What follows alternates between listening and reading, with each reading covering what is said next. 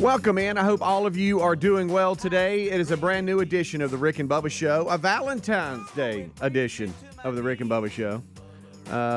Greg just came in full of love today, and I cannot wait to have him express his love to all of you today. No, I'm kidding. We are ready to go, though, and we are looking forward to it. The Good Time Gang settling in. We've got Buffalo Wild Wings coming in today as we celebrate last month's charity charge and tell you about a new one coming up Monday. So all of that is happening today, and we thank you for being with us. Over to my left, it is Mr. Greg Burgess. To my right, it's Coach Michael Helms. Hey. What's up, boys? How are y'all? Boys. What's Here happening? we are. Girls, Man. boys. Everybody. Let me tell you Everybody. something. Happy Come on Valentine's Day. Yes, I woke Show up. me your hearts. I woke up this Get 'em out. morning to. I brought it in. Actually, brought a pan in this morning of delicious snacks. We'll be and the judge treats of that, buddy. That one you bring Terry in a little something? Terry Wilburn made for the staff. I didn't know she was Is doing it this. heart-shaped or anything like that?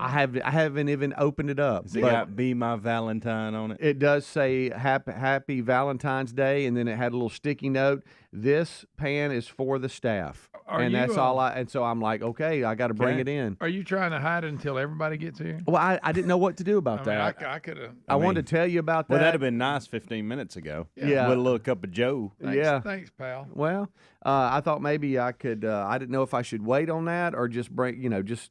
You got to wait till your two daddies get here before you give it out. That's I have what it no is. idea. Huh? I have no Hey, idea. Oh, well, here comes one. Here comes one. Okay. Oh, and he's wearing red. Cupid has entered the building. Yeah, there he is. There he Got a is. diaper on. What? You know how Cupid put I a diaper know. on? Sorry, Bubba. Isn't it a diaper? He thinks you wear an adult diaper now. I'm sorry. He That was does a not. Cupid reference. Yeah, I know. So anyway, yeah. So last night, Terry, a little bit before dinner time, she started. I mean, y'all, the house smelled like an Edgar's Bakery. It was. Oh my goodness, y'all have no idea. And I'm like, what are you doing? Well, I need you to take some things up to JC. I'm like, what? Yesterday's game, because of all the rain in the southeast, it pushed back their game from Tuesday, their midweek game, to Wednesday, which is today if you're listening live, Valentine's Day. So she knew after the show, because she has to work, I'm going to run up, watch the game and everything. And so she wants me to take, y'all, I have a truck full of stuff. You don't understand. The whole back seat is full of sweets and pans of food and everything. You're So bringing joy. I'm then. supposed to go by their house Everywhere but here. and drop it off on the way to the game or after the game, or give them to JC for all their room. He's got 3 other roommates who live in the house, and it's just. Y'all understand how? So I guess she had leftover. She had planned to make some extra, and just for the staff. And so when I woke up this morning, I had that waiting on me. So I packed the car, and then also I'm put a still special looking pan for y'all that I think has a little heart on it. Oh. So y'all know I didn't do it. Well, I'm looking forward to that. Yeah. Well, I know you look forward to this day, you romantic devil. Yeah. You talk about it a lot. Oh, yeah. I'm not that bunch that's trying to do away with it. After the way they are acting, I cranked it up now. Yeah. When they were saying it hurts people's feelings. Yeah, we did a story yesterday, if you missed that, where there's an anti-Valentine's Day movement because people get their feelings hurt. Well, yeah, during they get hurt a lot of days. I got to During tell you, Valentine's this, look, there's times I get my feelings hurt. Yeah. You know, Yeah. and it's Yeah. just part of life. It is. And Nobody learn likes to it. fight through things. And, That's it. you know, I think I've probably gotten my feelings hurt about 6 times this year. Yeah, But you know of what? course. I worked through it, And and it'll life happen. and life goes on. And guess what? It'll probably go on in the next 2 months. Yeah, but a lot of that had to do with the way you were raised. You know. were raised on how to deal with it, and I think if we take that Well, some from people kids on how don't- to deal with things, then they will grow up to be adults that don't know how to handle it, and then that's why you got some of the problems you have. Do we know how to handle anything anymore? I guess not, because we want to take everything, and it started, we won't get on a soapbox, but it started with everybody gets a trophy. Then it started with, well, everybody makes straight A's, so we can't do that. You're Because right. what if somebody doesn't pass and doesn't make good grades Well, like them? we've So come- now we want to dumb everything down to where, And we've come up where you can't fail. right. No, just pass them. You can't fail them. Yeah. I talk to all the people that I know that are in education. They go, oh, no, you can't fail anybody. Everybody's got to play. You know, it used to be when you stood in the dugout and you looked through the little fence and your little heart was let hurt, me and tell you're you like, something. man, I got to work harder to get on the field. Yeah. When I You was know? growing up, there was no. And now look, I don't have a problem. When To you're be young, honest with yeah. you, a young kid sitting there staring, he could be out there learning something. Sure. Yeah. But when we were growing, they didn't care. No. I mean, and there is only I'm talking 7, 8 years old. You would sit there. Yeah. And look, you weren't guaranteed you're going to do anything. Yeah, there's only so many that can be on the field at one time. But when you're tiny, you need to be able to play just to develop and learn, because that's the reason you're out there. But there's plenty to do in this world, and you got to figure out what it is that you enjoy doing. Yeah, that's true. Well, I tell you what, the Chiefs just won the Super Bowl, and they have their big parade today. And it's funny, Coach Andy Reid for the right to party. Told the Kansas City Chiefs players, "Hey, look, y'all have fun, but please don't have too much fun." I mean, last year there were players that were wheeled off in wheelchairs after the parade. Kelce gonna be cranking it up. Oh, good night. Singing. You kidding me? The only person who can crank it up better during those parades is Gronk. Yeah. Remember, he get shirtless and just put on a show. He would catch beer from people and then chug it. Smash it on his head. Yeah, he had a good old time. So I tell you, they're going to be celebrating today in Kansas City for those of you that are out and about that are in that area. And we did hear from y'all early in the week, some of y'all in that area. We have some listeners that email us every week from that area and said they were going to participate in it. I guess y'all are pretty good at it. This is the third time in 5 years you've had a parade. Have you ever been to one of these big sporting event parades? I have not. Anywhere? No. I have no desire to do it either. I don't either. I don't think I'm missing nothing. Yeah. I mean, even my childhood teams, the Braves and Cowboys, if they won and I was in their city, I wouldn't go. Yeah. No, I wouldn't either. Yeah. I don't want to get in the middle of that. Yeah, I know there's some people on the front row that just love the Chiefs so much. Take them and push them aside. I think maybe the majority of them just go because it's a celebration, it's a party. And, hey, everybody's going. Let's let go. them off work. I'll go this far with it. If we were to up and win the national championship in women's tennis, we would have a parade, and I would go, but I wouldn't want to. I was hoping you were going to say you wouldn't go. I would be there. I'd be the grand marshal. But you wouldn't like it. But I wouldn't want to be there. You would be looking at your watch, like, when's this over with? Yes. Yeah. Look, when there can it I go is. recruiting again? There it is. We don't really care for parades unless we're in them, and we really don't care about that. No. I don't know what that says about us. And a lot of times, the only way we'll be in them is collect a check. True. Rick and Bubba. Winter weather has a way of making you crave comfort food, so HelloFresh is here to help you do the chili season right. Check out their largest menu yet that has something for everyone, including meals that are quicker than restaurant delivery and 25% cheaper than takeout. Join today and get free breakfast for the life with the code BUBBA at HelloFresh.com/Bubba. That's one free breakfast item per box with active subscription with the code BUBBA at HelloFresh.com/Bubba, or find a link at rickandbubba.com under the sponsors button. If you owe back taxes, fair warning, the IRS is mailing millions of pay-up letters. Then it's up to the new IRS enforcement agents to find you. Tax Network USA has war room strategies to solve your IRS problems quickly, like a preferred direct line to the IRS. Tax Network USA learned of a limited-time offer, an IRS offer. Schedule your free confidential consultation to see if you qualify for this limited-time IRS penalty canceling offer. Call 1-800-245-6000 or visit tnusa.com/Bubba. Helix Sleep does it again with an innovative kids mattress made to flip. Why? Well, the firmer side is great for younger kids when they need more spinal support to aid proper development of their growing bodies. You simply flip it over when they're a little older, around 8 to 12 years old, when they want the softer side for sleep. Handcrafted and assembled right here in the USA, Helix is offering 20% off all mattress orders, including the kids mattress. Go to helixsleep.com/Bubba. helixsleep.com/Bubba. Resolving to eat healthier this year was easy. Actually doing it, not so easy. Well, Field of Greens is our healthy superfruit and vegetable habit in my house. Each superfruit and vegetable in Field of Greens was doctor selected for a specific health benefit. Some support your heart, lungs, and kidneys. Others support metabolism for healthy energy and weight loss. If you resolve to get healthier in 2024, it starts with Field of Greens. Get 15% off your first order with free rush shipping at fieldofgreens.com. Use the promo code BUBBA or go to rickandbubba.com. There's a popular saying out there, health is wealth. And folks, I couldn't agree more. If you're dealing with everyday aches and pains, pains, I want to tell you about Relief Factor, a daily drug-free supplement developed by doctors. It's not just a pill that masks pain. Relief Factor uses a unique formula of natural ingredients that work together to help reduce or eliminate pain. Try their 3-week quick start kit for only $19.95. Go to relieffactor.com or call 1-800-4-RELIEF. You can also find the link at rickandbubba.com under the sponsors. Love is in the air, and some things just go better together, like whatever you're listening to and Raycon's everyday earbuds. And like any serious love story, your Raycon earbuds are here for a good time and a long time with 8 hours of playtime and a 32-hour battery life. They offer tons of useful features. Most importantly, you get amazing quality audio at half the price of other premium audio brands. Get 15% off plus free shipping at buyraycon.com/Bubba. Buyraycon.com/Bubba or find the link at rickandbubba.com. You may disagree, but look, things aren't as dismal as they seem. There is a point. Your family, their future, your future. You all deserve a chance. You all deserve protection. Turn to self-reliance with My Patriot Supply.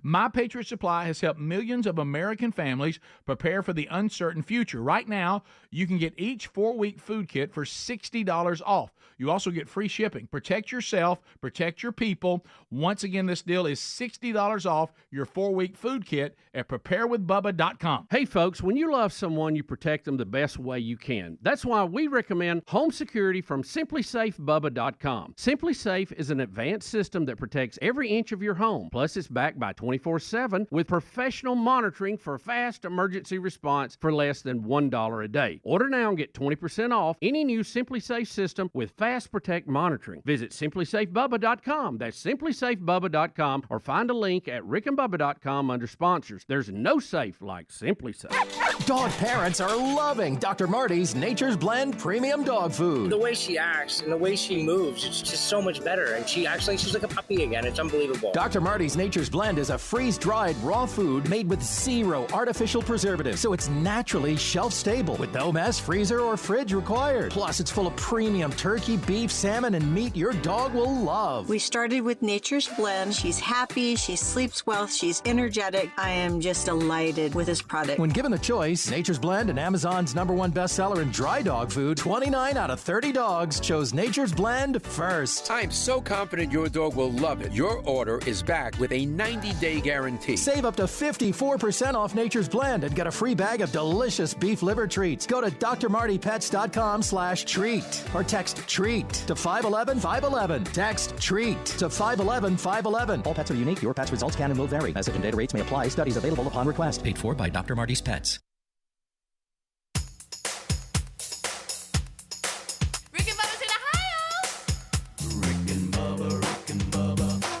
The gravy, please. Rick and Bubba, Rick and Bubba. Ooh, it brings me to my knees. Rick and Bubba, Rick and Bubba. I can't start another Rick and Bubba day without them. All right, we are rolling back. It's 20 minutes, leaning on 21 minutes past the hour.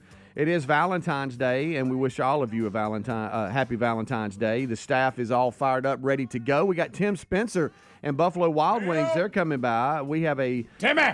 So we have a celebration to looking back at last month's charity charge, benefiting the Bronner Burgess Memorial Fund, and so we'll celebrate that and tell you about a new charity charge coming up this Monday, February 19th, benefiting Special Operation Forces. It's a great organization. We'll tell you more about them. At participating Buffalo Wild Wings, 10% of food sales will go to the charity charge, and it's done great work, and it has benefited a lot of great charities that do some really good stuff. And so we'll talk to Tim Spencer and enjoy some great Buffalo Wild Wings today here on the Rick and Bubba Show. Now, I do have this painting. Hey, look at him. He got me a pie. Look right here. Let's look at the it. world. I like to open up boxes and stuff. You know, I know. It's kind of like that. So do you know what's in here? No, I just said that. I know. I have no idea. I hadn't even opened it. Okay. It says, Happy Valentine's Day. Surprise for my darling. Happy Valentine's Day. This pan is for the show. Okay. Let's see. Open it up. Let's see what it is here. And whatever's in it, I'm eating one right now. Okay. All right. Well, she was baking all night. Like, oh my goodness. I like him. Oh, I know. I'm on this side right here. What's it called? Lemon squares? No, it's a ooey gooey butter cake. Ooey gooey butter. Yeah. Yeah, and we got some brownies. Oh, these Ooey brownies. I gooey. think these brownies are gluten free. Hey, Hamsey. pass this suey gooey this way. All right. We test her and ask her if they Yeah, are. sure will. Terry, I want to take this moment to thank you for Now, this. Greg, don't Yes. don't Greg, slobber on all Greg, of them. don't touch every one of them. You know what you call your fingers there. Skinners. Yeah. Don't run your skinners off in there, Greg. I just touched the one I got. These things I love. I know you can't. Hey, Thank you, Terry. My problem is, see, I can have enough discipline to where I can put this right back on here and not have one. Oh. But if I get off in there and I have one, then that's where I'm deadly. Oh, this right here. Because I just don't know when to stop. Look, and I got the edge, the corner edge piece. Look, yeah. crunch, crispy on it. Look, here's the thing. Oh, no. I have. You understand how much food I have in the back seat of my car that's like this. Food, sweets, whatever. And you're the And I've delivery got man? and I got to ride 2 hours to Huntsville with it. You with it. DoorDash? Well, I mean, you know how it is. And I can't get off in it. But I you can eat told this. y'all You got how this. I got busted one time when I tried to deliver pizza as a teenager, and I was hungry, and I would take a slice and slide them back together. It wasn't my finest moment, but No. well, let me ask y'all a question. Do y'all know who Bill Post is? Y'all have any idea? He No, I do he not. invented something that we like. Post-it. What about he invented Golly, I'm going to have another one. the post hole diggers? Okay, that's not bad, by the way. That is not bad. What about you, little ooey gooey? I think he invented, let's see what he invented. The lawnmower. Bill Post, dead at 96, the inventor who created Pop-Tarts. Oh, what a great man. Despite What a contribution he did to the world. Listen to this. Despite friends saying it was not such a good idea, he dies 3 Who months. thinks that's not a good idea? He dies 3 months before Netflix film starring Melissa McCarthy and Hugh Grant about his iconic snack is released. Apparently, they've First got. of all, that's weird that there's a movie about it. I know, isn't it And with crazy? those two in it. Is she back large again, or she? She goes up and down. She does.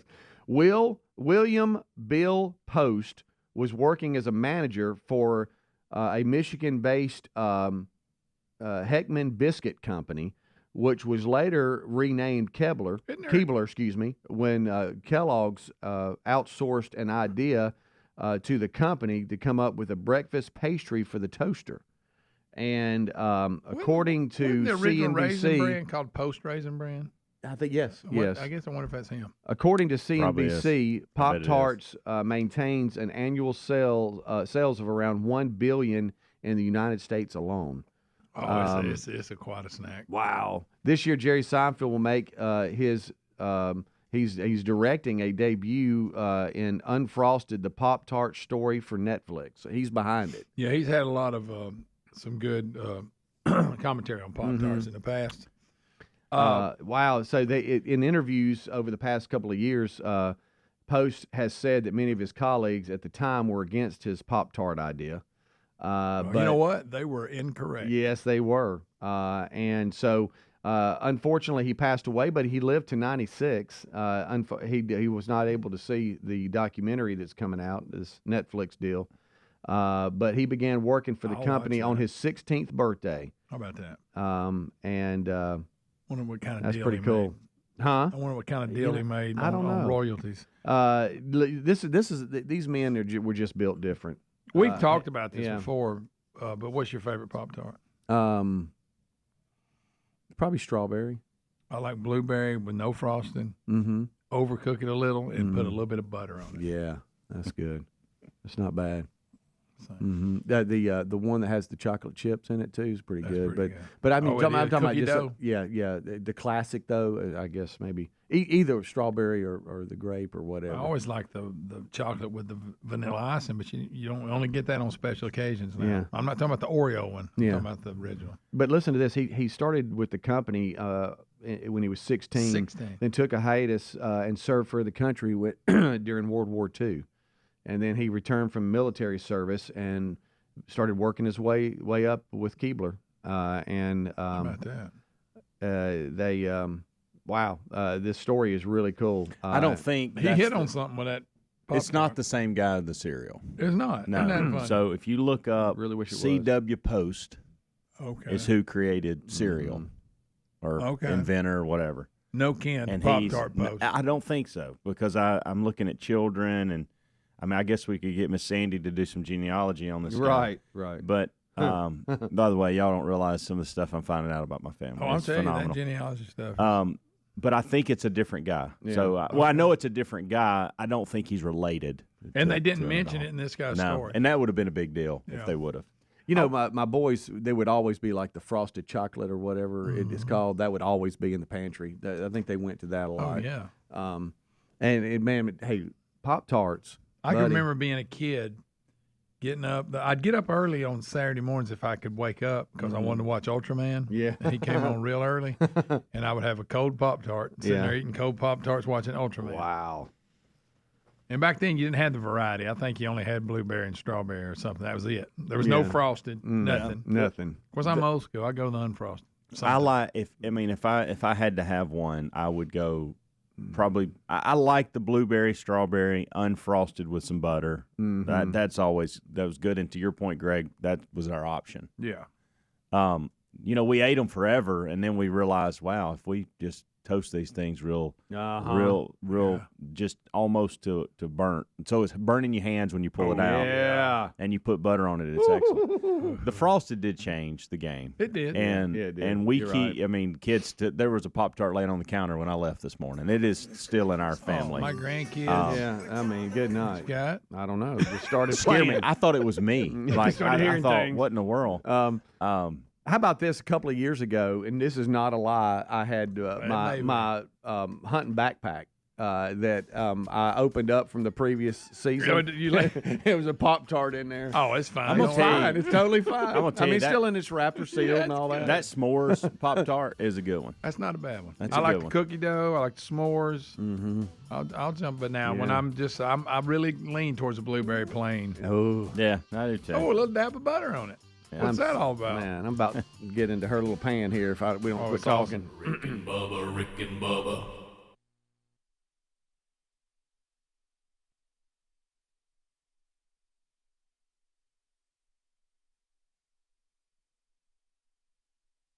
No matter your thoughts on Valentine's Day, we can all agree some things are better together, like peanut butter and jelly or a blockbuster movie and a bucket of popcorn. You know what else is perfect? A perfect match is whatever you're listening to in Raycon's everyday earbuds. With optimized gel tips for the perfect in-ear fit, these earbuds are so comfortable. Like any serious love story, your Raycon earbuds are here for a good time and a long time. With 8 hours of playtime and a 32-hour battery life, most importantly, you get amazing quality audio at half the price of other premium audio brands. Raycon's everyday earbuds also feature 3 customizable sound profiles, earbud tap functions, and noise isolation and the awareness modes. And they're used to feeling the love with tens of thousands of 5-star reviews. Go to buyraycon.com/Bubba now.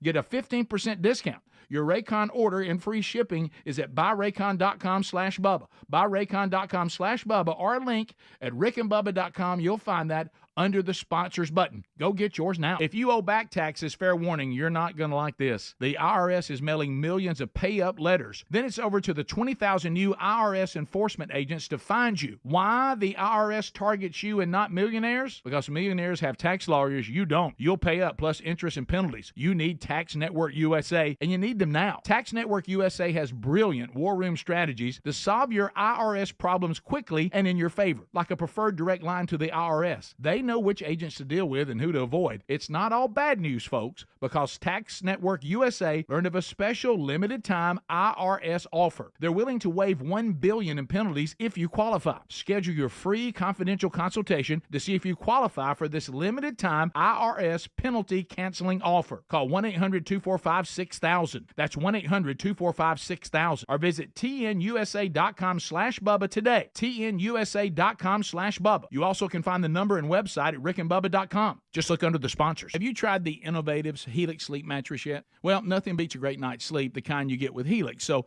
we love them, and Helix has over 12,000 5-star reviews with customized mattresses that fit your sleep needs because they know everyone is unique. They even have big and tall mattresses and mattresses for the kids.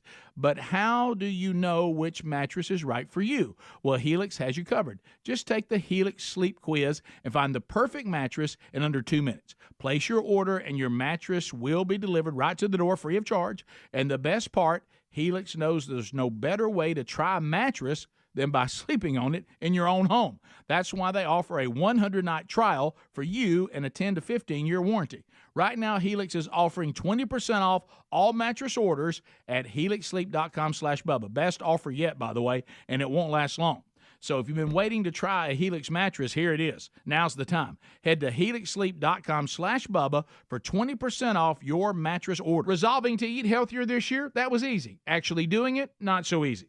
That's where Field of Greens comes in. Better nutrition is a key to health and longevity, and a healthy diet could even help you avoid health risks that run in your family. Field of Greens is your healthy superfruit and vegetable habit. It's the only fruit and vegetable product that literally promises better health at your next checkup. Your doctor will notice your improved health or your money back. Do your vitamins or green drinks promise better health? No.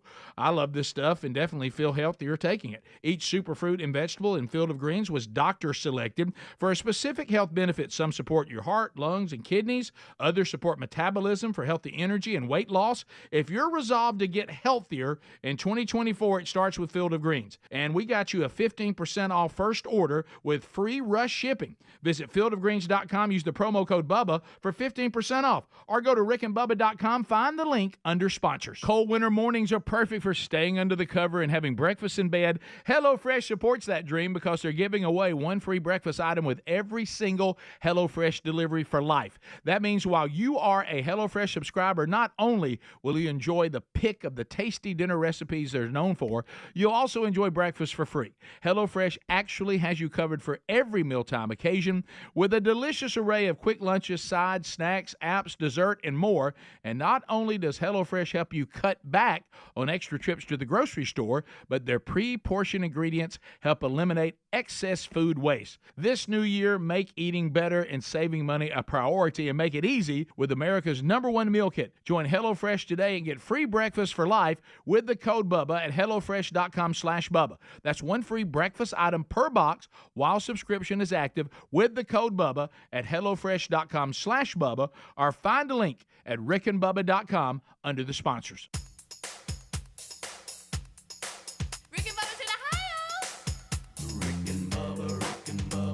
Pass the gravy, please.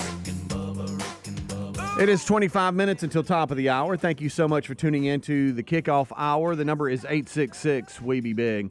I got a question for you guys. Two questions, actually. I want to know if y'all can tell me what's going on here with some audio that I play, and then I have another question when it comes to love letters. Love letters. Yes. I just put that one aside. I can't even imagine what that's going to be. Hey, pass them brownies over here. Okay. Tell me if y'all know what's going on here and who y'all think this is. Thank you for coming, baby. I cannot believe that. Thank you. I can't believe you. Thank you for the support. Thank you for coming. Thank you for making it across halfway across the world. You're the best, baby. Oh my God. The absolute best. Was it electric? It was unbelievable.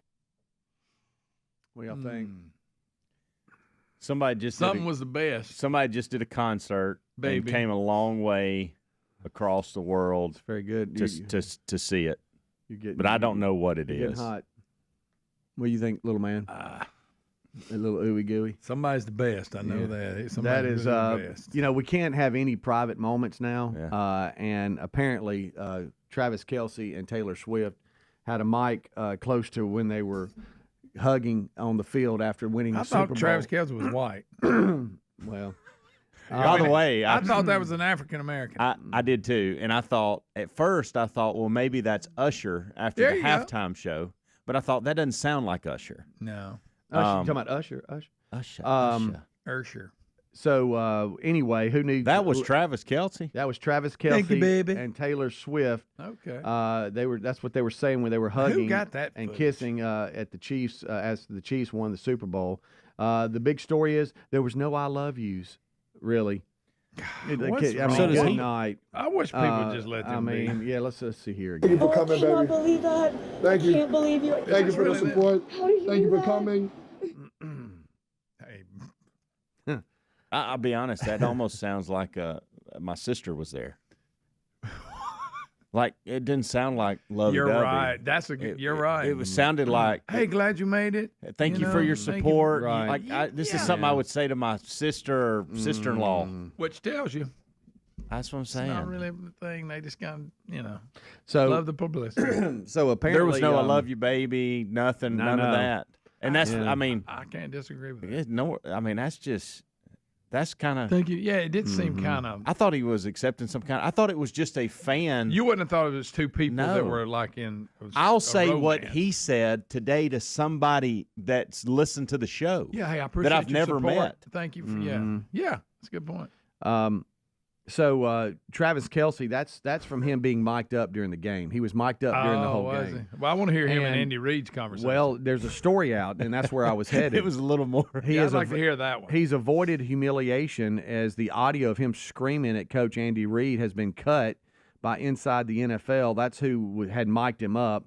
And despite him being mic'd up, he feared recording of his Super Bowl moment when he attacked the coach and pushed him and all that kind of stuff would be released on the show, and it wasn't. So it looks like Inside the NFL protected him. it. And Andy Reid protected him. Andy Reid handled it so beautifully. He sure did. He sure did. And Andy Reid has admitted that the Chiefs players have been told not to have too much fun in today's parade after Jalen Watson left last year's Super Bowl celebrations in a wheelchair. I don't know if y'all remember that. So he has begged his team, y'all have fun. Wheelchair. Y'all have fun, but please don't Hey, have too bring much a wheelchair. fun. Let's roll this drunk butt out of here. And I know it's probably not true. Yeah. People started. Did you see the meme? It's supposedly what's the coach for the Lions? Yes, I know you're commenting on what he would have done. Oh, if okay. And it's probably not even real. Yeah, really? Yeah. Although I could kind of see him saying something. Yeah. Talking about Dan Campbell. Yeah, and they supposedly quoted what he said he would have done to Travis Kelce and all this, Oh, and it's yeah. probably not true. Mm-hmm. It was just a meme or whatever. Now to the love letters. Y'all ever written love letters? Yeah. I got a horrible story about love letters. I'm not a I'll good tell letter. y'all You about got- off air. Yeah. Horrible. You won't believe it. You Really? two won't believe it. I'll tell it now. I was 17, 16. Oh, yeah. Oh, yeah. Come on. No, I'm done. I'm Just sure. say- I'm sure when me and Lisa were young, I probably Yeah, told her yeah. about Y'all have like a shoebox full of them or Yeah, something? something like that. Somewhere in the attic, maybe? it. Now she would, because you know when they would fold it real funny. You remember Yeah. how they Oh, fold yeah. it and the Yes. little thing would. Yes. I never knew how to do Like that. Be My Valentine's, and when you open it up, you would see yes or no there or whatever. Yeah, you could do all kinds of folding with it. Yeah. I have too. Most of it though when you were younger, you know, and silly and all that Wouldn't kind you of let her stuff. read one now? Now it's more, you know, messages like I left Terry on the Yeah, counter this morning, you know, on Valentine's Day and a card or something like that. It's more of that now. That's more of a note or card Yeah, or whatever. yeah, but but- love letter is Right. a different game. Yeah, and you know, I don't understand I'm this. pouring my heart out and you in it. hear a Yes. lot. You Yeah. hear You a don't lot. want the parents to find it. Right. I'll just say that. And well, let me ask you. I'll leave that part out. No, you don't want that. Well, and here's the Yeah. other question. That ends bad. You hear a lot of stories about so and so was remodeling, and when they Yes. opened up the wall, they found love letters in the wall. Who puts love letters in a wall? Yeah. We a have lot of stuff gets found. We in have the a wall. story today. A Minnesota couple remodeling their bathroom made a discovery behind a wall. 2 love letters that could be close to 100 years old were found. Why did they shove them behind the wall? That's my question. Who are they hiding them from? Their parents? Well, what the letter said, I guess. Probably their wife. Hey, ouch. hey, hey. Seriously. Watch out. It's got to be on the table. So you got to consider it. They found numerous treasures inside the wall, behind the toilet, and including containers for medicine. Let's see, razor blades, all kinds of stuff, and then a pair of love letters that appeared to have been written by the same teenager to 2 different girls. That's it. He was hiding it from his parents. That's what it was. He was a 2-time. Trust me, you don't want the parents. The to find letters signed John B., Rest assured. it. Yeah. also known as Lolly, were addressed to Hazel and Pauline. Let me tell you something. It's one thing for your parents to find it, but you don't want the other parent to find it. Yeah. That's when it's bad. Both letters Depending on what your letter featured says. John B. declaring his love and devotion and asking each girl in turn to attend a dance with him. Well, also my handwriting's so bad. Right. I didn't write a lot of letters. That's what Lisa would actually have to come to you and go, hey, this is sweet. Could you tell me what it this says? is sweet, but I'm not sure. That's so good. Yeah. Here are the But that's the homeowners. only way then we had to communicate. It was. Right. You didn't pass them we in the couldn't hall. text them, snap them. Yeah, hallway. correct. Yeah. Here's Matt and his wife, I think, talking about the letters and reading them. It's truly a mystery how any of this stuff made it into our wall. I'm like, am I reading this correctly? Dear Pauline, I presume you think I don't love you because I did not answer your note right away. Are you going to the play? Please tell me if you are going to the play tonight. I hope you still love me. XXXX. Upon reading some of them, we realized it was actually probably more likely a kid, like between the ages of 13 to 18. They were talking about, first lunch, I have study hall this period. That's kinda And they're saying they That'd be date back to close to 100 years. Wow. Well, they were going to the play. I guess that was a big entertainment back in. Yeah, well, life was a little bit more simple then. Now you just, was. instead of a letter, you send a text. I know. And it's when, just. when we were writing letters in those days, you could have never in your mind thought one day you just. Hey, and the penmanship was unbelievable. I mean, just the way they could, the cursive writing, and you ever seen an older person like write a check out and stuff that they're. It looks really nice. Yeah, I was in now they don't even know how to write in cursive. They Well, don't. They don't no, require them I don't to. even think they know how to write. Period. I was in I got to be real careful here, but I was in a meeting on Monday or Tuesday, and it was a bunch of people in a room that all of them are pretty successful people. Mhm. Okay, Mm-hmm. and one of them was sitting close enough; they were taking notes in this meeting. It was a pretty important meeting, and I thought, so that's your handwriting. Like I can't. They weren't writing in cursive. It was not like they were attempting cursive and it looked bad. They were just straight up writing some letters down on a page, and I thought, so you think that's legible? That's You acceptable? think that's good? Mm-hmm. And I guess they did. Boy, it was Yes, they did. rough. My writing Rough. was never good. I made good grades in every subject. Right. But when you're growing up, you actually have writing. They, Yes, once you get in right. high school, you don't. But they Right. judge you on it, and I was terrible. Well, this guy too. What caught me off guard? He pays very close attention to details, and he gets things so correct. Yeah. And he loves things a certain way. But I guess with his writing, he just throws it out. So He's the like, writing- the heck with it. Yeah. You can't write. But he's younger too, Yeah. so he didn't write a Could be lot. it. Yeah, That's true. it. Yep. Rick and Bubba, Rick and Bubba.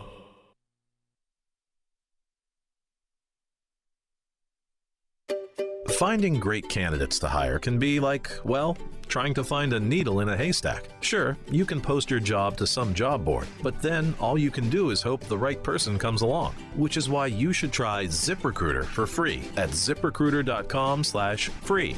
ZipRecruiter doesn't depend on candidates finding you. Its powerful technology identifies people with the right experience and actively invites them to apply to your job. You get qualified candidates fast. So while other companies might deliver a lot of hay, ZipRecruiter finds you what you're looking for. The needle in the haystack. 4 out of 5 employers who post a job on ZipRecruiter get a quality candidate through the site within the first day. ZipRecruiter, the smartest way to hire. And right now, you can try ZipRecruiter for free. That's right, free. Just go to this exclusive web address, ziprecruiter.com/free. That's ziprecruiter.com/free. ZipRecruiter.com/free.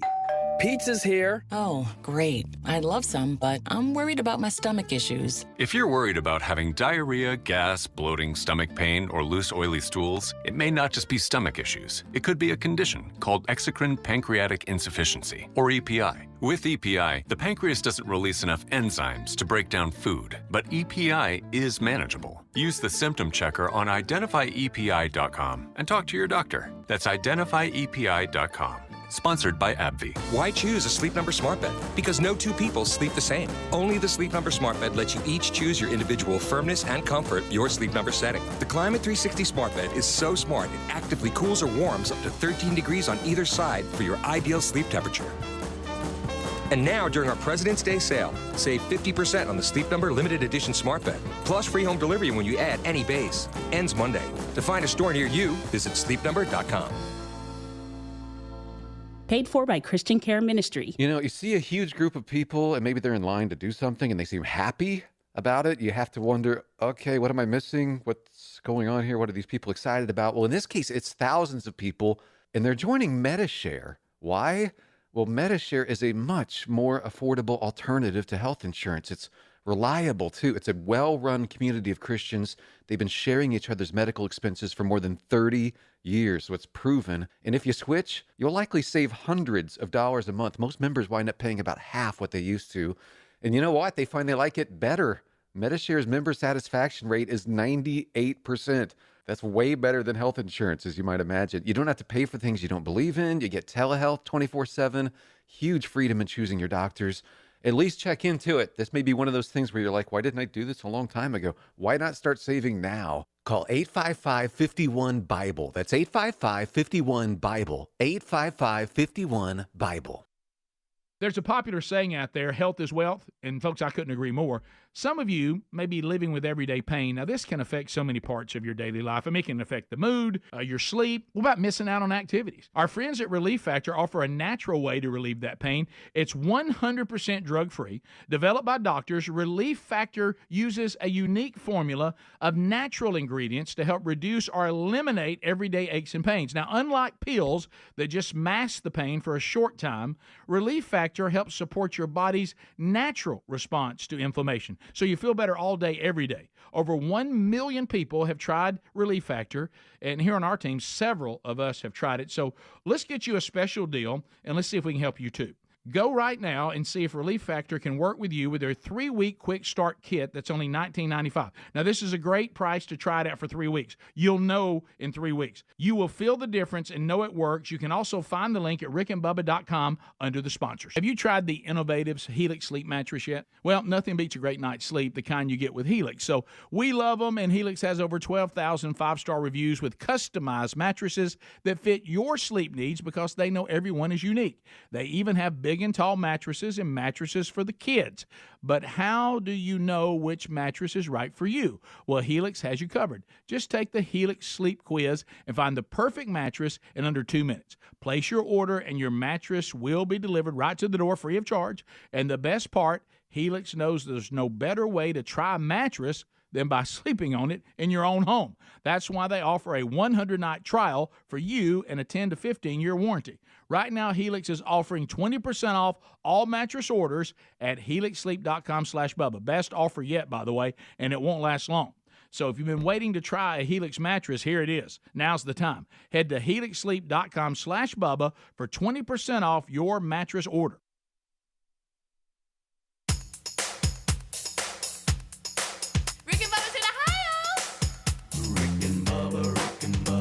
Pass the gravy, please. Rick and Bubba, Rick and Bubba. Ooh, it brings me to my knees. Rick and Bubba, Rick and Bubba. I can't start another. Rick and Bubba, Rick and Bubba. Day without 'em, brother. Rick and Bubba, Rick and Bubba. Ooh, there is no other. Rick and Bubba, Rick and Bubba. Waking on their blubber. Rick and Bubba, Rick and Bubba. Gonna be a big star. Rick and Bubba, Rick and Bubba. Fat will get you very far.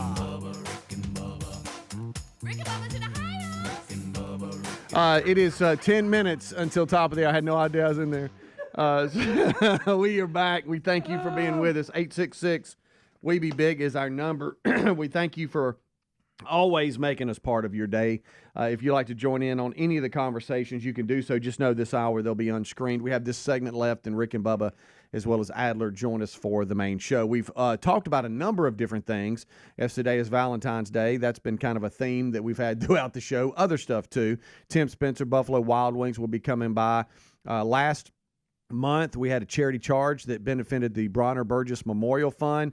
Had some great numbers come in. It's a win for everyone. Go out and enjoy some great food at the participating locations of Buffalo Wild Wings, and some really, really impressive numbers were raised last month. This month, we have another charity charge at participating Buffalo Wild Wings coming up this Monday, February 19th, for Special Operation Forces. And we'll talk about them. I'll be honest with you, until I started talking to them, I did not know that this organization existed. But my goodness, they do some great work. And we'll talk about them today, as Monday's charity charge benefits them. 10% of food sales at participating Buffalo Wild Wings will go to that charity charge. In the Birmingham Metro, And I know that there's folks around the country that once you hear about these charities, you go online and you go, hey, I feel led to kind of come alongside you. I couldn't go eat because I don't live in that market, but I do want to help you. And we hear from those charities that a lot of you do that. So, Alabaster, Birmingham, Gardendale, Tuscaloosa, Hoover, downtown Birmingham, Trussville, Pell City, Oxford, Chelsea, Vestavia, close to where Helmsley lives, and Northport right there by Tuscaloosa.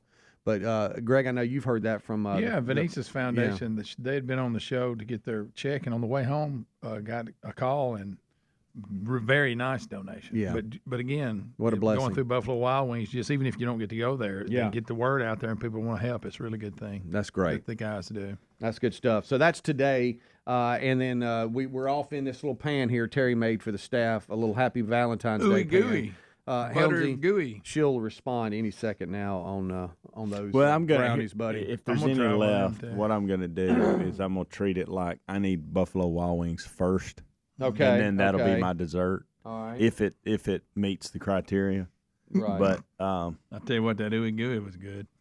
Keep rubbing it in, Greg. Yeah, it is. So Kay Brazier, who owns Home Plate Cooking, back in the day, and this is a long time ago, when Travel Ball first started, her husband, Mark Brazier, who's one of my best friends, he and I, along with Stephen Poplin and others, we started the Sidewinders, and we would, and it was different age groups, but that was Tyler's age group. And their sons were on the team and all this kind of stuff. Well, Kay and Mark would host get-togethers at their house. And she would always make sweets and snacks for the coaches and different things. And she made those ooey gooey butter cake bites. Good stuff. And that's where I fell in love with them. I was like, really this is unbelievable. And so Terry got the recipe, and of course she's still, the company's still doing great for her. But it all started at her house, and we always, all the coaches that were always over there for coaches meetings or whatever, and they had a batting cage outside, so sometimes we'd have hitting groups come by the house and we'd hang out around the house. It's just a great atmosphere. We always claimed that we were the official first testers when it came to food testing. Yes, and now they're what a tough job that is. And now they're like a staple in Helena, and we're like, well, it started at the house when we were all hanging out. With a little batting It's a great story. It really is. Did y'all ever watch? And I've asked this question, so I know the answer, but kind of for the audience too. Downton Abbey.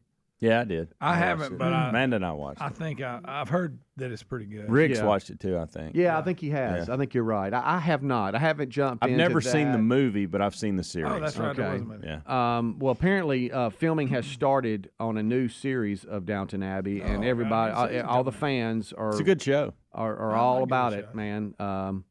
It looks like there's a surprise comeback, maybe a new series of the show, and the fans are very excited. There's a story out on Daily Mail today about the I guess the show and what it ran for a little over 8 years. I guess it's making a surprise comeback in a 7th series. It says.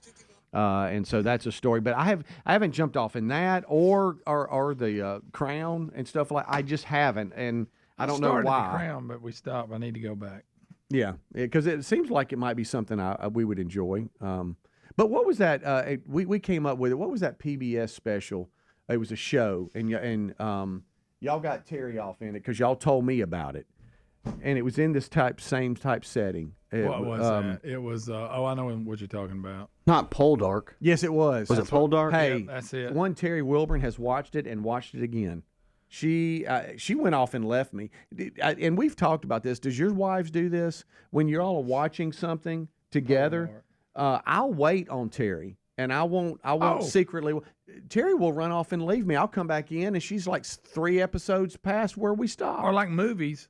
I'll go, hey, that might be good. Let's go. I've already seen that. It's I said, did you not think I might want to watch it too? Yes. Hey, when it came to I've already seen that. Hey, when it came to Poldark one afternoon. I think I tried Poldark and didn't really get into it. I didn't. I wasn't too upset with that one. Yeah. But she was locked in, so I know she would like all this other stuff. Oh, yeah. I just never have gotten into it. But I don't think there's enough nudity for Greg.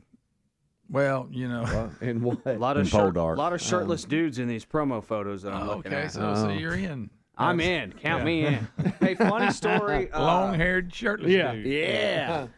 Funny story about Downton Abbey. Okay. This past I call it Downtown. I did for like Downtown a month when I was watching it. I called it Downtown Abbey. I'm hanging out with my family, and it comes out that my grandma, my 90-year-old grandma, likes Downton Abbey. Oh. And we go, so you like watching that show, Grandma? And she goes, yes, I want it all the time.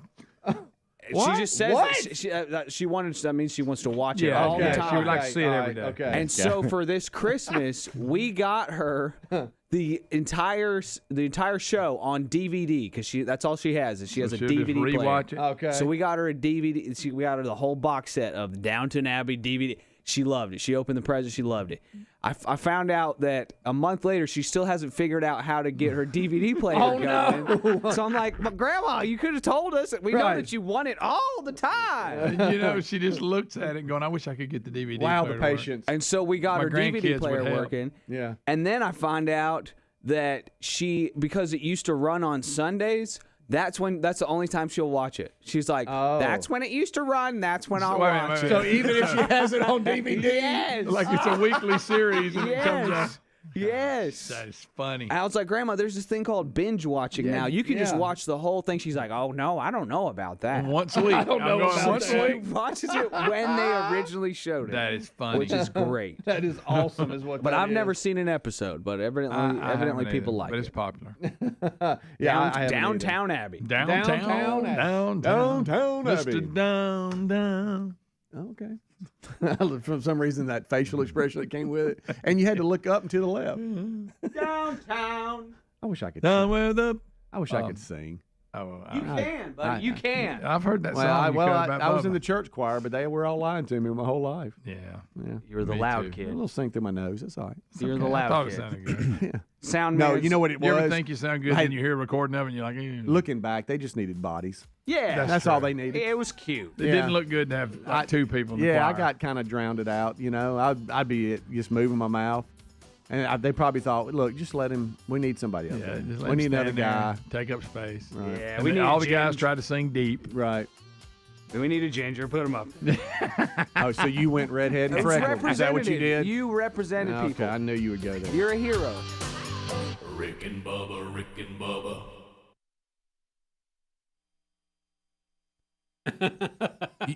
Are you honey roasted at all? Oh yeah, I they're love a good great. honey They're roast. great. Boy, they're That's good. my go-to. Mm. What There's about nothing fried? There's nothing better than a cashew, though. You know. You ever had fried peanuts? No, I don't know I what don't you're think talking so. about. It's a different sauce. I do not like boiled peanuts. There it is. I don't like it. I do, but I they're don't not like it. worth the effort. Yeah. That's a bunch of that's a slimy mess to me. They're not worth It the is, effort. but they're pretty good. I even think they taste. Yeah, kind of Let me like a bean. To me, if I'm gonna sit down and I'm gonna go crazy, Goober peas. I'm gonna go crazy on peanuts. I love dry roasted. I'm cracking the shells and I'm eating. Oh, them are good. Man, that's good. Let me tell you about ball game peanuts. Yeah, that's hard. Hey, They make a mess. How about Hey, this? we make 'em I don't want it. I don't want it in a clear bag. You know what I want it in? I want it in a brown sack. I want the volunteer fire department selling it as I walk in. Amen. Did you know there's a place here where we live and they're old school? It's ain't nothing but a peanut place. You can just go get those old brown sacks of them and bring them to the ball game. There was a guy. Peanut Oh company. yeah, we got a place to the lake. You can go up and they got them for you. There was a guy that used to show up. Throw 'em to you at on the work. boat. He would Do pull not up in- like boiled peanuts. He'd pull up in his car and he would get out and he'd roast them himself. And when we were getting off work, he knew quitting time when to show up. We'd be Greg. walking and boy, and we'd buy him out. Oh, baby. They were good too because he had them just almost burnt. I like them almost Yeah, burnt. yeah. Oh, wait a minute. If I went a little further, it'd be burnt. Yeah. You stopped right at the edge. I came just back of it. Do you remember? Do you remember our Pawpaw when he was alive? Yes. Pawpaw did not. I think he went and got it at the place I'm talking about, Peanut Company or whatever. Pawpaw, if Pawpaw showed up, if he showed up for any competition, he's gonna have him a brown paper bag. Oh, absolutely. Dry roasted peanuts. I mean, he just ain't gonna be around with that. They're good. Yeah, yeah. If I see a sign, 1 mile from boiled peanuts, I just keep driving. Yeah, I mean, I'll eat them if they're there, but I don't go out of my way to get them. I don't understand the draw to those. Yeah. I prefer like good old roasted. dry roasted, baby. I love boiled peanuts. That explains a lot. Yeah. Cajun spice. Saw that coming. Let's see. I can eat a then your slimy fingers boiled get peanut, raw. or I can bite into a crispy dry roasted one. You know what? The boiled one, I guess it's what they boil them in. Your fingers get raw. Yeah, yeah. Even when you taste it, it's like you're eating a root, like an undesirable pea. It's like I might it crosses over into the bean family. Yeah, it's like somebody wants me to eat boiled beans. I don't know. No. It doesn't do it. With a little bit of spice and maybe even a little undercooked with a little bit of snap to them. Oh, yeah. Let me tell you, the piece of plywood with boiled peanuts on it doesn't do anything for me. Nope. Dry roasted, now you got my attention. Oh, a little pepper sacks over there. Yeah. We'll come back. Your phone calls are next. Rick, glad to be here, and thank all of you for giving us this honor and privilege every day, and it's just great to be here. A couple of animal stories here. Animal stories. Diddy-doon, diddy-doon, diddy-doon. Everybody say it. Bubba, first off, again, we're not huge fans of animals. They're not indigenous to places that these weird pet people have taken them. The exotic pet people, I have nothing for them. If I could stop you, I would. And then they release these goofy pets into places, and they turn the ecosystems upside down. Bubba, we have iguanas because of the cold snap in the deep south. We have iguanas, cold-blooded iguanas, literally falling out of the trees like they're apples or acorns. Rick, I saw the story yesterday. Then I saw the footage last night, and I couldn't help but laugh. I mean, they're hitting the ground like apples falling out of a tree. Yeah, sure. Go over and pick up an iguana. One just fell. I guess this is global warming at its best, huh? Now, you can't have global warming when it gets cold, too. Bubba, I mean, y'all got to pick one side or the other. You can't have it. Bubba, keep in mind that when I say that I'm a climate idol worshiping earth person, just tree hugging, just open mouth kissing plants. Yep. Okay, that when you tell me that iguanas are freezing to death, I then just shift off global warming and I call it climate change. Right. And, well, this is disruption. This is two things. One, you shouldn't have iguanas in this area, and two, you look, if you're going to say that we are causing a weather shift in patterns, and that's what it is, not climate, weather shift. You got to claim, well, we're making it hot or we're making it cold. You can't have it both ways because there's no way to prove your theory or disprove it. That's the catch. You got to be able to disprove it. So if we're going to have a cause and effect, you can't have cause, effect. Well, right, and also, you can't say that an arsonist is burning the house down and putting it out at the same time. He has to do one or the other. That's right. Well, and doesn't this solve a problem they're having because these things have become overpopulated? Isn't this possibly a way to take down the numbers and big numbers by them freezing to death and falling out of trees? And when there's a good thing? Well, remember they were saying that they're running everywhere. They had a open season on it, didn't they? They wanted you to wipe them out. Where was this at exactly? This footage? I don't know. South Florida. South Florida. Of course, and like the story was pointing out, they're not dead. They're cold blooded unless the fall gets them. But they'll warm back up when the weather is well. I mean, they go with the temperature, Well, if you're trying to drop the numbers while they're laying there and can't move, yeah, that's when you get a shovel out and work on it. This is the time. Yeah.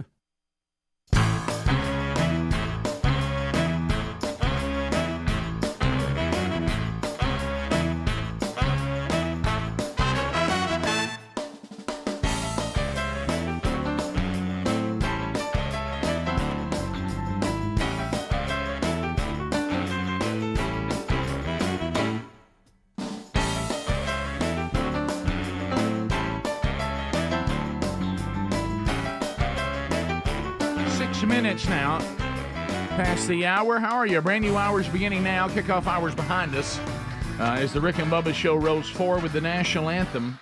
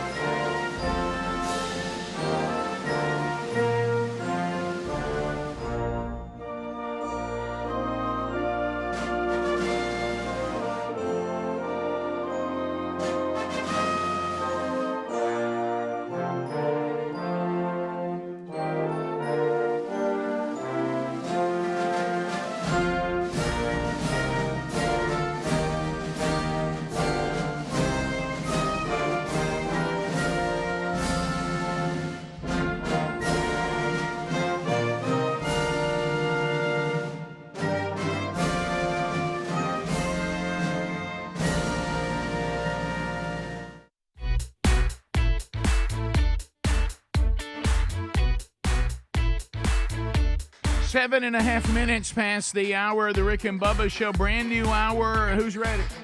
Let's go.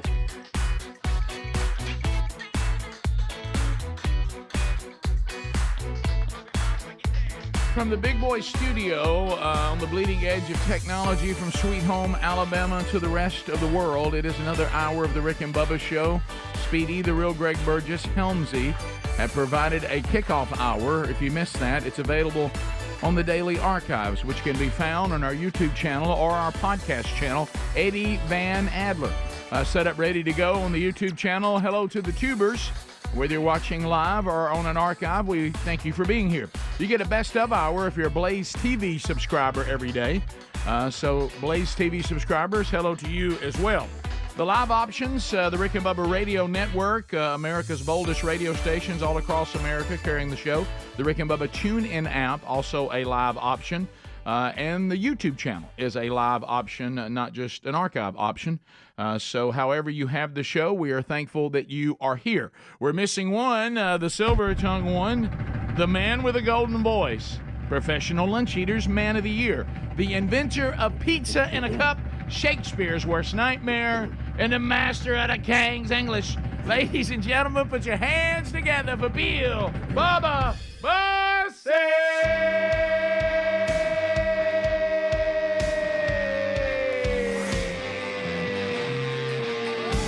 Howdy, Bubba.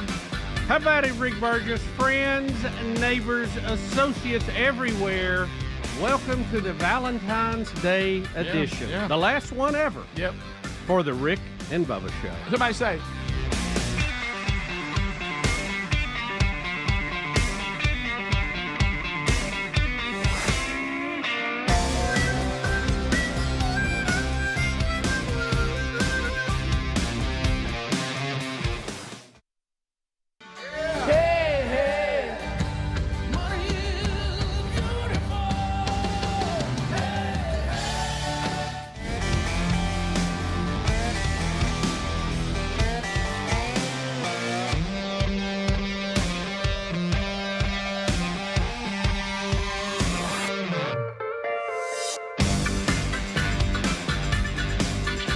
There it is.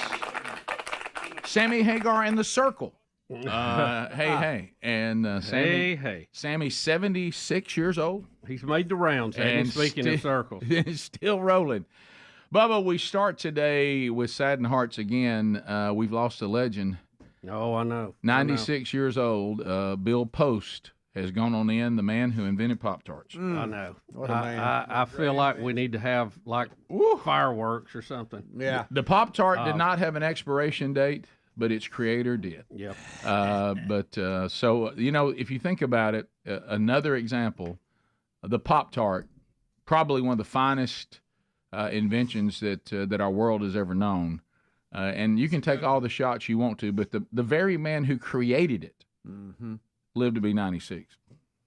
Which makes you think he probably ate a lot of it. Yeah, sure he did. You think he would. Sure. Now, according to legend, his friends was not very impressed with his invention. Well. And he got some negative feedback. But even today, Pop-Tart maintains an annual sales of over $1 billion in the U.S. alone. Good. Now, did you know there's a movie or something about Pop-Tarts? Jerry Seinfeld's putting it together. I did not know that. It's coming out in May. Look, I'm all over this. I saw the preview of it, and I was like, Is it about the Pop-Tart? Yes. Well, Jerry did that comedy bit about the Pop-Tart, and he even does the thing where they walk out like he's holding it over his head, and he says, "We've done it," and he talks about it's perfect. The wine does each pack have two because one's not enough, but three's too many. Right. And so he apparently, I don't know if it's going to be a comedy or they're literally going to do the Bill Post story. I don't know. Now that I can't figure. Melissa McCartney's in it. Is she in it? So there's going to be some comedy. Who was the guy in it?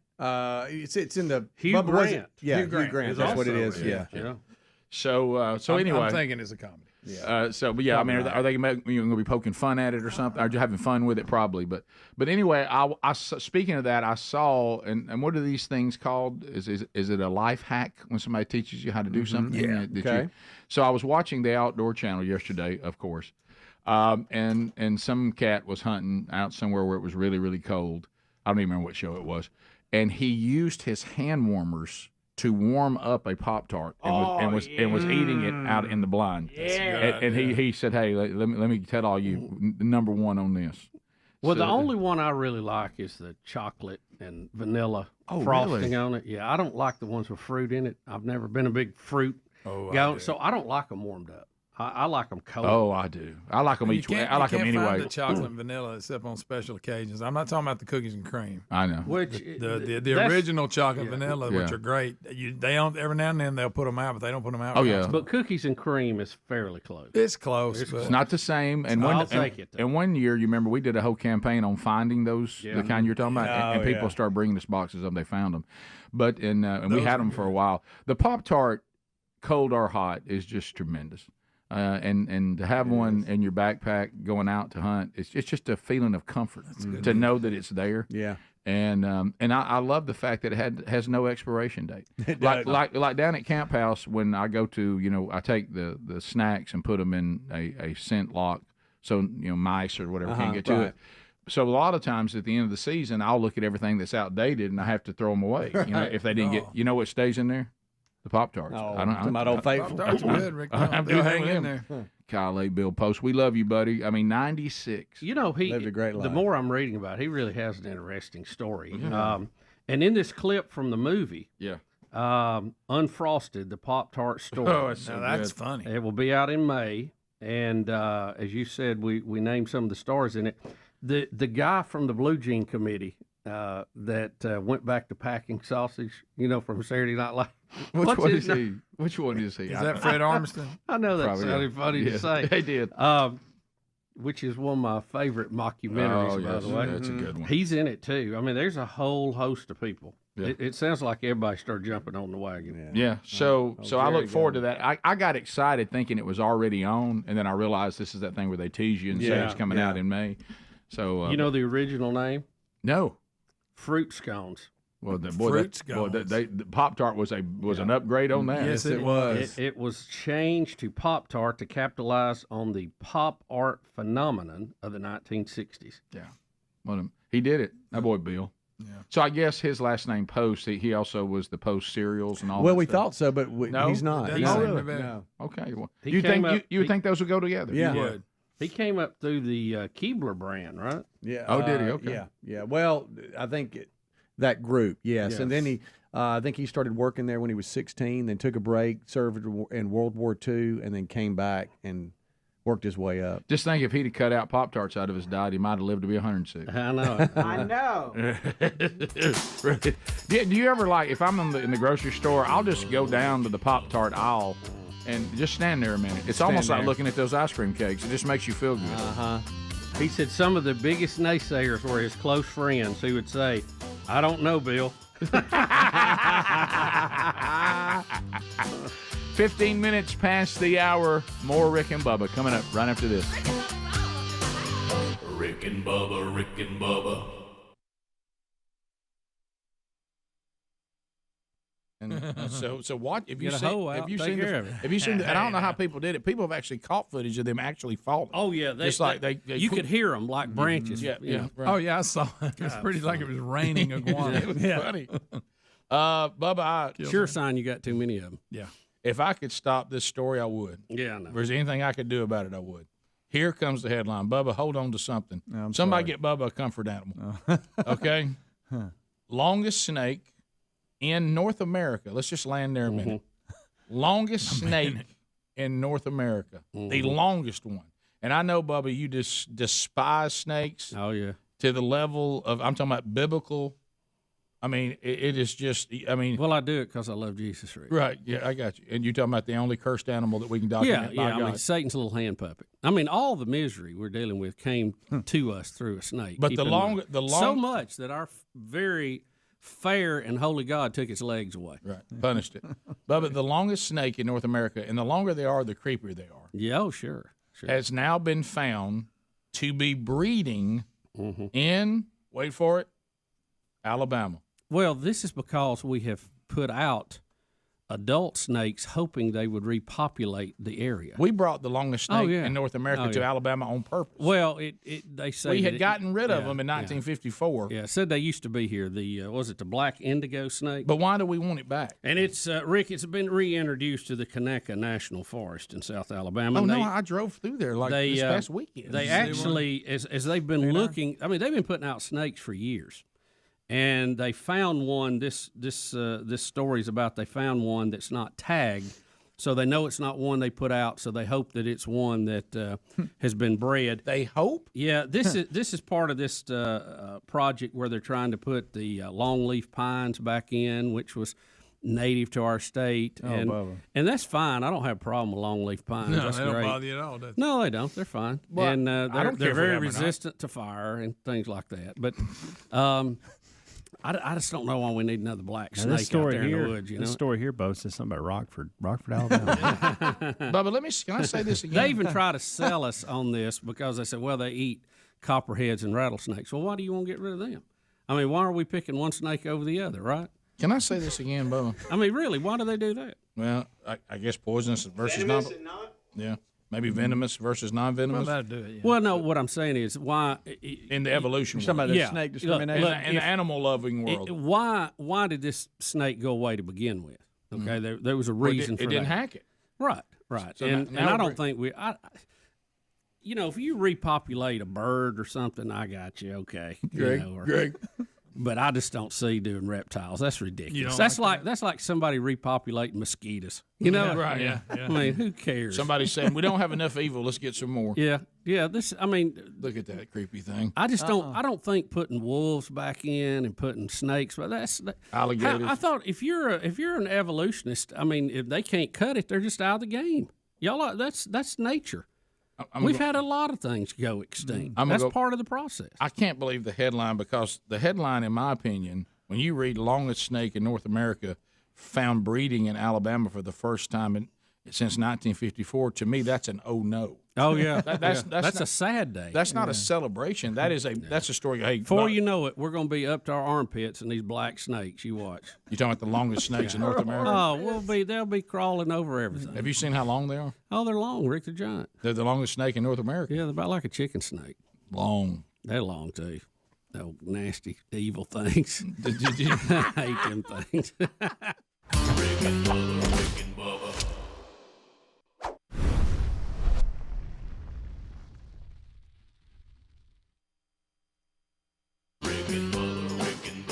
This is the Rick and Bubba Show. Watch more at blazetv.com/Rick and Bubba.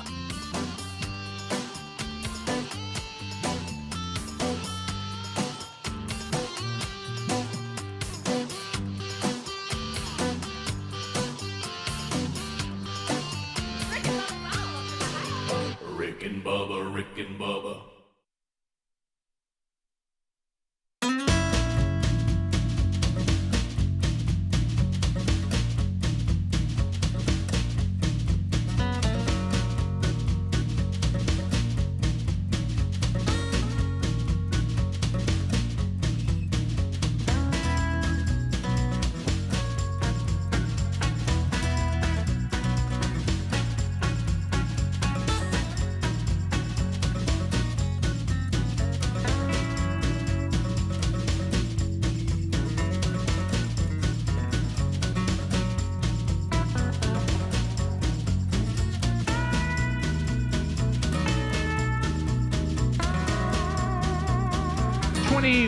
Minutes past the hour. All right, let's run down things you need to know. The Rick and Bubba Buffalo Wild Wings charity charge update coming today. And we'll tell you about another opportunity coming up on Monday. Wednesday Bible study returns today. Watch that at noon Central, 1 o'clock Eastern. Everybody's favorite topic. What does the Apostle Paul say about our obligation of giving to the church? You'll enjoy that one today. Everybody loves to talk about that. So that's happening today, noon Central, 1 o'clock Eastern. The archive soon after on the podcast channel or the YouTube channel. So all that coming up as we roll through today. All right, so I told you guys, I love documentaries. And anytime you hear that I've watched a documentary, usually if it's a documentary I want to watch, that means that my wife is either busy or has gone to something, and I've been left by myself.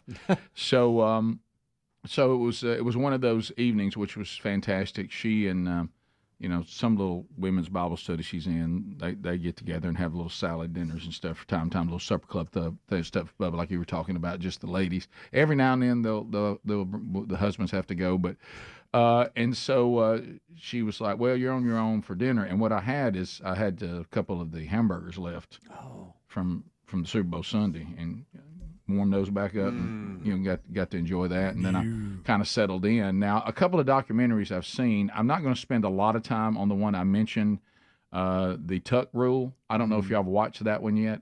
Where Ron Woodson and Tom Brady sit down and that's good. Yeah, it's a great. And I didn't know about the Tuck Rule, and I love that the official who made the horrible call in the snow with the Raiders says, I didn't make a horrible call. According to the rule, I called it correctly, and I stand by that to this day. Now, did I ever call another Raiders game for the final 16 years of my career? I did not. Did they blackball it? Yeah, they did. And it's funny when they get to reenacting it. Oh, yeah. What about when he got time to admit it was a fumble? He started. I know. But anyway. And that's a 30 for 30 for those of you looking. That's a good one. Yeah, so that's one. But then, Bubba, one of our, and this is old, this has been out a while, and I might have even watched it a long time ago, but I forgot it, and I'm not going to go through the whole thing. But the documentary called Small Potatoes, and it's a 30 for 32, I think, and the story of the USFL, the original. Mm-hmm. Oh, yeah. I've seen that one. And so I tell you what I forgot, though. You know how you don't remember things right? Yeah. So, first of all, they did go 3 years, okay? And they had 3 championship games. Did they? Yeah, and I'd forgotten that. And can you name the team that was in all 3 of them? Stars. The Stars. Because they were considered the best. They were the Philadelphia Stars and then the Baltimore Stars, and they were in it every time. And they won 2 of them, and I was completely shocked. Number one, who beat them, which was the first one, who won the very first championship game. I think I know who it was. Who was that? Was it Michigan? It was. Do you know who the quarterback was? Bobby Hebert. Bobby Hebert. Sure. So Michigan beat the Stars in an upset. And they had the receiver from Michigan. It was so good. Yes. What was his yes, name? he went crazy. Yeah. But anyway, like I said, Anthony something. Little number 1. Yeah, fast. Carter.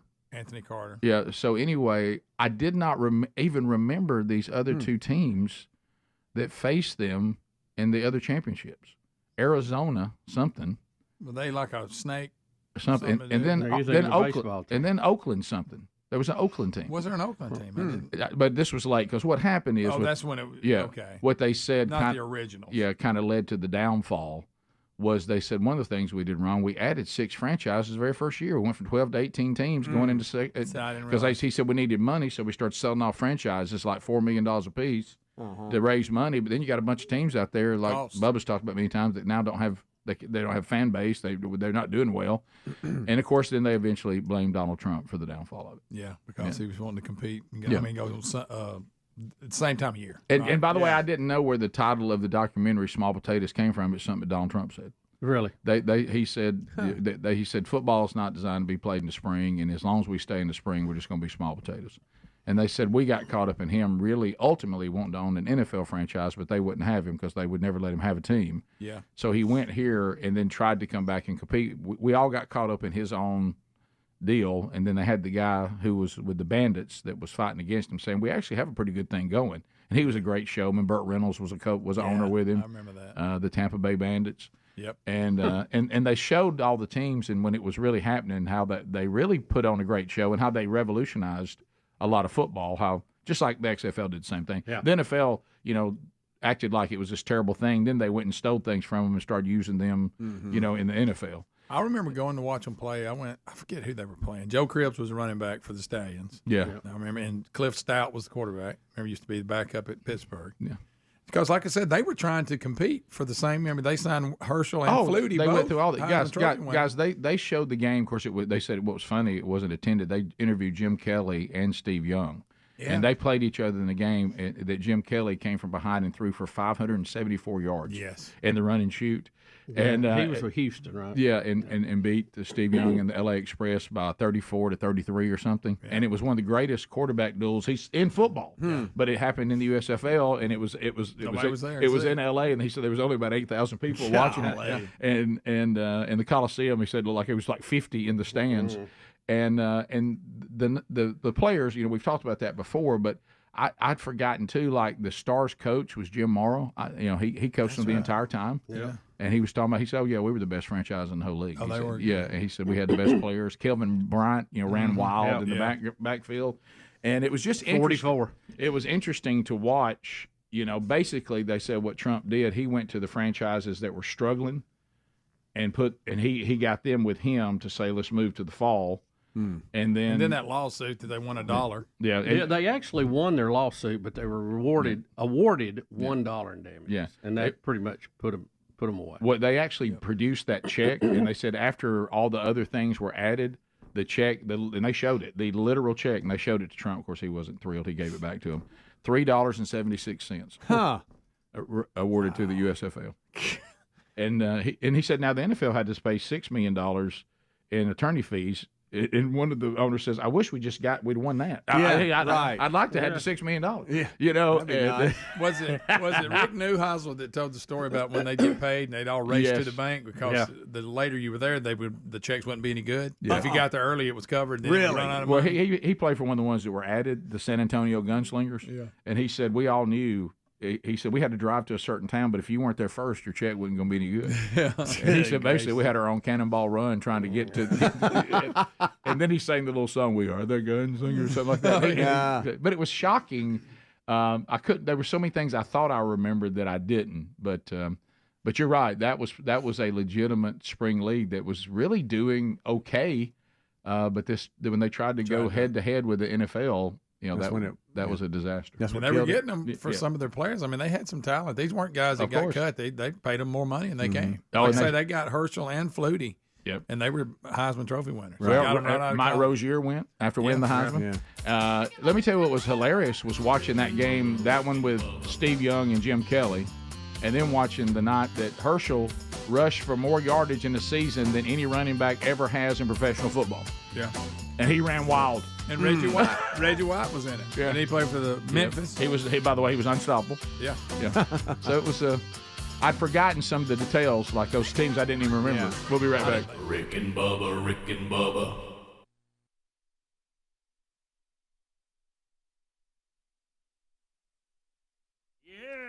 Oh, Paul Thorne. I wonder what Paul's doing. Yeah, I don't know. I quit speculating. Yes, I have as well. I've never seen anybody fall off the table like that one. Let me tell you, my Paul Thorne relationship, it just turned. It went to a weird place. I don't know what's going on with it. We love Paul, and apparently we did something at some point to make him mad. Right. I've had people. But you've tried to bridge that gap several times, and he says, yeah, we're going to bridge it, then we don't bridge it. I don't know. He said there's no need for a bridge. Well, but I mean, just come back on again. No, what it means, it's like, this is a perfect example. It's like you have a friend, and you don't know, there's no sign that anything happened. Nothing. There was no walkout, or remember that argument we got into?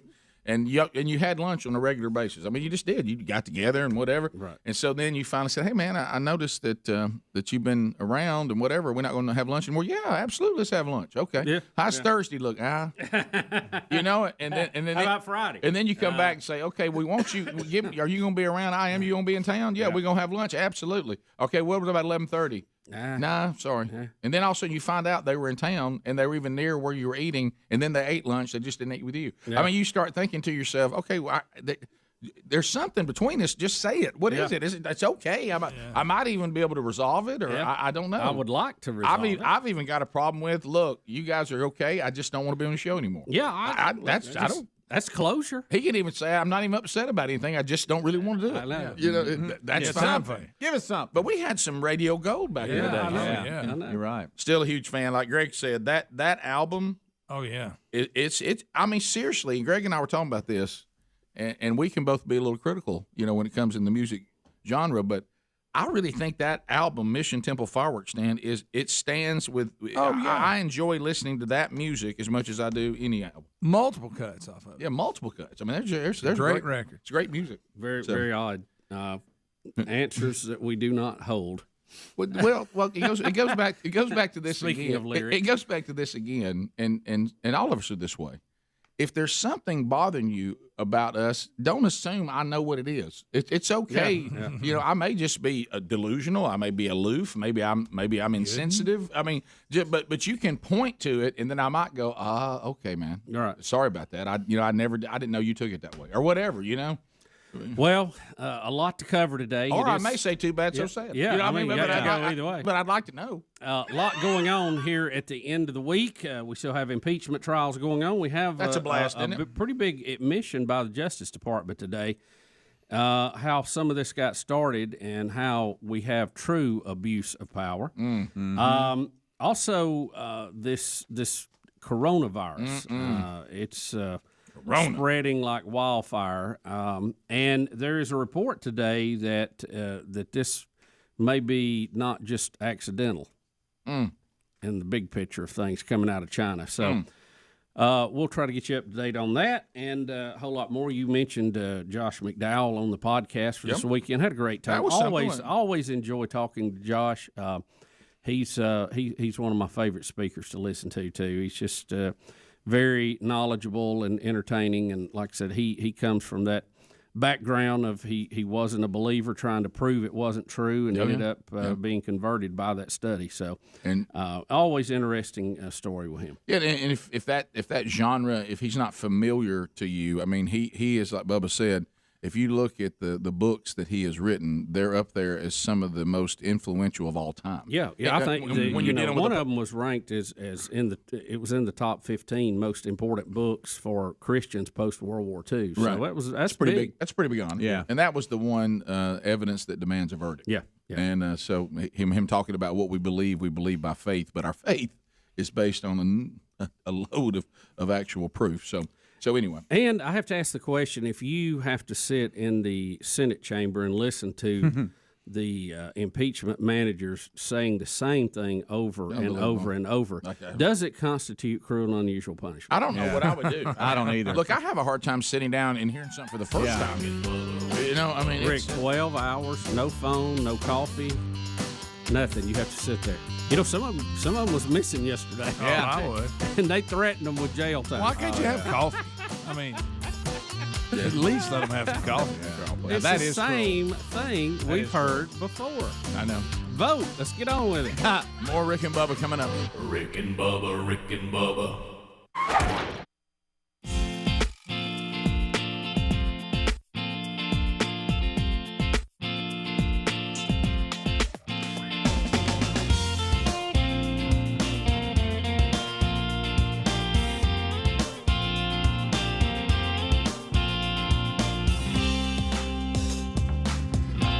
Here we go. We're back. Thanks for being with us today. Teaming up with the folks at cbdistillery.com. Was just talking to someone yesterday, and they were talking about, I just got to the point, had a lot on my mind, had struggling sleeping, and, there's a lot of things out there you got to be careful of because you don't want to become addicted to them. But then there's things that are all natural that might help you to sleep a little more sound and to settle in, and cbdistillery.com certainly has those. As a matter of fact, 90% of the people that used their products to help you sleep better said it was absolutely what they needed. It did the trick, 90%. So that's cool. So go to cbdistillery.com. Over 2 million customers, a 100% money-back guarantee. It's a source that you can trust, and you can save 20% with the code BUBBA by going to cbdistillery.com. So use that code BUBBA for 20% off, or find a direct link at rickandbubba.com under the sponsors button. All right, so Valentine's Day is today, by the way, guys. Valentine's Day is today. Right to this day. So be there it is. Be aware of that. There's all kinds of different approaches, and I know that if you're in some of our world, you've been told not to worry about it today. We all know better than that. Because I just had an anniversary this weekend. Speedy's wife just had a birthday. Our plans are just to kind of stay in tonight, cook some steaks, all that. But you kind of get into, you still need to acknowledge that it is Valentine's Day today. Do not fall victim to thinking they don't care. Do something, even if it's a sweetie pie text or something. Do something. That's right. But and then of course there's always the option of are they outdated? I know the kickoff hour skimmed over this. The classic love letter. I mean, it's. I'm not the best at writing a love letter. First of all, I would assume my wife would need to read it to be able to make out what it says. Yeah, that's my problem. Yeah, and but this couple that was remodeling their bathroom in Minneapolis, they said what is this thing where everybody keeps finding stuff in their walls? I don't know. I think Speedy hit the nail on the head earlier. I mean, people couldn't afford safes. They didn't have this. They didn't have that. They had to just hide things where they could. And I think one of the ways that people did it, and a lot further back, was to stick it in the wall. So how do you get it in the wall? Well, I guess they would have an access somewhere and stick it in there. Right. Maybe they had a toilet paper roll or something that, would come out of the wall. I don't know. Some kind of access panel. Little trap door. Something. Yeah. And do you think over time, secret door, when people keep on these older houses, people keep changing the way they are, that back when they did it, it was easier to access? Right. So they found a lot of things behind this wall, the couple said. It was from razor blades to different things. But razor blades? Yeah. 2 love letters, though, they found. People used to dispose of their razor blades just in a slot in the wall. Mm-hmm. I did not know that. Yes, that's real. I just learned something. That's a very common practice. I did not know that.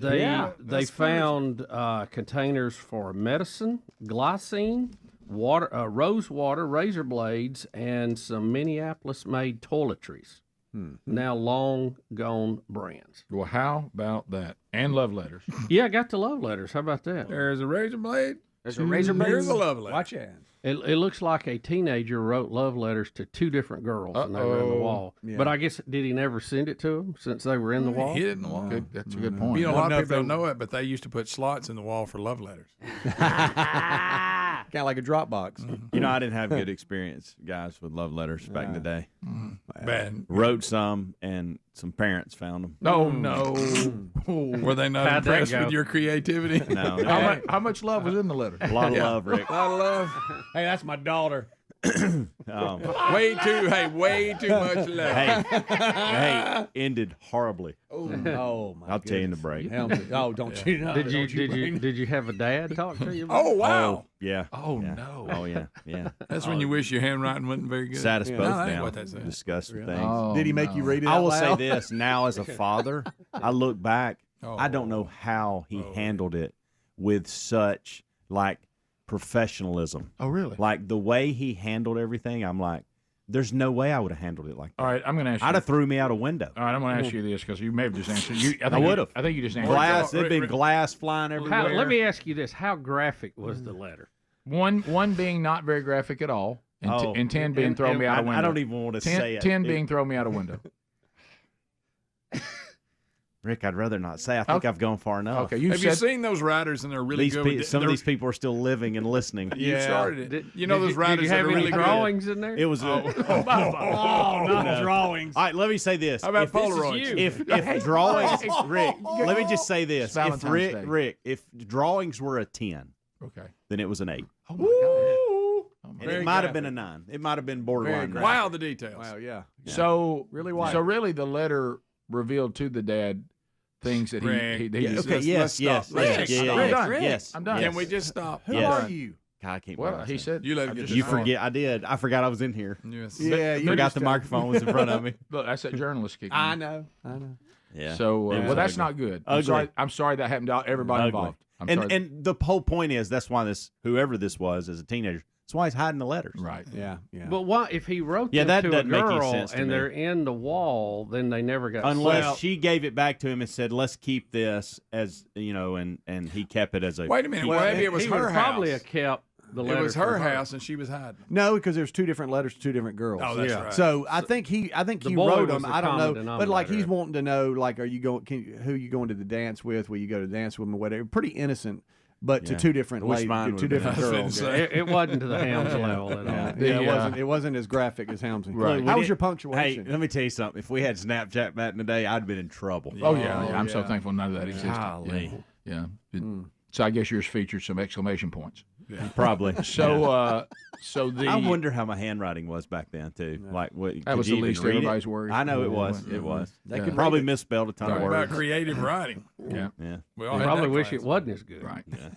What is this word? All right, let's move on. Yeah. Oh no, that's not what that I've is. said way too much. Yeah, yeah. Mm-hmm. But Yeah, love thank you. letters, they have they're now text messages or Oh yeah. No, sure. whatever. Yeah. You know. Sure, terrible. All right, well, my story of telling a Polak joke to a girl who was Polish, nothing now compared to that. No, you don't understand. That seems almost not so That's bad. a common mistake, Rick. Yeah.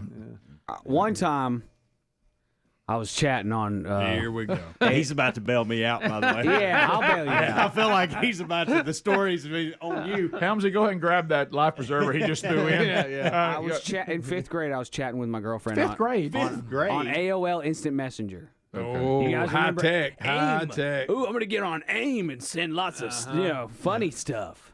And so I'm chatting with this girl because this is before everything. I mean, we had one house line. I'm taking up the phone line to chat on AIM right now, and I had never done anything like this at all. And I was totally joking when I said this. I was very scared. You know, when you're in 5th grade, you're like, I like you, and then you run away, right? I just as a joke, I was like, hey, I can't wait to embrace you and whisper French words into your ear. You did not put that as a 5th grader. I don't even know French. What's wrong with What? you? I don't know any French Where did you words. even hear that? I was trying to be funny, but her dad walked by right when I said that. Did you say it like Dracula? Like And it you didn't just look said it? funny.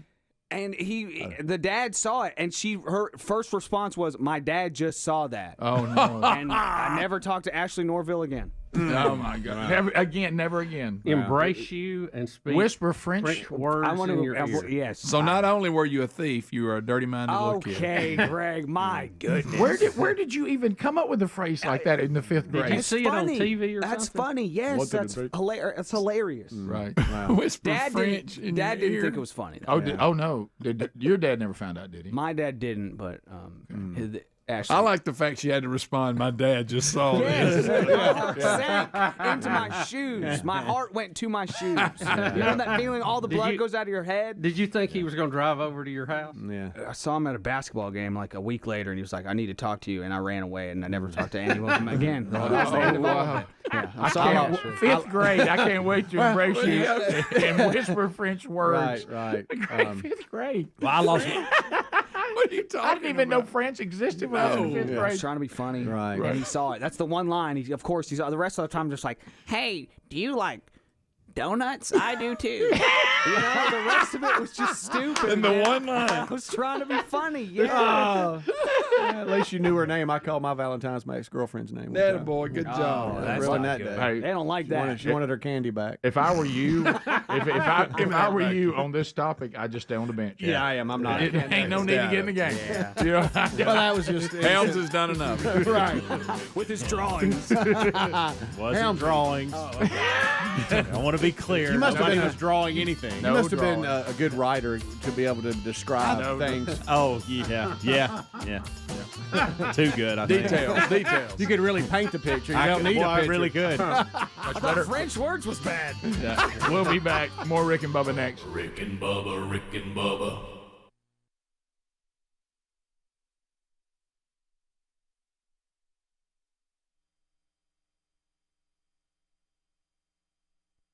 Because he's talking about in the times of social media how that is affecting, so much information is available at a fingertip. But then, of course, there's a lot of information that maybe you kind of wish that, especially your children, didn't have access to. Yeah. And it's so it's a new battle when you're talking about the spiritual health of your home, because now your family members and your children have access to all sorts of points of views that come from who knows where. But anyway, and he talked about this particular topic, didn't he? Yeah, Rick, it's an amazing story, really. It says 3 out of 5 adults, or 61%, say they sometimes or always feel lonely. Among workers aged aged 18 to 22, 73% report sometimes or always feeling alone, up from 69% a year ago. So there's a greater feeling of loneliness among people who use social media more. And at work, men appear to be more isolated than women.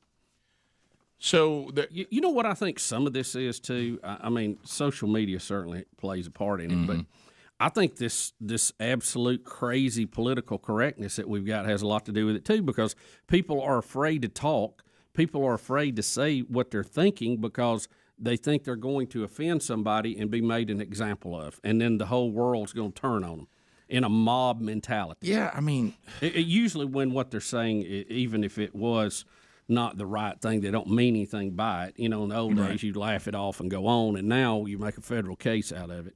Well, and also the times you're living in now it's almost like we're talking about with Kanye West and even Larry the Cable Guy, certainly us to a degree, is you're also living in a time that whatever you have ever done in your life, it never goes away. It's out there as an evergreen, and people can go access it. If they can find it, they could bring up something from 10 years ago, start kicking it around social media, and people think it's current right now. They have no updates on what happened since or whatever. And I think, like you said, Bubba, I think it almost you're excited that I love it that I can sit there and do things like, man, now what was that? Oh, wait a minute, let me just Google that and I'll get the answer as quick as I can. I think that's wonderful. You know, it's even helpful with things like, you know, that have the great value. I mean, I can't tell you how many times I go like, now where in the Bible does it talk about whatever? You put the phrase out there and the Bible verse pops up in seconds. Oh, yeah. You know, and it helps you to know things. But then with all of that is I think you hit it, Bubba. There's a terror almost that comes over you that if the wrong thing gets out there and somebody misinterprets, or I say something that's not allowed, or somebody thinks I said something, or you know, when is the day that all of a sudden it starts trending on social media, and now I'm in the spotlight, and then people also can hide behind a fake name and just drop the worst comment about you out of nowhere. And you know, and there was a time when people talked about you didn't know it. Yeah. So it didn't really bother you. But now if someone will just throw something out there and just say something. I mean, I will tell you this. Sometimes even with you know, we're very blessed because we have so much encouragement. But sometimes, you know, some of the things that we'll have out there and whatever, and I've just gotten where I don't look at comments anymore. Some of the things that people will say is just shocking. Yeah. You know what I mean? I mean, it's like, how would anybody publicly, of course, I'll tell you why, because they don't have to look you in the eye. They don't have to face you.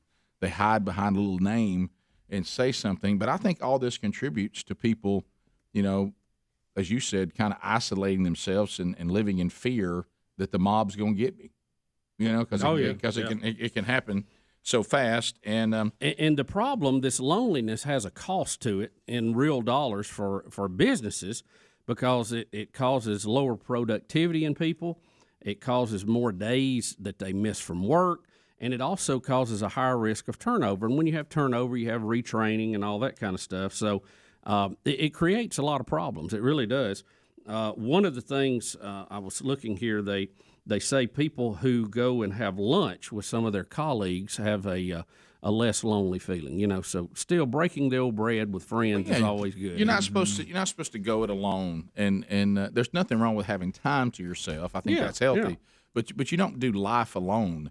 You know, you need to interact with people. You need to be social, and on social media, you're not really interacting with people. You've created these artificial, fake relationships, and then I think what also adds to it. I mean, guys, do you realize now we're at a time where you can put a picture of yourself and completely change your look.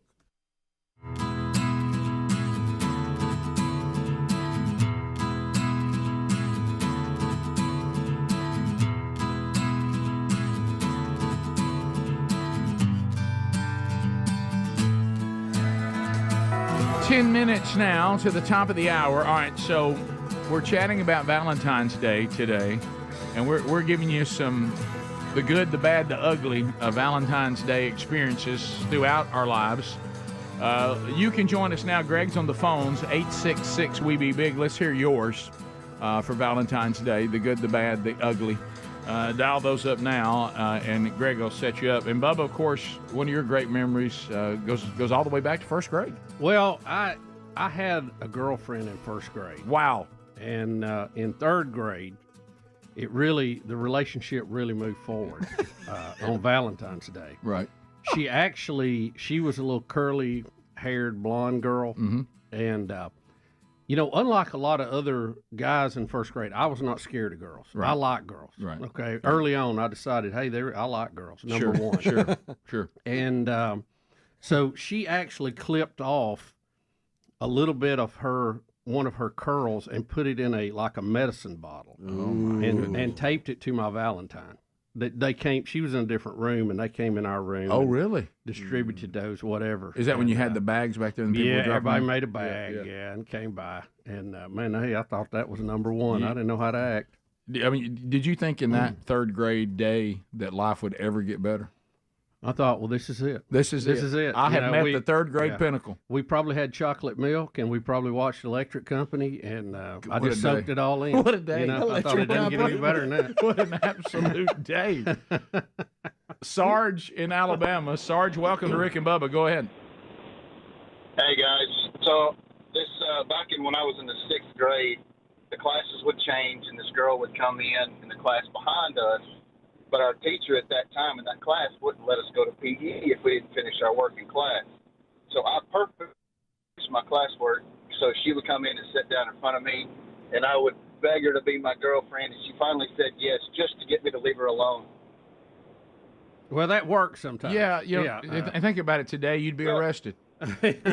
Well, we've been married 20 years now. Oh, really? How about that? That's fantastic. All right. See, I'll tell you, sometimes persistence pays. It really does. Yeah. Look, granted, it is borderline stalker. Yeah. And under current laws, I Right. probably would have been in trouble. Well, Yeah. with Betty also. Yeah. But we got in under the wire. Right.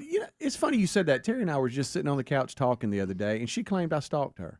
I was like, no, I didn't. You needed knee pads. Right. You fell for me so hard. What are you talking about? and it's just funny how we see things differently. Isn't Right. it? It really is. What do you mean? By the way, with all the celebration and recapping this year, I actually have people who have found me and said, I recall listening to the show. You were straight up telling her during her newscast, so when you going to go out with me?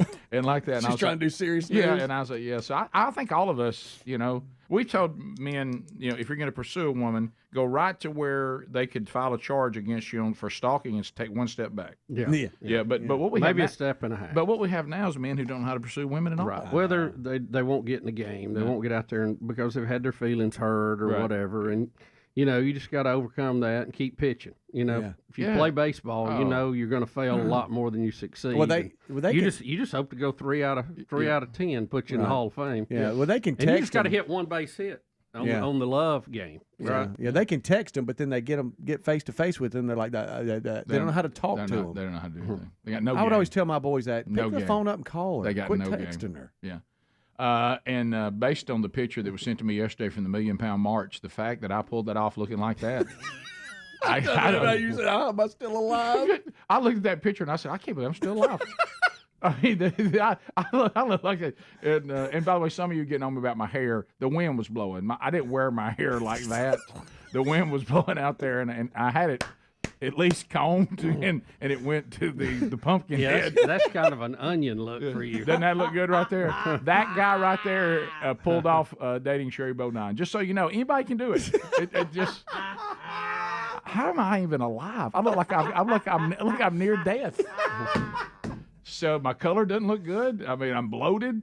Joe, I actually had a lot better look back you then, I did. think. You looked a lot better than me right there. I mean, you look at the two of us. You go, well, that one guy on the left, he's healthy. But he better help the guy on the right. Right. Joe in Alabama. Joe, go ahead. Good morning. Hey, Joe. Hey, my best Valentine was 48 years ago. Me and my hubby got married. 48 years ago today? Yes, today. One, and two, we went to happy Raleigh. anniversary, baby. I got you on my mind. So we wish you guys many more. We went to Raleigh High School. We started dating when he was 17 and I was 16. Now, I'll just tell you this. We almost got divorced one year during the Iron Bowl. He's Alabama and I'm Auburn. Oh, wow. Yeah, that's a mixed marriage. Yeah. Well, yeah. And he was hollering at the TV when Auburn had the ball, and he was saying, kill him, kill him. And I said, I know you just didn't say that. Well, I'm so glad that you got, for Auburn, Alabama fans, rivals to be married 48 years, that's like being married 100 years. Yeah, I don't know how you do it. Do you? Well, she's gone. Right. I wonder how they handle that still on to this point. Yeah. You know? Eric in Alabama, go ahead. But they can't hear each other saying it. Good morning, Biggins. Hey, buddy. How's it going? Yeah, we're good. Well, about 16 years ago on this day, me and my ex-wife was having our first divorce hearing, and we're in the elevator going up. You romantic devil! Wow, you romantic devil! Yeah, I know. Yeah. What can I say? So we're in the elevator going up to the courtroom, and she said, "I hope you enjoy your Valentine's Day. Happy Valentine's Day." I said, "I am enjoying it because you're paying for it." Oh, what? Wow. Good gracious. Good night. I'd have put that letter in the wall. Brian in Morgan County. Brian, go ahead. How y'all doing this morning, guys? We're great. Good. Great. On the letters on the wall, back in the 90s, me and a friend of mine were tearing down a house that was built in the early 1900s, and we pulled the inside boards off the wall, and we found 2 big garbage bags of letters. The lady that lived there, her husband was a womanizer. Oh, boy. And she had written letters to him, letters to his various mistresses. Oh. And she drew pictures, very explicit pictures. And old Tom that lived in the house must have been very, very, very well endowed. All right. Okay. Okay. All right. Greg Burgess. I can hear Greg from the call screener Greg room. isn't laughing. You can hear him through the soundproof. That was a good quick edit on your part, Rick. Well, I saw where that was going. Yeah. Those pictures. Wow. She probably ran out of ink. Hey. Well, just something to. I mean, they said it was a trash bag full of letters. That's a lot of letters. It is a lot of letters. Sure. That's this show. And you know no one said, and I think I'll leave that part out. No, none of that. None of that. Look over there. No need to do. Okay. I thought he thought he was doing good too. I was just about to say, let's have this run throughout the show. We'll do from time to time, the good and the bad and the ugly on Valentine's Day. Yeah. But I don't know. It's pretty good. Yeah, it is. Yeah, we will. All right, top of the hour, we got a Rick and Bubba Buffalo Wild Wings charity charge update. Something we both love. Yes, by the grace of God right now. If you're looking for a place to go eat Valentine's dinner. Yeah. We'll be right back. Rick and Bubba, Rick and Bubba. To make yourself look like you're, a model, it's not even a real picture of you. You've taken yourself and painted yourself up to look fake.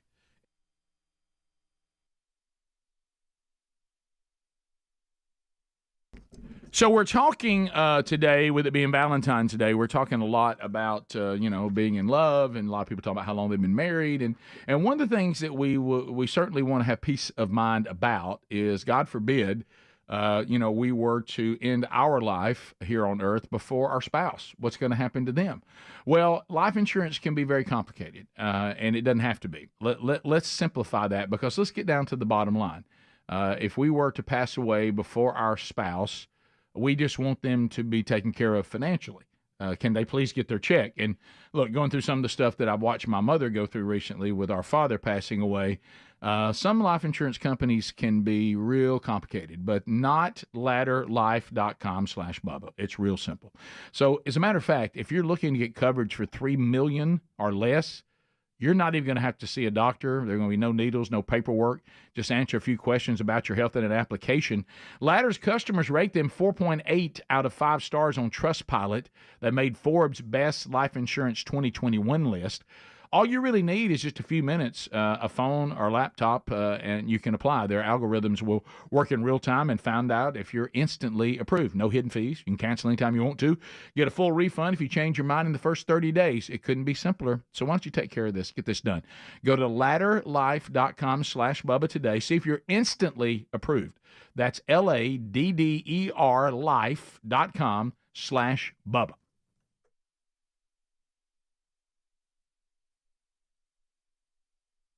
And I think a lot of this is people start thinking that everybody but them has their act together physically. Everybody, and what they don't know is no, I'm fat. I just I went to an app and I made myself like I'm not fat. You know what I mean? I trimmed my face down, fixed my face up a little bit. Everything you see. My skin is smooth. Hey, yeah, my skin. I can smooth my skin out. How about this? Let me tell you this. Most of everything you see on social media, unless it's just information about something you need to know about, it's fake. Don't isolate yourself thinking that everybody else has their act together and your life is nothing compared to this fake life that they're presenting to you. Yeah, it's kind of like reality fake. TV. It's not There's real. nothing real about it. Yeah, there's nothing real about it. And a lot of this is processed. I mean, as you say, it is a processed image of life that's being pushed, and it's not reality. Look, I've seen people in person, and then I've seen their Instagram picture. Yeah, you can't even recognize them. Who are you? Look, there's nothing wrong with putting your best foot forward. Well, I got that. Well, and use an but angle. it needs to be your foot. Yeah, I think we have to draw the line when you put somebody else's face over yours. Yeah, I mean, I got no problem with stand the right way, get the right angle, and get my good side and get my lighting good. Yeah, but this is my best color. When you're going in and changing your face, that's not you. Yeah, that's a little different. That's a little different. But anyway, wouldn't it be great if you could use technology to get together with people and socialize? See, that's the thing. That's It's that human interaction. We're not designed just to stare at a screen. No doubt about that. And there's a lot of convenience to it, and it's cool, and it does have an addictive property to it, which I don't know is all bad. But I don't know why every time we start talking about computers, people go, well, if you just read books. Yeah. You know, I think reading books can be addictive too, and probably have anything like that. But we're pack animals. We really are. Yeah, and you need to socialize with people. That's why we have the family unit, and we think things work better when you're in small groups at church, and you also have the large corporate worship. But it's you need to get out and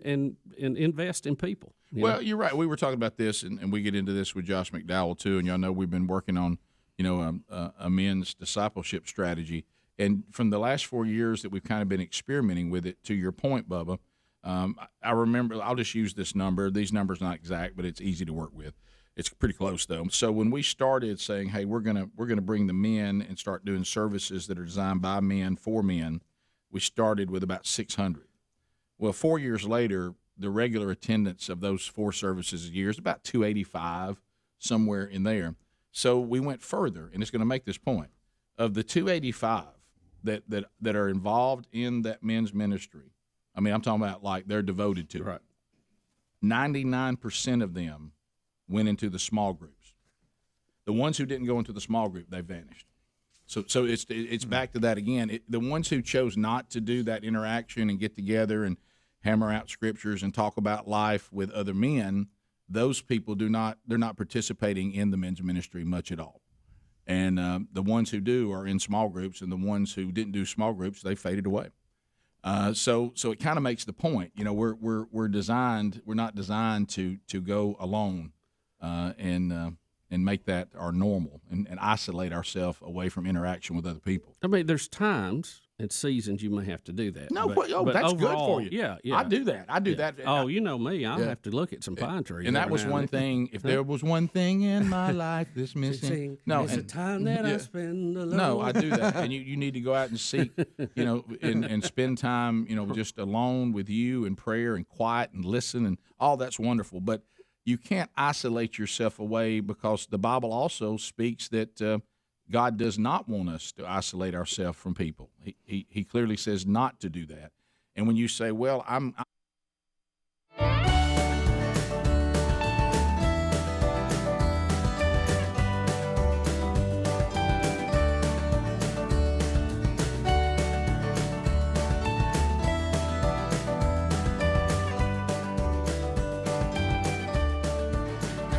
We're back.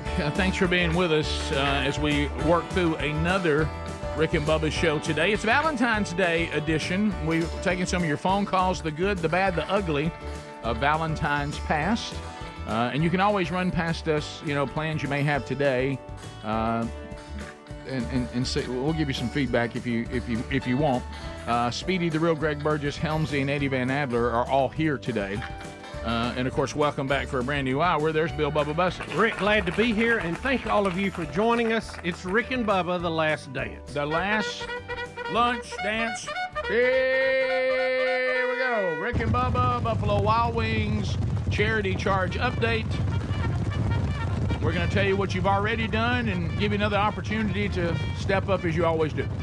Tim Spencer here from Buffalo Wild Wings. Timmy, welcome back to the Rick and Bubba Show. Special day. You guys invited me today. Of all days. Yeah. Love y'all too. Love is in the air. Everywhere he looks around. Wings are in the air. Every sight and every sound. So anyway, couple things we want to hit on. Here's all the participating Buffalo Wild Wings. And Tim, you can give us an update if you need to. But so these are Alabama Buffalo Wild Wings. So if you are in the state of Alabama, if you go to Alabaster, Birmingham on 280, Gardendale, Tuscaloosa, Hoover on John Hawkins Parkway, downtown Birmingham, there at 4th Avenue South, Trussville, Pell City, Oxford, that's the 188 exit. Be sure and sit at the 075 table. That's it. Chelsea on Highway 280. Now in Vestavia, but this is one of these where it's that in Northport. Tell them about these are a little different. These are to go, right? They're called Buffalo Wild Wings Go. Right. They're Go. sort of a smaller footprint. Still some. There's 20 or 30 seats in there. Please eat. There's plenty of room to eat in there. Mm-hmm. But they're back to the old school counter service instead of full service. Yeah. Okay. Services some areas for delivery that our big stores don't. So they're a neat little concept that you can drop in some strip centers that are in between these bigger stores. So there's two of those. One's in Vestavia now on Highway 31, and then another in the happening community of Northport. That's right. And that is That's happening. right. That's It is. Yeah. It is. They're doing well. They're sort of a new concept. We're trying to find our way and see what works and the spots they work. But so far so good. But we did that with Buffalo Wild Wings 21 years ago when they were trying to find their way. Anything new happening menu wise or whatever, or just the classics are still rolling? Sauces. We're running through limited time sauces this year every 6 weeks or so. So we're about to roll out a new one called honey garlic and honey sriracha. Ooh, they're good sauces. We'll drop them by next month when they're out here. And for those of you that want to go out for Valentine's and hit Buffalo Wild Wings, I knew you had me in here for a reason. That's right. How about that? They got some spicy sauces too. That's right. Oh, yeah, wild. They can get a little spicy. Blazing. Get good and hot and go home. Yep. They have one called Helmsy. Yeah. Extremely hot. Very spicy. So anyway, they say on a scale of 1 to 10 and 8. Oh, that hot! With no picture. So first of all, let's talk about what has happened. And on behalf of the Bryant Burgess Memorial Fund, thank you to all of you that we do that. We've done that for several Januaries in a row for obvious reasons. But the Bryant Burgess Memorial Fund, I'll just tell you, it really is pretty straightforward and simple. Is that we vet out ministries all over the world. We just kind of follow exactly what Jesus said. We fund ministries locally. That would be our Jerusalem. We fund ministries in our state. That's our Judea. We fund ministries in the United States of America. That's our Samaria. And then we fund ministries to the ends of the earth. And so the impact that all of you out there are making, and you came along, Tim, which was very kind. In the beginning, we were just kind of using our BuzzBox coffee sales, to raise money. Then when Sherry and I go out to speak, or book sales and stuff like that, we fund it through that. And there are people, which I'm very thankful for, who just say, I just want to donate. I don't like coffee and I don't need that. I just want to do that. But this isn't one that you can do it any way you want to. Just go to burgessministries.com, click on the donate button. And so what we do is a lot of times these evangelical ministries, it's good to have a one-time gift, and that's great. But what really, really gives them peace of mind is when they have a monthly grant that comes in every single month. They even would rather have a smaller check every month as opposed to one, and then they never get another one. Helps the budget. Yeah, and so we have ministries that we vet out that receive monthly grants. And it's really, really, and they have to have an evangelical part. There's nothing wrong with the other things, and there's some great charities out there, and please support them. But we feel called that if you don't take care of people's spiritual problems, then they're just going to be hungry, they're just going to be thirsty, and they're just going to be right back in the situation they were before. So we don't want to just be sure that people have full bellies and clean water as they still go to hell. So we always want to make sure that the spiritual needs are being met as well, not just the physical needs. And so that's kind of one thing we're always looking for. And there's a lot of ministries that all of you are helping to fund. We send you cards. If you are a BuzzBox subscriber, we try to update you in cards in your box every month. And I answer questions when people send me emails. Happy to do that. But we're talking about, every month you're helping downtown Birmingham ministries, but you're also helping South Africa. Sure. And you're helping, all over the world. And so thank you for that. Sure. And I appreciate that. And you have a check for the Bronner Burgess Memorial Fund today. Yeah, they the people spoke. So they came in the store that Monday, and our percentage donation back to you guys is $4,900. That's awesome. It's a big number. That's awesome. It's a good number. Yeah. That's real good number. That's fantastic. That just helps so much. It really does. And and every single dime that goes into the Bronner Burgess Memorial Fund goes out into the field. None of it. We don't have salaries paid from that. We don't have overhead. You give it. We vet it out. It goes out. 100%. That's awesome. So, that's awesome. I'm glad we can keep doing that. Yeah. So that's great. And then coming up on Monday, we're going to have another opportunity. And I think so many times you have people calling going, why don't we take care of our veterans? Why don't we take care of our military? And we're going to be helping a group called Special Operation Forces. Now, only about 5% of the total military force, make up what we call the special, the special forces, the Rangers, the Green Berets, the Night Stalkers, Delta Force, SEALs, Air Force, Special Tactics, Marine, Raiders.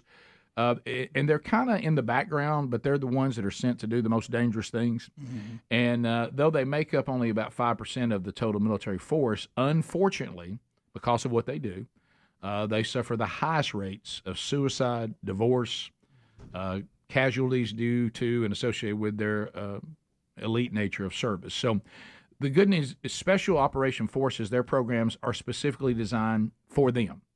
They're going to be helping and working with the special operators, and they get them together and they have them talk to each other. They spend time together, and they're really making sure that their mental health is taken care of, and they get the counseling they need. They get to interact with others who do the same thing they do, and all of this is fully covered, all expenses, these homes that they get to go to, these retreats they get to go on, the resources that are provided. If they have one-time needs, that's also covered. So, and they have earned a 99% rating on Charity Navigator. So, they're a 4 out of 4 star platinum rating on GuideStar. They go to these charities and they say, let's make sure that they do what they say they do and that they use your money the way they say. And of course, they are above reproach. So, Special Operation Forces will benefit Monday. I'm excited. Come on, Rick. Come on. This is on me. I'm embarrassed. I gave you the wrong name. It's Operation Healing Forces. I don't know why I put the wrong name on that. Everything you said was right except the name. Operation Healing Forces. Right, and I'm going to fall on the sword and say you can only read what's in front of you, and I gave you the wrong name. Not Operation Special Forces. Right. Operation And I don't know why I Forces. put special in there, but I apologize. But what you normally would say. What you said was 100% right except the name.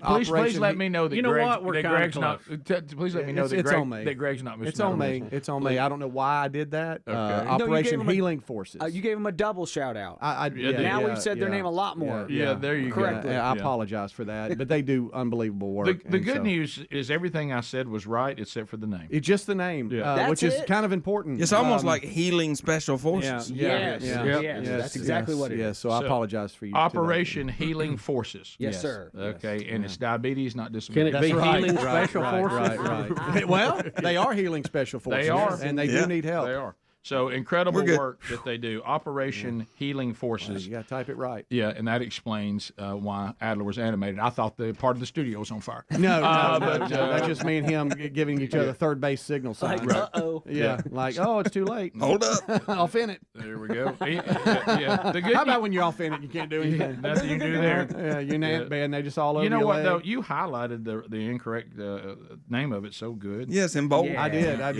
Didn't even realize it. There you you go. A lot of moving parts around here. Which I mean, we need to write that one down. So Operation Healing Forces Yes. Benefits coming up. Yes. On Monday. So Yeah, at least you got Monday right. Yeah, got and that Buffalo right. Wild We Wings did. is Yeah, right. right. We're still going to the Tim is same right. place the same day. Right. Yeah, and I'm changing that on the document. You know, you're still batting better than Bubba did in first grade. Yeah. You know, Operation Healing Forces is designed to help special forces. So Yes. see, I just Yes. got it. It's all right, Just on buddy. me. It's fine. I And- think we all got, right. yeah. While you, Tim. we're cutting in and just cutting in, I saw that check with $4,900 on it. I got $100 in my wallet, and I'm not joking around. I'd like to add that to it to Boom. making it Look even at that. $5,000. Oh, well, thank you. Yeah. Whoa! Way to go. Adler! Way to go, Adler. Well done, buddy. Thank you, buddy. It's Buffalo Wild Wings. It's Tim Spencer, dude. That guy is legit. He has been here for I don't know how many years, just handing us big checks. Thank you, Tim. Yeah. Yeah. We do need to do Great some job, adding Tim. up. Great job.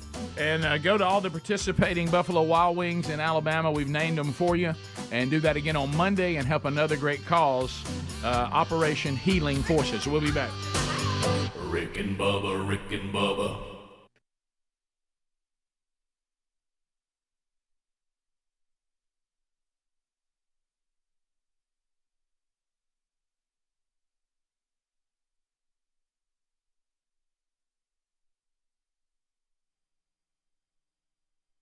Accessing people, but it's through technology. Well, that's fake. That's not a real relationship, which is why you get this loneliness feeling. Right. It's not real. And like you were talking about, even with reading books, I don't think reading books is worth anything if what you're consuming is of no value. Right. I mean, you know, so it has to also be a value. Right. Yeah. But you know how they always throw that out. no, you you're know, right. Like it's Yeah. somehow, I if can- you're not sitting reading a book, you just Yeah. Oh, look, let me tell you, everything has a place, but if it's of no value, just keep it in place, keep it in check. yeah. I mean, if you're reading 50 Shades of Grey and you say, "Man, I read books all the time," I'd assume you're not reading that. You know, find something else to do. Rick and Bubba, Rick and Bubba. All this going on with Trump and impeachment, and you know, we're going through this circus. Well, now the Justice Department has come out, Bubba, and they're confirming something that we had been told was likely, but now it's official. Well, Rick, and this is all based on the FISA court. This is our spy court. Oh, okay? yeah, right. Even when we go to spy on people, we have to have some type of due process. So we have a secret court that they have to go to, give a judge evidence, and they say go or no go on it, okay? So the FISA court has made a very rare public admission yesterday saying that the Department of Justice admitted fault in the warrants that they were seeking with Carter Page to spy on him. So let me back up and see how all this plays. Carter Page is a businessman, okay? He's doing business in the U.S. He's also doing business in Russia. He joins the Trump campaign, some type of tie-in, some type of connection. He starts working for them. Well, somebody just catches their eye, and they said, hey, Carter Page may be a spy. He may be working for the Russians. He may be trying to turn other people.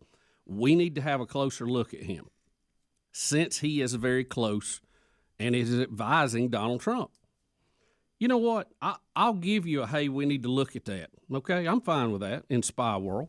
So they get a warrant to spy on Carter Page. They tap his phones. They're looking at his email. They're following him around. Guess what? Nothing to it. He appears to be a businessman. He's only conducting business. He's advising Trump on how the Russians look at things, getting a little feel on the ground of how to interact with them. Nothing to it. Well, they go back again to get another warrant. They have to extend it because it's only for a period of time.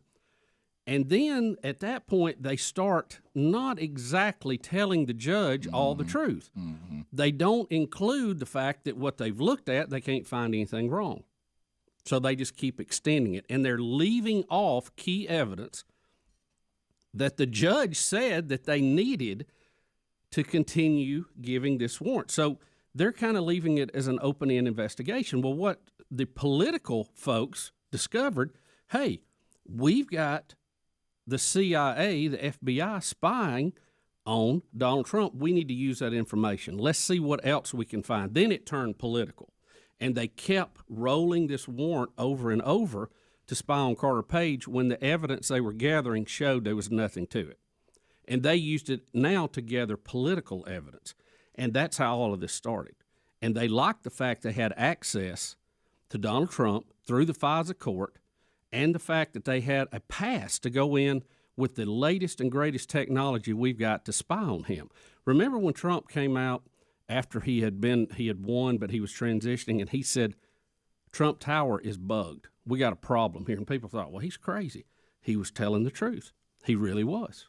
They found out that they were being spied on. All right, this sounds... This is much worse than Watergate. That's what I was going to say. This sounds like Watergate on steroids. And then after Trump won and goes in, they realize they have a problem because now Trump's people will have access to all this and they can find out what they've been doing. They start running for cover. They never thought Trump was going to win. So the alternate plan was we got to get Trump out of there. We got to get him impeached. We got to have this. We got to stir up a Russia connection. We got to stir up this connection. Brennan, Clapper, all these old Obama guys that were at the top of this knew this was going on. We don't know how far, and I want to know what they knew and when they knew it. That's right. If we need a special prosecutor, it's on this. This is a...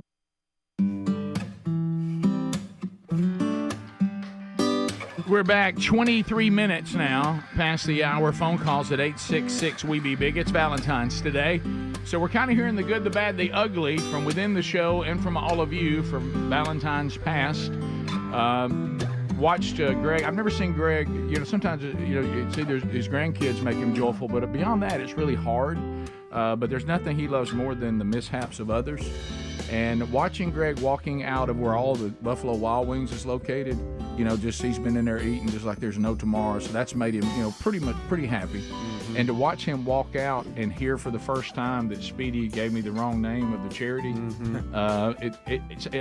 I've never seen him so joyful in his whole. I mean, he was just like. What made it better is there was like sauce on his. Yeah, he just finished eating, and then he got that. Greg's Ryan almost like hear it, do you know? Was he live? Ryan's got the huffer I'll out. have to send it to him. And there's just no way of getting you that information, Rick, without just stopping the segment. I love it. Look, this is diabetes and disabilities. It's right up there with it. Oh, wow. To the phones we go. 866-WE-BE-BIG. Melissa is standing by with a Valentine's Day story. Melissa, go ahead. Hi, Green Acres. Oh, thank you for the call. I'm in a class full of kindergarten students, so we may get disturbed. My best Valentine's Day ever was 30 years ago. My daughter was born. She's always been my very best Valentine. Well, wow, that is neat. Well, now you're making people feel like that their Valentine's Day is really no big deal. I mean, that's. Well, it's not. It was 30 years ago. She was supposed to have been born in April, and she made an early appearance. Well, happy birthday to her today. Happy birthday, Katie. Thank you, Melissa. Appreciate that call. You know, Rick, I wonder because we were not going to have the personal ad show today just due to liability. Correct. Yeah. Do we have some of the couples that met on that we've heard from over the years? Are they still together? Now, I would like that. That's actually a great idea.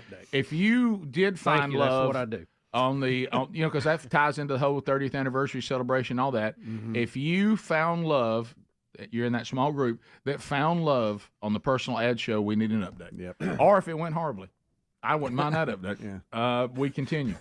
We'll call it personal ad shows past. Tyler, Tuscumbia, Alabama. Tyler, welcome to Rick and Bubba. Go ahead.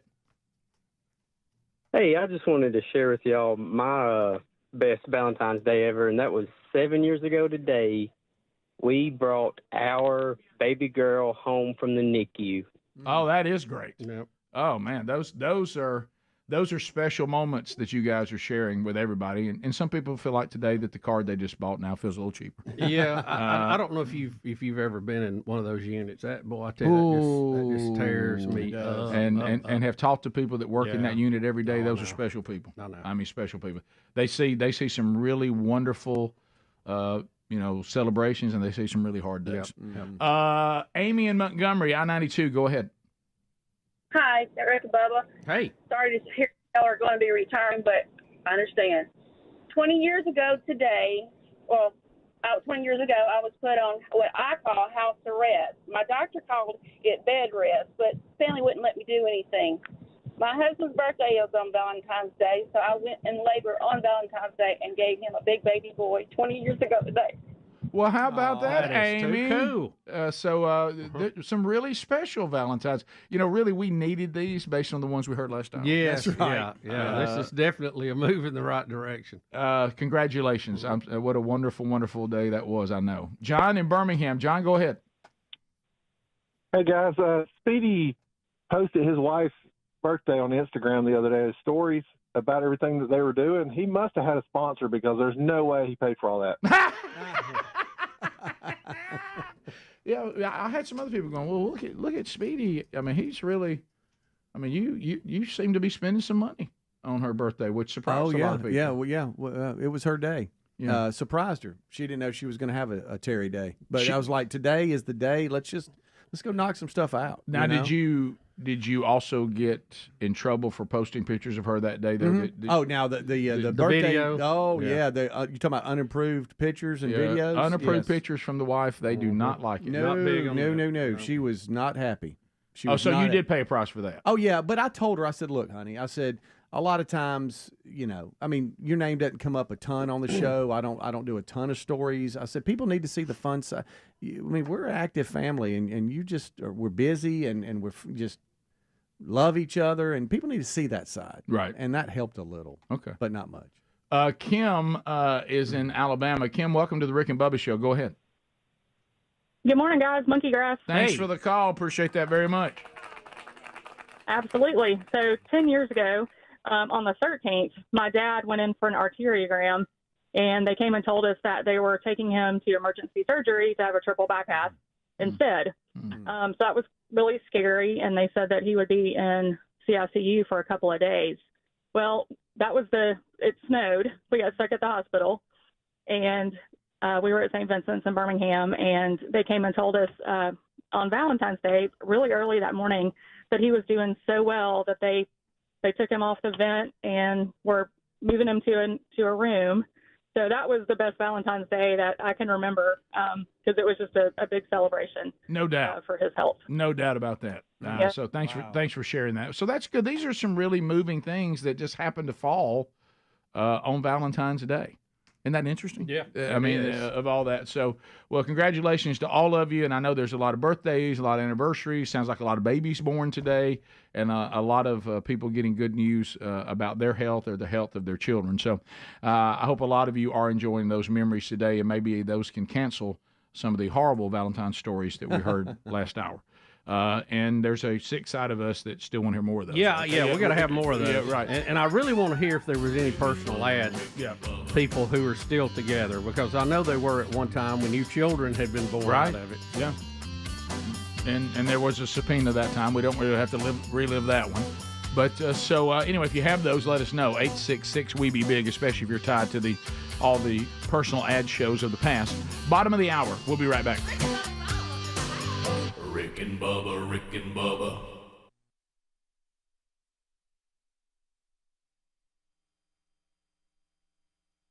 Use of our due process and our spying ability and our investigation ability at the highest level. This is what cannot happen in America. This is what's wrong, not this thing that you're seeing trumped up about a phone call. I mean, and you look at this headline. This is abuse of power. Justice Department admits that warrants to spy on Carter Page were improperly renewed, as Bubba just laid out, and there was not enough evidence to continue surveilling the former Trump advisor. They shouldn't have had him. It should have stopped when they checked in, as Bubba said, which I think we all said was reasonable. But once they got the information, see, what happened is, what started out is, this is appropriate, we should check this out. And as you pointed out, once it flipped to a political agenda. Yeah. Oh, yeah. They found out, hey, somebody up the chain realized we got something going on here. Right. And I don't know if the first one was even justified, but I will give them benefit of the doubt on that. You got a guy who's doing business in Russia. He's advising the president. I say give him a look. I'm all right with that. Yeah. Okay, any president, Republican or Democrat. Just be sure that we don't have some agent trying to infiltrate. The problem, the agent who was infiltrating was our own government, was our own spy masters, was our own FBI. And now what did we run Nixon out of town about? A break-in. Okay. To look at somebody else's political opponent's stuff, what they were doing. Kind of spying on them. Exactly what it was. Right. And then the cover-up behind it. Right.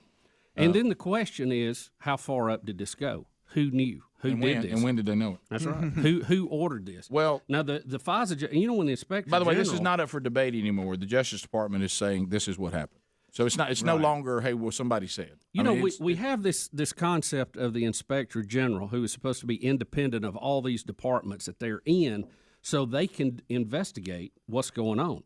And the Justice Department's Inspector General harshly criticized the FBI's handling of those applications to the FISA court.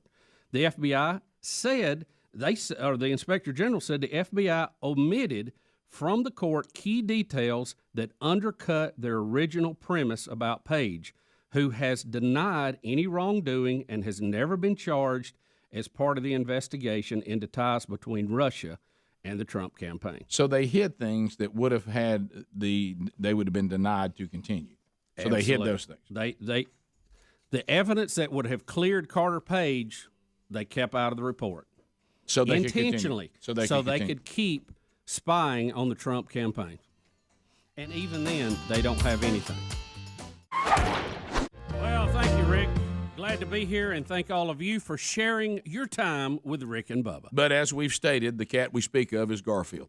That's right. Quick as a cat who likes lasagna. That's right. And naps. So, by the way, the banquet where I spoke last night, Bubba, I'm pleased to report was lasagna, and green beans were not on the menu. Well, I bet that's the first one. That's rare. Yeah, that is very rare. Yeah, they must sell. Usually, if you go to a banquet, you can eat green beans. They had lasagna. You must be able to buy green beans by the railroad car full for $20. Well, I have a fun time anytime these words come up. Don't you love to give your kids when they become young adults a hard time about when they were like little kids and babies? Oh yeah. And the one about that is young Broderick called lasagna bazania. Mm-hmm. And he had all kinds of little things. DB. DB, I like that one. The 4th of July.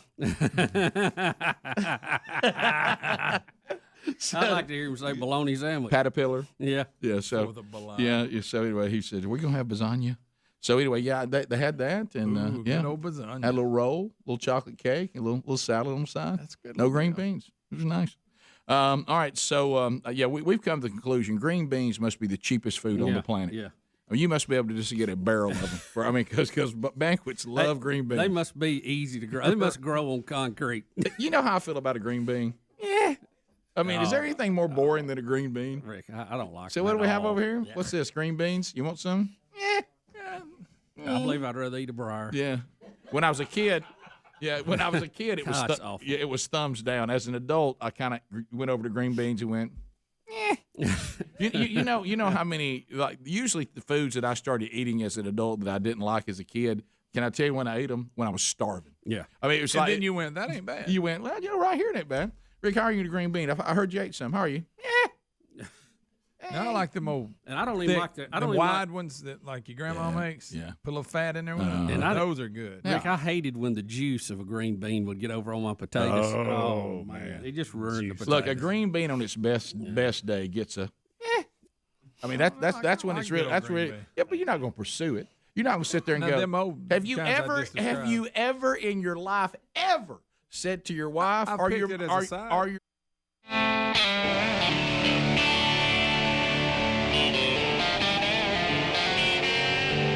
We're back. Thanks for being with us today. Wednesday Bible study back today, walking through 2 Corinthians chapter 8 today.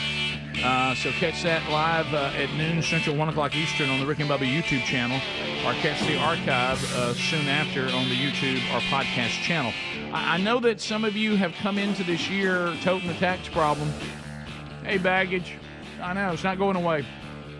It's only going to get worse. So why don't you solve the problem? Find out if you qualify. Our friends at Tax Nation USA have been made aware that the IRS has a special program, and they're willing right now to cancel billions in penalties if you qualify. But you don't know how to access that. I don't either. We need an advocate, and Tax Nation USA says they're here to help. This problem could be resolved this year. So why don't you get a free consultation now by going to tnusa.com/Bubba. They've got proven war room strategies. They know they got a direct line to the IRS. They know what agents to avoid, which ones that are more willing to work with you, and you could be part of this IRS penalty cancellation offer. And why don't you get this off of your plate and take that black cloud from your head and remove it and solve this tax problem? Okay, call 1-800-245-6000, 1-800-245-6000, or go to tnusa.com/Bubba. Yes, there's a link at rickandbubba.com under the sponsors button. So, Bubba, we know today is Valentine's Day. We talked about that quite a bit, and we'll continue to do so. We also know today, if you're a Kansas City Chief fan, this is the big parade today. They're going to be celebrating their Super Bowl victory. The last one they had did get a little out of hand. Mm-hmm. Most of them seem to. Yeah, right. You remember the boat parades that the Buccaneers had, and they were throwing the trophy back and forth? Remember that? Yeah. So we're discovering today that Andy Reid has been telling the players, let's see if we can take the fun dial and dial it back a little bit. Apparently, Jalen Watson last year, thanks to his friend Hennessy, had drank so much that they had to wheel him around in a wheelchair because he could not stand. Now, Hennessy, is that a drink? Yes, that's a brand. I think it's a cognac. Yeah. And at least some of my I don't even know what that some of my means. Methodist friends told me that. I do not know. Yeah, I'm Baptist. I have no idea. Yeah, right. So anyway, so there you go. And that's part of it. And then we've got the whole. We want to hear Travis Kelce mic'd up. You said it in the break last hour. I totally agree.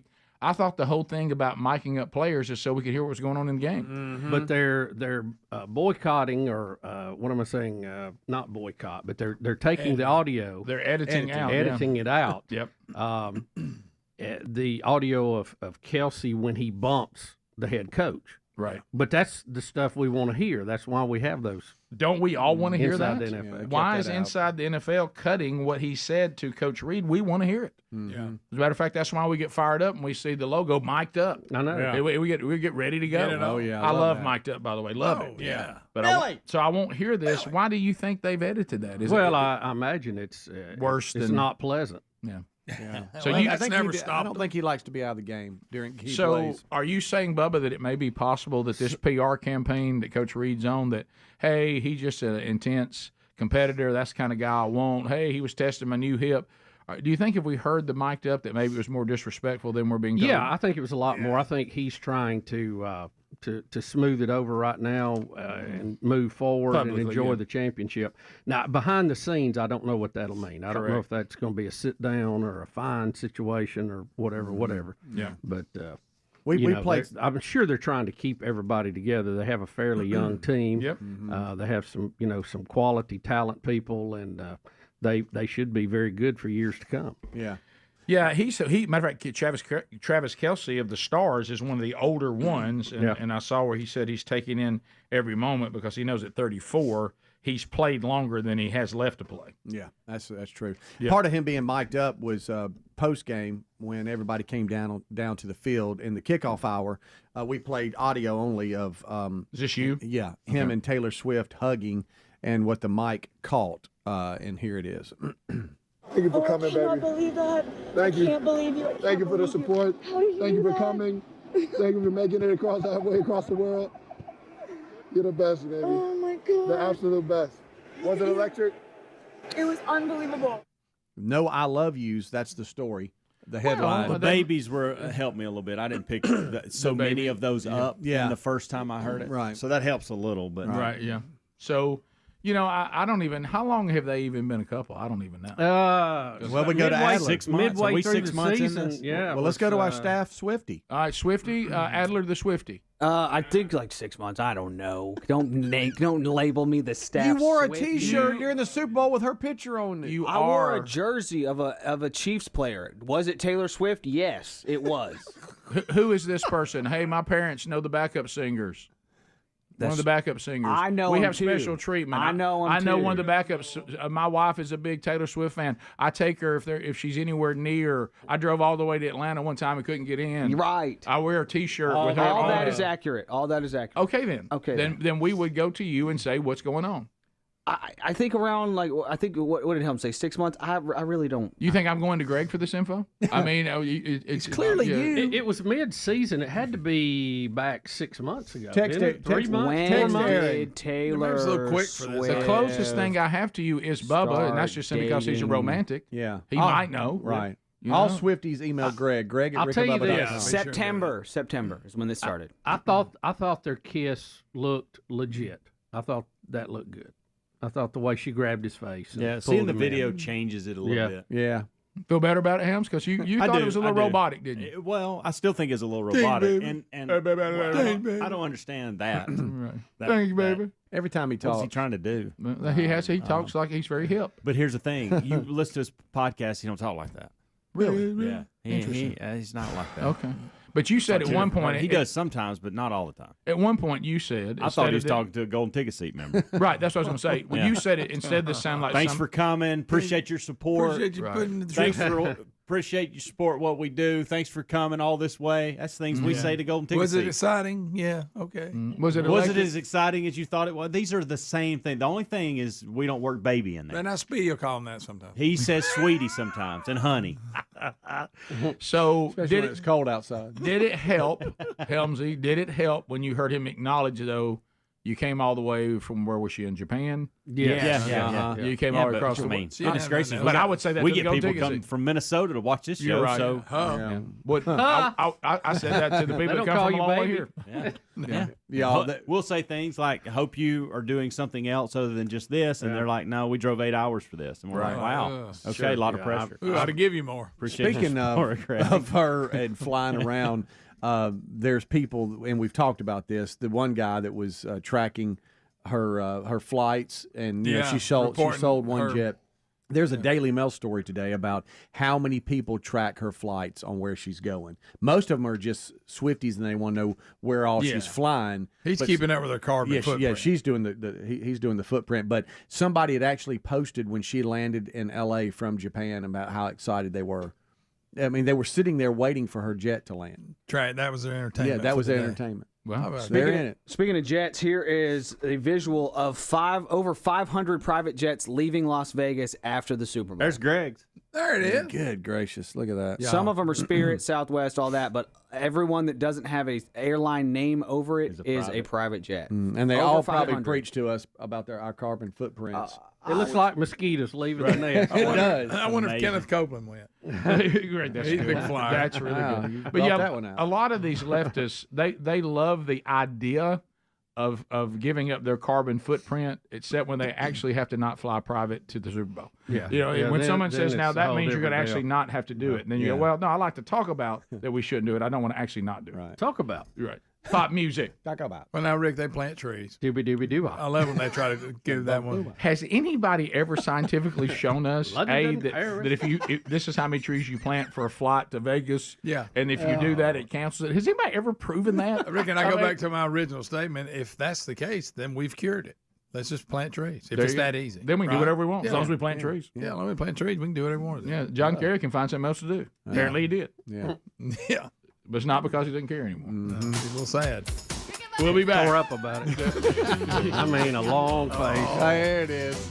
I mean, there's horses that go, what's wrong with him? I say, wow, look at the face on that guy. People were saying that Taylor Swift got on her jet to go from her private box down to the field to see Travis Kelce. That's funny. That's a good one. She'll take a short jet flight. That's a good one. Well, if you got it, use it. We'll be right back. Rick and Bubba, Rick and Bubba. Hey, what do you want for dinner tonight? I tell you what, I'd like to have some green beans. No, I haven't. But Has I have, that ever happened? But I have picked it as a side at the restaurant. Well, no, I'm not talking about that. I've want done one of the sides? I've I'll done take that green too. beans. You know why? Because I looked at the calorie count and I was trying to do better. That's true. But you don't order it. You don't pursue it. You No, don't, I you don't don't. go, hey baby, we got green beans tonight. It's Tuesday. Yeah. You know, hey, I'd rather just chew the Taco napkin. Tuesday out, green beans in. That never happens. You don't pursue them. But when they show up, sometimes you're like, oh, that's not I bad. like them wide ones. Greg, Where you at on a green bean casserole? thumbs I down. like it. No, I don't I like it. A little dirty onion Me on and you top. see different on green beans. Little I dirty thought onion. I thought that would be where we would be able to come to agreement there. If I I- was going to leave the green bean thing alone because I actually like them, but I thought, man, I'll get Rick on board with the casserole. Yeah. The casserole's Cream good. of mushroom I and some put it- turkey onion. Uh-huh. Get out of here. You know what I say about that? Get them real brown. Hey, honey, I made a green bean casserole. Okay. Well, it just goes with. You want something whatever else? meat No, you have. I'll eat it. I'm okay with it. Wow. Yeah. Anti-green bean. I mean, I'm not out to get them. I mean, I eat them because they're okay. I tell you what I love now that I wouldn't have eaten when I was a kid if you would have. Well, I didn't. They did stand beside me with a belt and try to make me eat, and I wouldn't do it. You remember that? Of I'd course I wait do. them out. I wouldn't eat turnip greens for anything. No. I love turnip greens now. Love them. Yeah. I love them. My standoff was with hominy.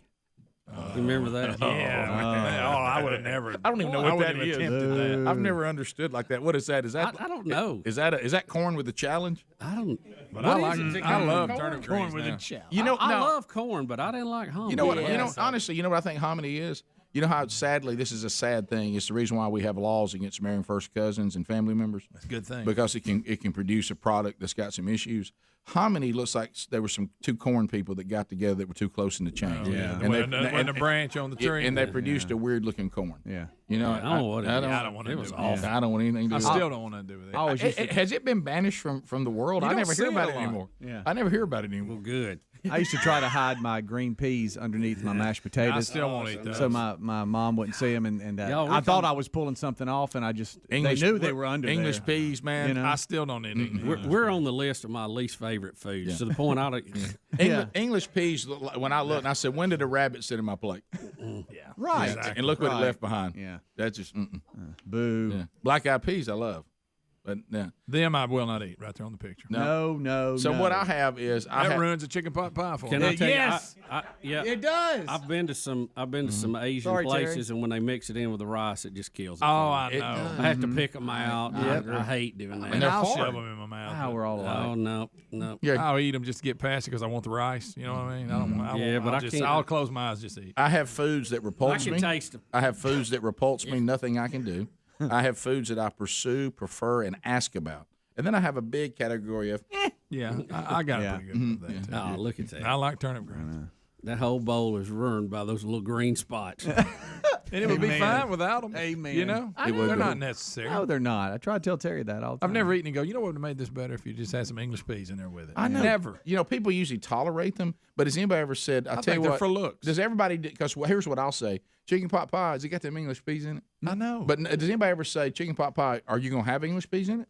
And they go, well, no, I don't want one. Yeah, they don't offer without. Yeah. English Does peas. anybody ever say, I want my chicken pot pie, but only if it's got English peas? Surely Never. not. If you did away with them, people wouldn't go, hey, what happened to this? Right. No. Weren't you kind of a weird kid, too, when it came to chili? Didn't you like chili with no beans? I didn't like chili at all early. Really? Yeah, I would eat Campbell soup. And then Oh, I forgot about that. that was Mom's go-to anytime I didn't like something, Campbell soup. Yeah. And then I didn't like it with beans, and now I love chili. Yeah. Greg was one of those kids. The cost of feeding Greg was about $1.50. Yeah. I mean, he chicken fingers and Campbell soup. He would. I'm the same way. I had a very tight menu. But boy, but now I still got eat- a fairly tight. It's pretty tight. You do. I don't. I'll eat. But all what I kinds of like a lot of. your commitment to what you like. is Yeah, boy, let me outstanding. tell you. It is strong.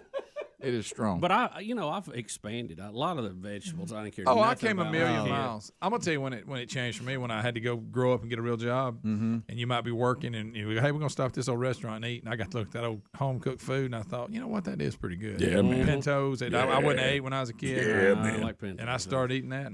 Can I tell you this? Wow. Here comes a shocker. And Greg, you're like pinto. you're a I've tried witness. to make up for all my vegetable shortcomings by learning to eat broccoli and just covering all of it with that. That's true. You are broccoli. There we go with broccoli again. You know what I say about broccoli? Little trees. Hey, Bub, you know what I say about broccoli? I'm gonna be honest with you, Bubba. Yeah. Turnip greens and all that's a lot better than broccoli. I don't like it. I'll eat broccoli. Can I tell you two But things? you like the cheese. It's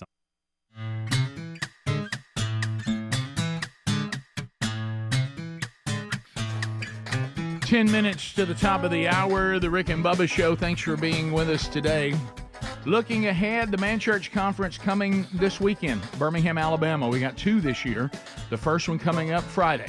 Robbie Gallaty and I will kick it off Friday night. And then on Saturday, Rich Wingo, Andy Blanks, Chuck Hooten leading worship, Sanford's Wright Center. If you don't have tickets, some are still available. You can grab those by going to themanchurch.com. And then on March 8th and 9th, it's Starkville, Mississippi. That is almost sold out.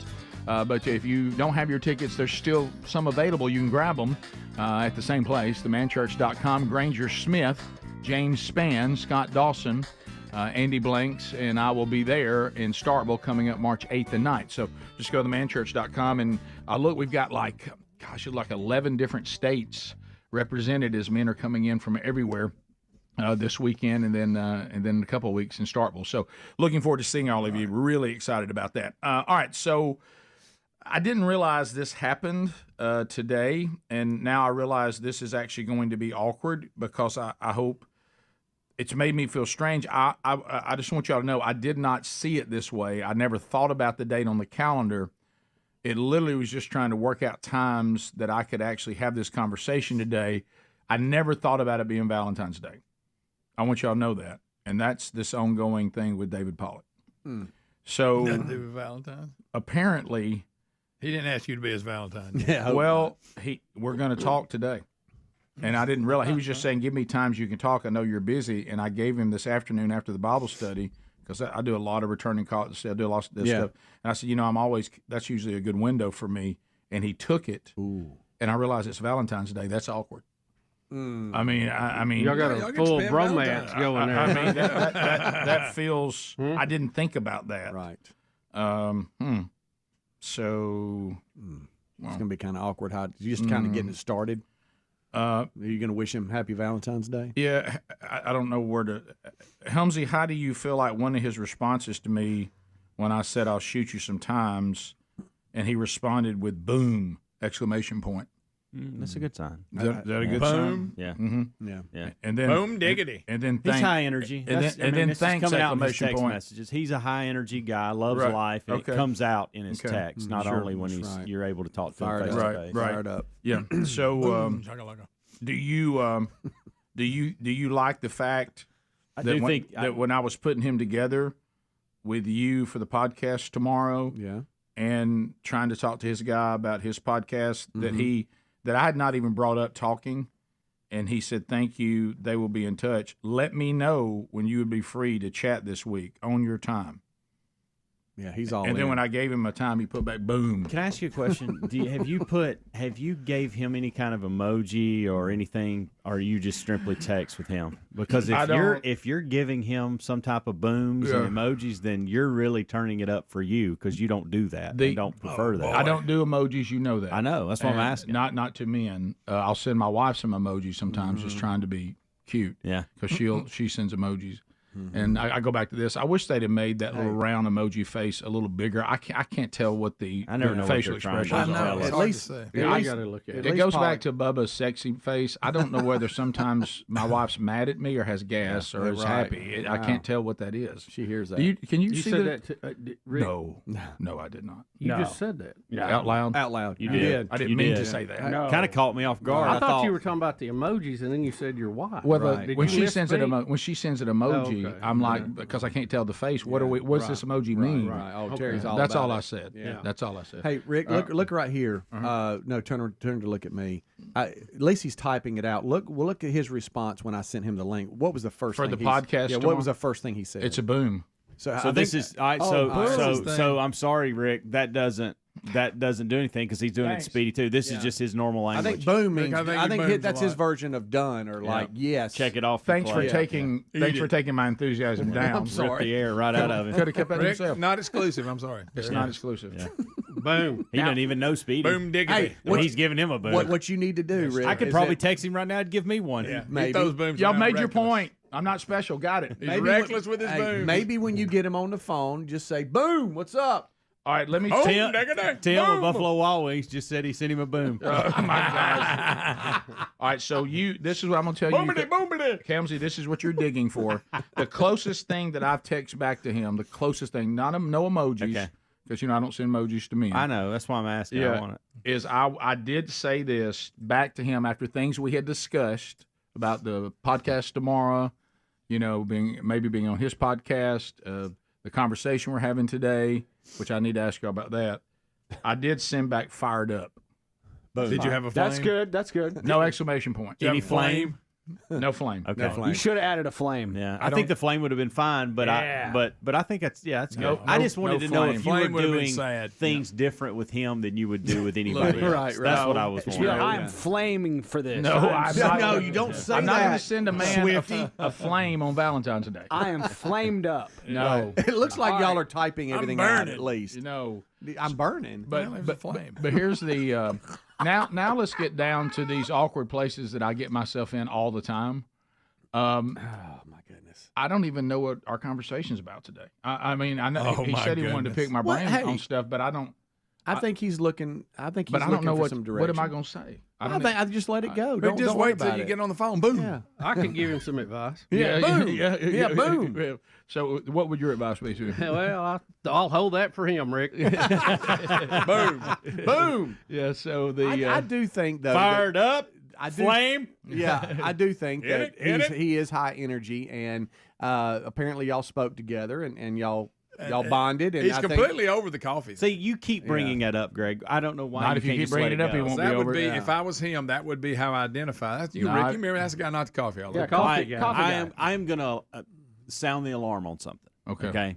Because I've had people that have emailed me this. We have people that work within the Georgia football team that listen to this show. Yeah, Coaches. I met a guy on the field there's that thought- there's Oh, yeah. equipment managers. Right. There's people that are there that listen to the show. Yeah. And they talk to him, Pollock, a lot.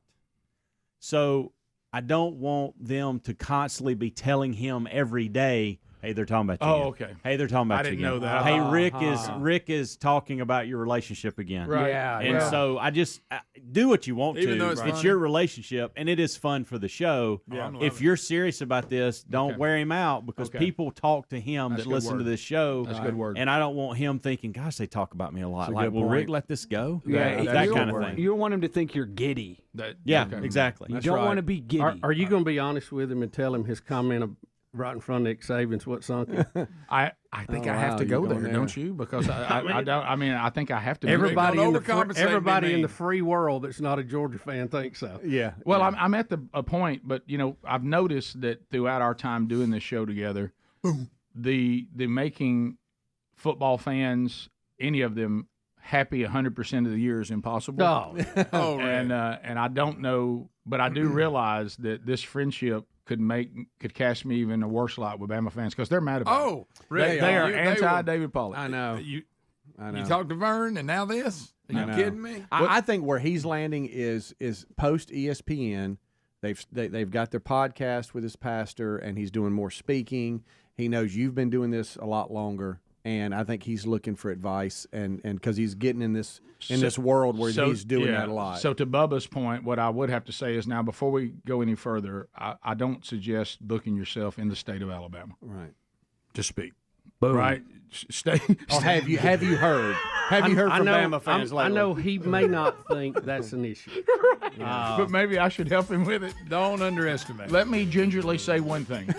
As I'm looking at the map, I'm going to take the state of Alabama and And if cross he's it out. not Just for taking now. it well, spill coffee on him and change the subject. There you go. Stay in When Georgia. all else fails. It all started with a coffee spill. Top of the hour, we'll be back. We'll get to more of your phone calls coming up next hour for Valentine's Day. We'll tell you more about that when we come back. If you leave us, don't forget the archives today. Rick and Bubba, Rick and Bubba.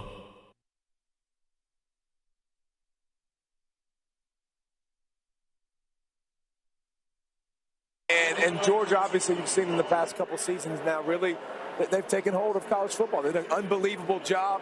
This is a young football team. This isn't an old football team with a bunch of guys losing. Now, listen. No, I eat them. I eat them steamed without that. You know what I say about broccoli? I don't like its texture. If you steam it, it's okay. It'll work. Well, that's right. It's okay. Yeah, It'll do. Oh no, it's It'll do. Yeah, I've got to cover my vegetables somehow. Is it better? Is it better than mashed potatoes and gravy? No. What, black-eyed peas. Oh, I wouldn't no. have ate those when I was a kid. Cornbread and black-eyed peas. I'd eat that as a meal. But see, You mean now that I and love turnip greens? I love squash And I love onion? tomatoes, that kind of stuff. But I didn't like that. Tomatoes for me. I didn't like okay the with peas, the squash. peas and Yeah. beans. I just didn't care for. It's any not a of good them. category for you. No, I didn't didn't. either, No. but I do now. How about this? Here comes a shocker. You're not going to believe this. And Greg, I think you'll remember this. This is shocking. When I was a child, you know what I did not like? Breakfast. Any of it. I didn't like sausage. I didn't like grits. I didn't like any of it. I like didn't either. eggs. Shocking. I wouldn't eat any of it. Love it now. It was Pop-Tart for me. That's it. And now, buddy. I'm with you. Or cinnamon toast. Yeah. Oh, I forgot about cinnamon toast. Yeah, that's when we stepped out and showed off. Yeah. How about I didn't like breakfast? I wouldn't eat any breakfast food. I never had that I didn't problem. either, Rick. Didn't like Bacon, I was okay with bacon. Didn't like it. Ooh. We'll come back.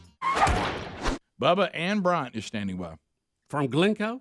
Ann Bryant was one of Helmsley's teachers, and he said his favorite teacher. Yep. And she is having a birthday. Welcome, Miss Ann, to the show. And happy birthday. Hey. How are you? Happy birthday. Yes, I'm good.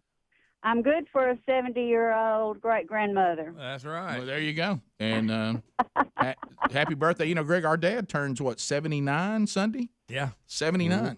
Coach. Well, congratulations. Yeah. So happy sure birthday, My Dad. dad's 93. How about that? Wow. Well, Miss Good Bryant, night. what kind of student was Michael? Here we go. Well, he was very polite and Some had things change. that blonde hair, and he was real creative. Creative? What do you mean by that? I don't think I had to take any notes up from him, passing notes. This was before cell phones and texting. Right. So you say he was very creative. Creative. Like on getting out of stuff? No, we had one project where they had to perform nursery rhymes. Oh, boy. And and I think they outdid themselves for that. Humpty Dumpty fell off a wall and stuff like that. So Helmsley did a Now, what presentation. grade was he in? Yeah, what grade?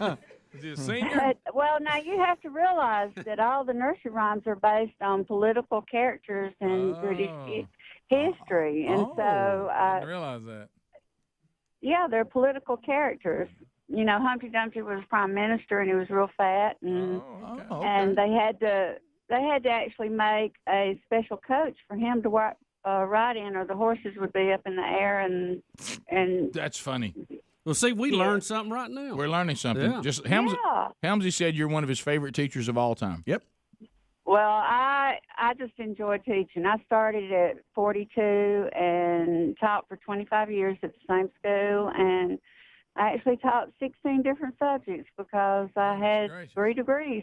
Wow. Look at you. My goodness, I can't even imagine that. No one really, but I'm not sure I even have one. So I think I did. But anyway, so, well, thanks for calling. Happy birthday. And happy birthday. And Well, you tell your dad happy birthday. I will. Was Helmsley well behaved? Was he a little bit of a hothead? Did he behave pretty well? Mm-hmm. No, he was not a hothead. He was more of a comedian. Oh, really? You know, yeah. Sure this wasn't Jay?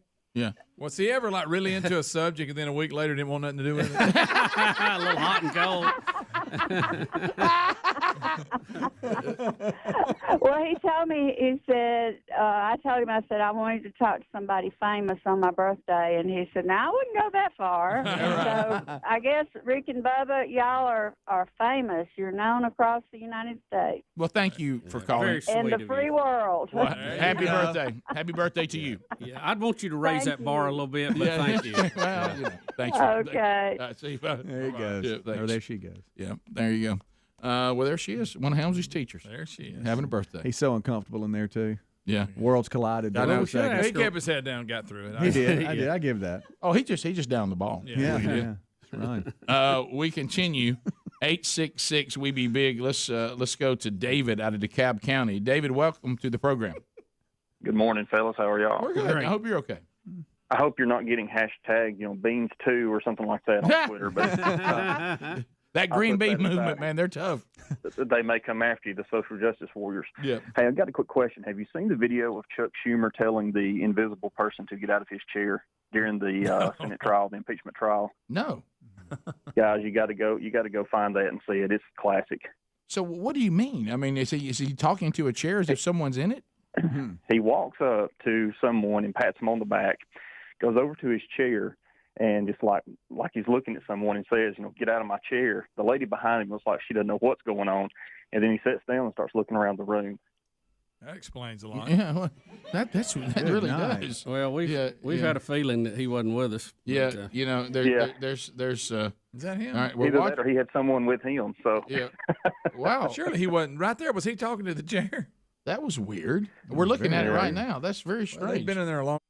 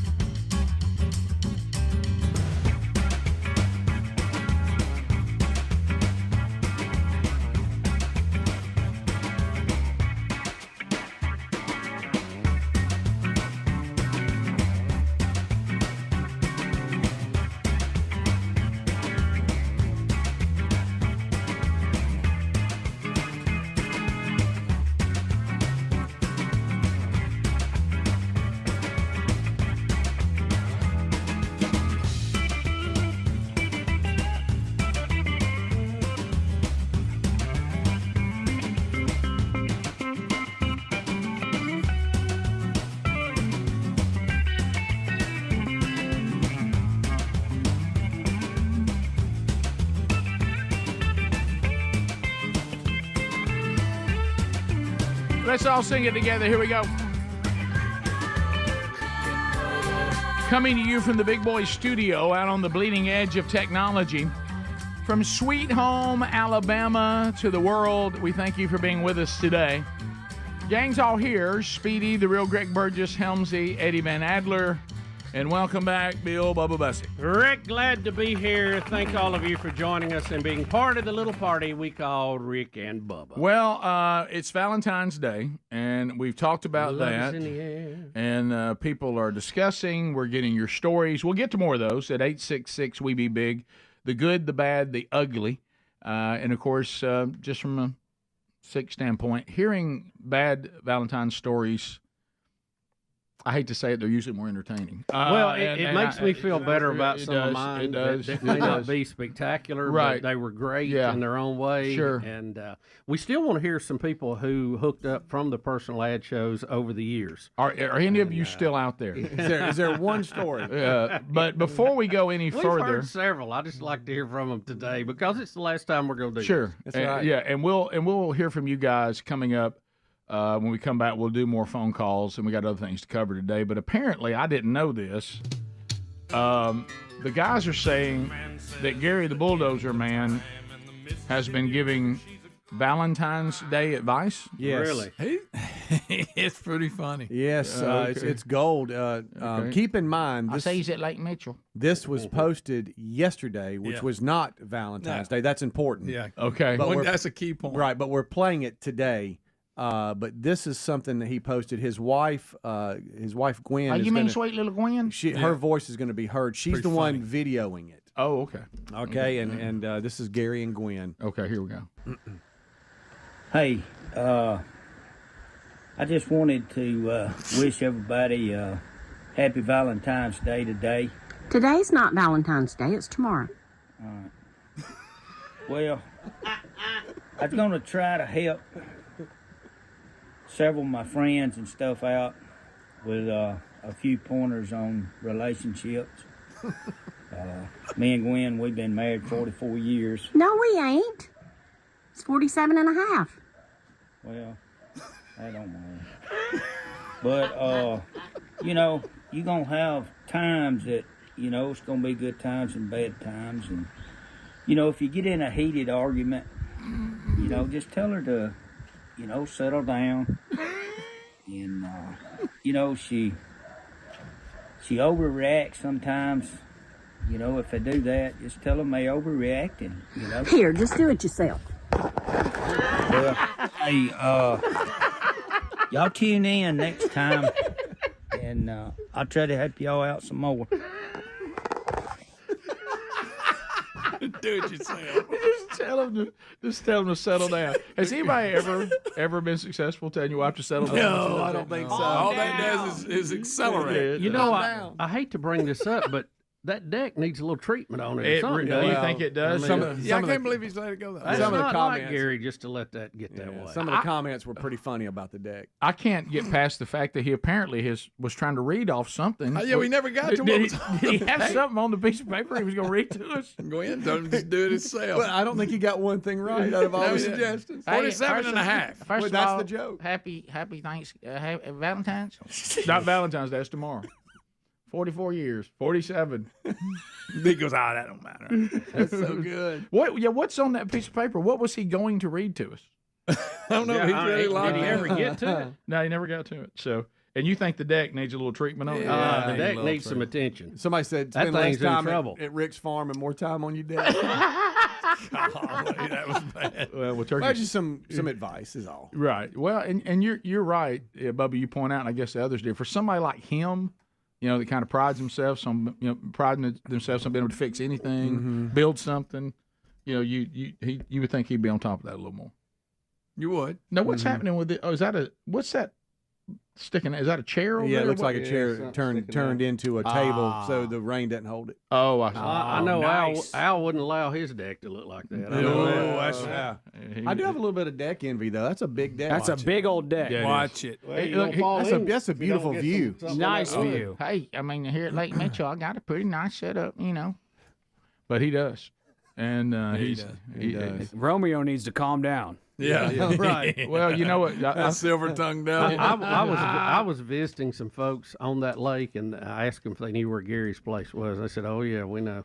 So if you're there, it's known. Yeah, I think Maddie, so. we went out there one day. This has been a few years ago, and I've told this story, but it's so funny. Maddie got a splinter on that deck, as you can see, remember. because it's Oh, not yeah, treated. sure. Oh, Needs yeah, sanding down. Yeah. And he couldn't, she was young. Like, she's 11 now. That was probably 5 or 6 years ago. So she was, probably 5 or 6 years. And he brings out like, "Oh, we'll get it, Maddie, we'll get it." And of course, he brings out like a chainsaw and an axe. Oh, yeah, scaring her. He's just scaring her to death. And I'm like, no, there's no limits with you. Yeah. Can we get to the splinter, please? Well, and I'll say this: he did a fantastic. Once he got past that, Quit playing. he did a fantastic job getting the splinter out. It's the first time that I've ever had a kid get a splinter out that didn't cry. Oh, yeah. Like So he he was did. awesome. So he about didn't. it. He didn't need a white meat poultice. No, he did a phenomenal job once he put all the big equipment up. Yeah, once he scared her after. Right. well, and then I guess one of the times I was there is when Frenchie, he wanted, Frenchie got to go to Bubba's place and to Gary's place, and he drugged that poor kid all over that lake, really, I mean, a little aggressively. I remember you had video of it, You didn't you? remember Frenchie was not very big. No, he wasn't big as a Thrown minute. all over the place. He Didn't cut him no slack. Well, Frenchie didn't know any better. He thought this was normal, and I was like, Gary, he said, well, look at him. He just jumped in the water and like his drawers. And I was like, well, the French wear different. Yeah. His drawers? Yeah. I didn't know he was going to take off his clothes and be in his drawers. Yeah. And I was like, well, I don't think those are his drawers. I think it's just but I remember that little body just bouncing off those waves. I mean, he's slung him How's he all over. doing? Have you talked to him lately? The last I heard, he's doing great. I think he's about to get a job, and Sherry's talked to his mom a little bit, and a lot of y'all asked. Now we went this past summer. We weren't in their area of France, but we tried to find a way to see him again, but it just didn't work out. But everything I can gather, Frenchie's doing fine, and still, as he said, and I think I told y'all this, everywhere he goes, he's shocked how many times he is in France and will run into somebody that is tied to the show. Really? That's cool. Yeah, someone they're visiting or something. You know, one thing I took from Gary's video is the dogs barking from inside, which means that he put them in there so they could cut the video. So he could do a post. Yeah. Phone calls are next. Let's hear about your Valentine's Day stories past. The bad, the ugly, the wish you could take back, and any of you that are a couple from the personal ad shows of the past. We want an update. Bubba, Rick and Bubba. Oh, they didn't even have calls. Help me.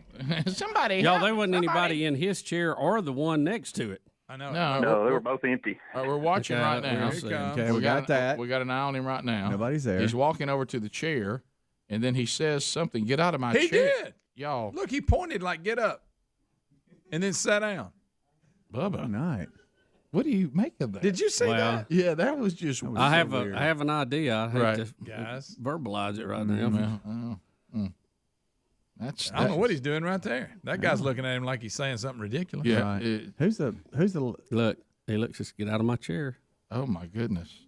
And there's nobody there. So the guy Guys. beside him. That's a little odd there. I got to look at that a little closer later on. Hey, let me tell you something. That explains a lot. Yeah, it does. That really does. Look, we keep looking. It's almost like we expect it to be different. Yeah, this I time. know. You know, we're, So I guarantee he's rambling right there because everybody's got their look on their face. Like, what is he talking about? Do you think? Oh my goodness. He's not the lady behind him is looking like, what? Do you see her turn her head like, what are you talking about? What do you talk? Look, And look, he's sitting Was there she with talking to him? I mean, was he talking to her? No, I'm looking for some it's kind of logical. Senator Patty Murray was the one seated directly behind him, and she didn't react at all, suggesting he wasn't speaking to her. Well, he was speaking to somebody. And wanted Senator him out of there. Feinstein was sitting next to Murray and looked at Murray confused, like, what's he doing? And then he plopped down in the chair. Well, they had to get that person out of it. Yeah, there wouldn't have been a reaction from me thinking he was talking to me. There would have been a reaction from me going, "Who's he talking to?" Yeah. Now, let's watch So the look at woman. the lady in the blue there. She's looking at him when he's over Yeah, talking. he like, must what be is- strange there too. Watch the woman behind. He's looking down. He's Yeah. not looking at her. He's looking at his seat. Look, she doesn't have. I'm with you, Greg. Whoever was in the blue, he must have been talking weird too. 'cause That's she Senator actually- Murray that I was talking Yes. about. Okay, I thought you were talking about the one behind. that's- Goes that's- over there. Like watch, like she acts like too. He must be saying something strange. Senator Murray and Feinstein He's are the talking to ones that's sitting McConnell right there, right? sitting up behind him, and when he does this, Get out of my they don't react, and he sits down, and then just in the corner of the clip there that was about to be shown, Feinstein looks at Murray like, "What in the world? That's What's weird. he doing?" She's in the red there; you can barely see her, and then she looks over like, Yeah. What's No, up?" I do see that. Yeah. That's weird, isn't it? I don't even know what to do with that really. All righty. That's bizarre. But it explains a lot. Doesn't it? Well, does.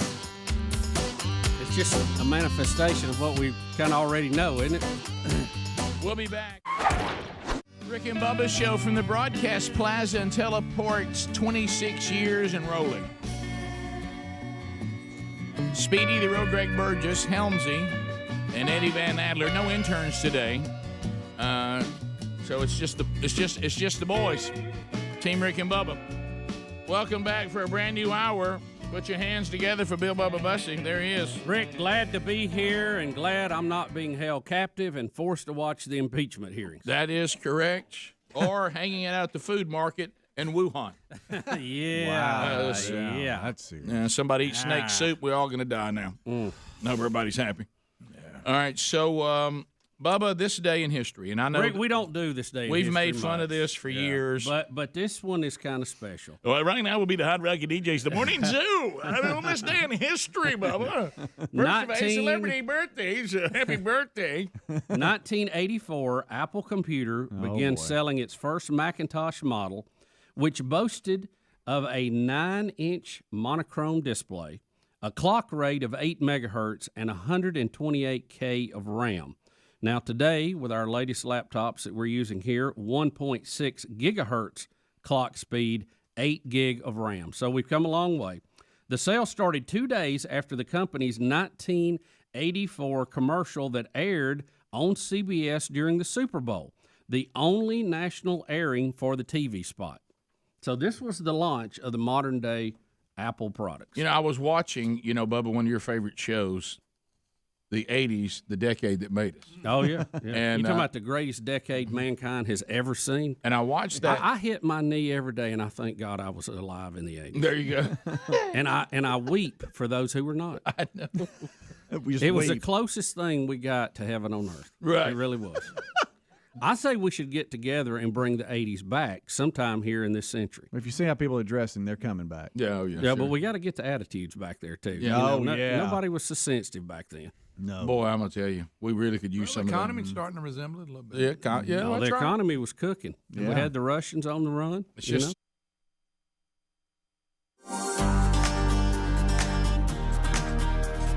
It is Valentine's Day edition of the Rick and Bubba Show. Thank you for being with us today. Dropping a few loves with you. So your phone calls are coming in at 866-WE-BE-BIG. So we're looking for some Valentine's stories, maybe some Valentine's days that didn't go well, maybe advice from the doctors of love. We're here, or as the caller, we do have one, Bubba. We fish on the line. We asked if you met on any of the Rick and Bubba personal ads shows of the past that produce marriages, children, unfortunately, a few broken relationships, and one subpoena. But we wanted to know, how are you doing? Are you still okay? Are y'all still together? Philip, Bubba says that he benefited from Rick and Bubba personal ad shows past. Philip, welcome to Rick and Bubba. How are you? I'm good, man. How are you doing? Fantastic. Happy Valentine's Day. Yeah, share with us. Okay. My wife and I met through the show back in 1997. I was a school teacher, and we both had called in and, given our information. And Speedy put us together. Our first date, you guys would appreciate, was to Catfish Cabin up on 431. Yep. I love Catfish Cabin. So I've got to know, did you reach out from a contact and call them? Did you know them previously, or did you just say, hey, let's go meet at Catfish Cabin? Correct. We did not know each other. Speedy may remember. I do remember getting the call from Speedy and getting a phone number. Hey, here's a number you can contact. It seems like you guys have the same interest. So I called her. We met and went to Catfish Cabin. I ate my meal and I ate her meal. And wow, we've been together ever since. We got married in August of '97. So this August will be 27 years. Wow. Did you ever let her eat? So I've got to know, when you went to pick her up, so it was a blind date. Did you pick her up there or meet her at Catfish Cabin? No, we actually met in Anianta. She was from Sand Mountain. I'm from Corner, Alabama. So we met in Anianta, and I followed her. We went in two vehicles to Catfish Cabin. Interesting. We ate at Catfish Cabin. We went to Nakalula Falls, and I think we were apart for probably a month, maybe a couple weeks or a month, and then we went on a second date and ended up getting married that August. How about that? Well, how about that? Bubba, there's one of our success stories. You know what? We need that one in the old pouch. We really do. Bubba, draw back your bow. So there you go. We got two adult sons and two grandchildren, and 27 years coming August. Bubba, now we got Rick and Bubba personal grandchildren. And who knows? We don't know what these kids are going to accomplish in their lifetime, or what even this couple is when it's all said and done. But maybe the whole reason for the show was for that. There who you knows? go. There you go. That's it. I tell you, that's a big. I mean, I still listen to you guys every day. One of my sons is a loyal listener, and he actually called me and told me to call in. Oh, good. And yeah. I mean, you put us together, and we've been together ever since. There we go. That's it. I'll take it. I'll take it. Rick and Bubba and Catfish Cabin. I'll take it. What a combination. What a combo. Little Sherry worked as a waitress at Catfish Cabin for a while. Same that exact location. And, I know where it is. I remember so many days, just that smell of catfish grease. I just say, boy, tonight's going to be a great night spending with her. Yeah. We continue. There was one that I was just about to go to that. Okay, let's go to Josh in Wetumpka. Josh, go ahead. Yes. So whenever I was 15 years old, I was dating a girl, and she actually broke up with me on Valentine's Day. Ooh. But 15 years later, we got married, and we've been together ever since. All right, so she broke up with you on Valentine's Day? How did you? Valentine's Day, with a Snoopy card of all things. A Snoopy card? She gave you a card to break up? No! Oh, that's bad. Yes. I've never had a breakup card. About it to this day. Tell me you still have that Snoopy card and you bring it up all the time. We do still have the Snoopy card, and every so often we'll bring it out just to pick with one another.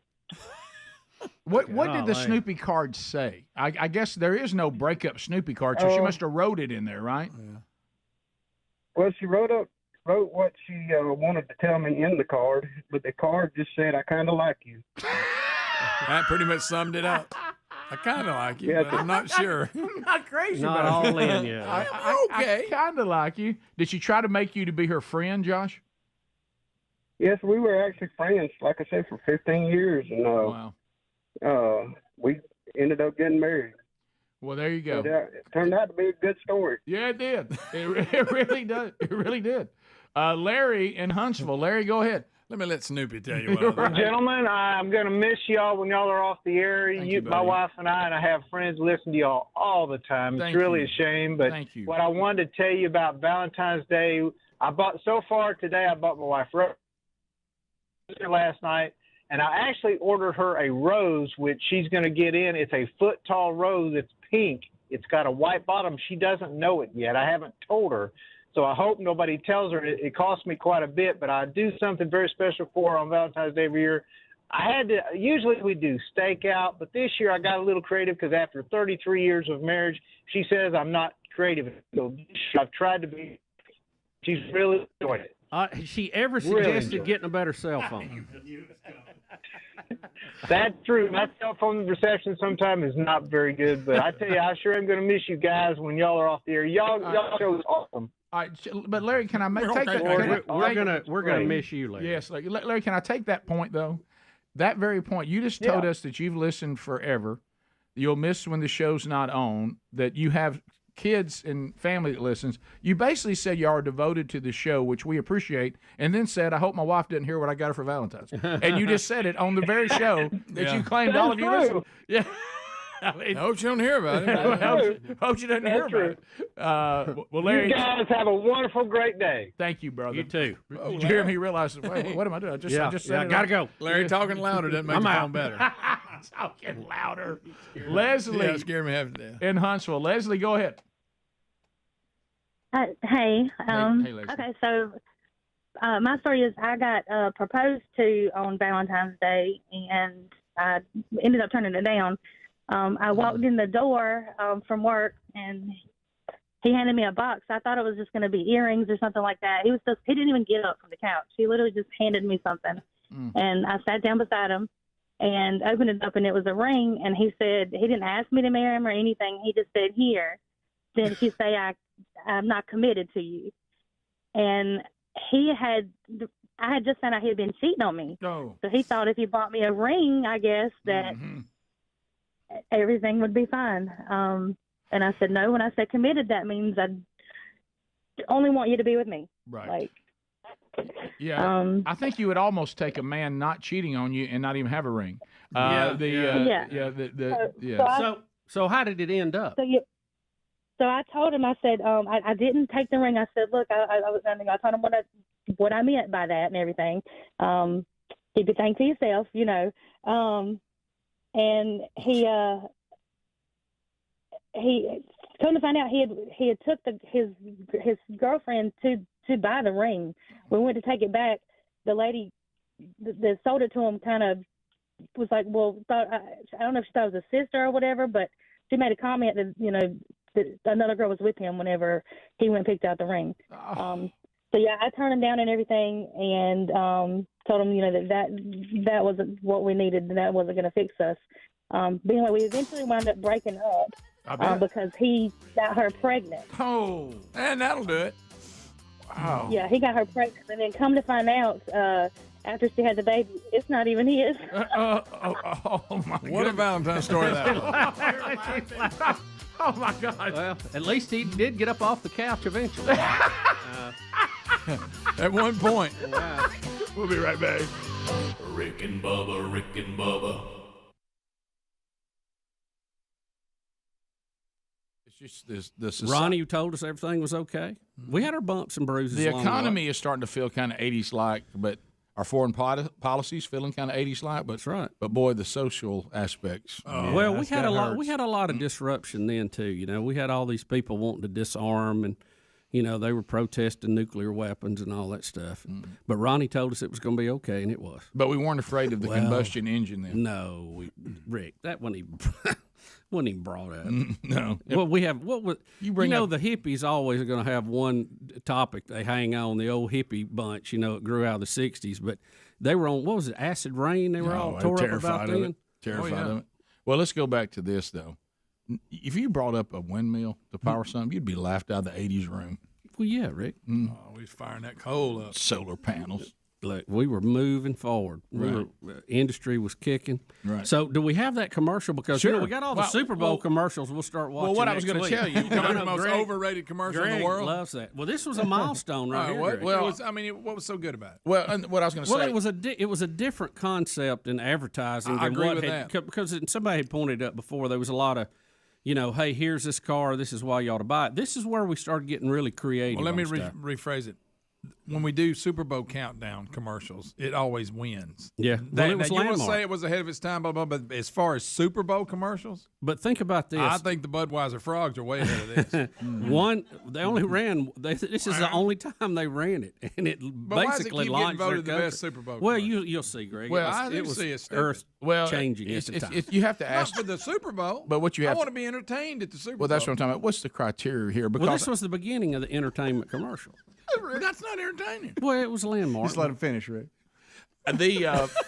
What I was trying to say, in this documentary, they actually talked about this commercial we're about to watch, and that Steve Jobs was hated by the board, and everybody voted it down. They said, this is weird. It's supposed to be a George Orwell 1984 thing. And they said, this is the weirdest, stupidest thing, and that none of them wanted it to air. And he aired it anyway, and it turned into a huge success. Yeah. So. Well, he ended up getting fired. But it from shouldn't be them. voted the best Super Bowl commercial. No, I agree with you. What's the criteria? greatest Puppy, ever. baby, monkey. Yeah. Come on. Yeah, Puppy, do you want to say? baby. Do you want to say it's the most impactful? If you want to put it in that category, yeah. but don't put it in But it's the not the most- countdown of the Super Bowl. But it's not the most entertaining. No, It I was the promise you- modern day launch of the most capitalized company in the history of the United States. Yeah, so if it's in a category of this one's the most historic, then it should be If number one. the day you saw this, did you ever think they would overtake the big oil companies in value on our stock market? No, of course not. No, they were building these things in the garage. No, I didn't. The Monday after that Super Bowl, nobody was going, man, did you see that one? No, you're right. They were talking about, Oh, we I don't know did. which ones were. Yeah. Well, it was you and a small group. I think they were talking about it, Greg. They were just talking about how How strange weird it was, but they weren't saying, man, my But they favorite, were talking this about is what they didn't say. Hey, my favorite one was that one. Earth that was shattering. Yeah. Earth shattering. We couldn't quit talking about it. The Young year- bunch needs to calm down, buddy. The year was 1984. Well, look, we were computer guys back then. Did I say we that? had punch cards? Will you please stick to it, Greg? Because I think I'm almost certain. Maybe I didn't hear it right. He thinks when ham radio's brought up, I'll hear him scream "ship to shore." Tell him it's not ship to shore. That's not. I heard him doing that the other day. Ship to shore. There was this Well, guy. radio in the hole was called that to begin with. Listen, Yeah. there was this guy That's how they would call it. that worked with us at the power company. He had this gigantic antenna on his car. And when he'd come in, we'd start screaming "ship to shore." Yeah, so it was a raise. Let's see the commercial. That worked with you at the power company last night. He told me to tell you hello. Can't think of his name. Well, Rick, All it's right. hard for you to tell me hello then. Yeah, I know. But just if some Hello guy, from the if guy. some guy you work at the power company with says, I let's saw see the Rick commercial. I narrowed it down. Let's go back to 1984 when the world was great. Okay, here we go. Oh, here we go. Get this commercial right. Today we celebrate the first glorious anniversary of the information purification directives. We have created, for the first time in all history, a garden of pure ideology, where each worker may bloom, secure from the pests of any contradictory thoughts. Purification of thoughts is more powerful a weapon than any fleet or army on earth. We are one people, with one will, one resolve, one cause. Our enemies shall talk themselves to death, and we will bury them with their own confusion. We shall prevail. On January 24th, Apple Computer will introduce Macintosh. And you'll see why 1984 won't be like 1984.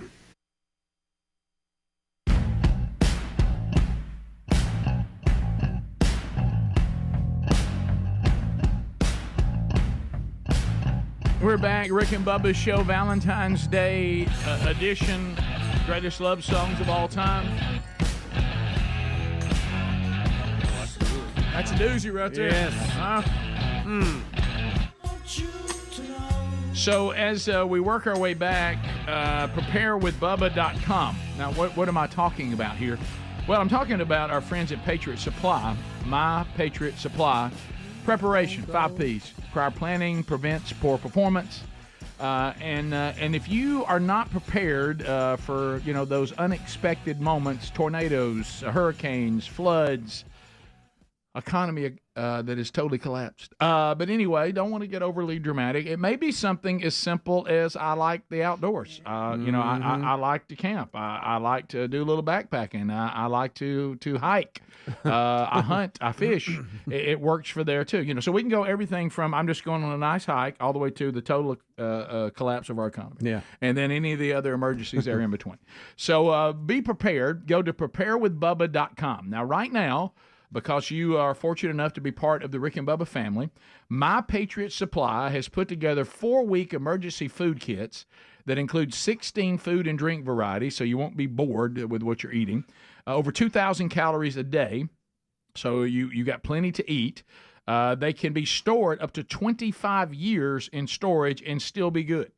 So get prepared now and save $60 on those 4-week supplies by going to preparewithbubba.com. That's our URL we put together for this savings, preparewithbubba.com. You can also go to rickandbubba.com and find it right there under the sponsors button.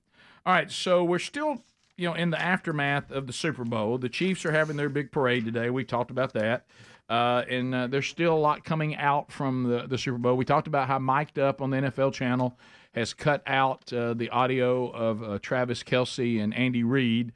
So now people are, I guess, Bubba, you were telling me, are starting to critique the halftime performances by saying that they've gone back and doctored up where, in this case, Alicia Keys maybe had some sour notes. Well, we'll look at this side by side. It was live, and when you have live, it's never perfect. That's the difference. Sure. But as they have documented this now, it looks like on the NFL channel, they went back and corrected some of this. So Well, the at least NFL that's channel's what just the doing all story kinds says. of. Yeah, let's see. Yeah, all right. So here we go. Some people. So there you I caught that right out when I was watching it live. I did too. I give her a pass. Here's the fixed version. All right, and boom. Some people. Wow. Oh, wow. That is different. Yeah. Considerably different. Well, if you're recording it for history, you want it good, right? Right. Yeah. Some people. You know, and a lot of people have suspected for years we were using harmonizers here to make our voices sound better, and it is true. We are. That is And, So is that an AI thing? You ought to see it without it. Yeah. Right. Yeah. And voice lessons. She's on record. She can sing. It's Absolutely. No doubt. No Can you doubt. imagine the conditions to sing live in the Super Bowl? One, just getting in there, y'all know what a nightmare that is. It makes going through an airport look like it's a cakewalk. Oh yes, absolutely. Then you have the setup of halftime. You know what? 700 people down there cramming a stage together, You wiring don't even know if stuff she up. can hear. Put you on stage. You don't know if she can hear. right. She can't see because of the lights. And I can't imagine a much worse scenario to try to sing live in. Yeah. Well, and like y'all just mentioned, if those monitors are not perfect in your ear, or if they put something near the keyboards, and you're in a stadium, can you imagine what it's to even try to hear yourself? And I'm not just proud somebody tried to sing live. Well, nowadays you don't. Yes, absolutely. Good point, Greg. So another thing that started going around, I don't know how long it's been out since the Super Bowl, but it was sent to me yesterday. So and people called the show, and we get people who have called in the past when it ran. This campaign that is called about Jesus, He Gets Us, and look, we've looked at them and they're really well done, and there's been I think probably fair. There's two things I want to be fair about on this. You can look at one side where they're just throwing out lures, and they're trying to get you to come in, and then when you call them or reach out to them or go to the website, you get the pure gospel as clear as it could possibly be done, and they're using this as a way to get people to reach out, and I think probably that's been very effective. So I acknowledge that. But there have been people going, but for those that maybe, and we don't know what they're told when they call, I assume it's good. I know some of the people that are behind it. But then there's others that I think have also been rightfully critical that says the message they're sending about Jesus and sin is really not correct. They're acting like that Jesus is this famous thing, like we've often said, it is true that God will meet us right where we are, but he didn't leave us there. Everybody that Jesus encountered, he pointed out their sin and called them to repentance. But then he said, good news, I will forgive you. I will reconcile you back to God. I will make you fully righteous. And that's really good news. But some of these messages almost are portrayed like no matter what you're doing with your life, Jesus is good right where you are because he gets it. And I'm not saying that's fair. I'm just saying when you can see that when you watch it, you can get kind of the wrong message. And a lot of people have been critical of it. Others not so much. But I don't know who this guy is. His name's Jamie Bambrick.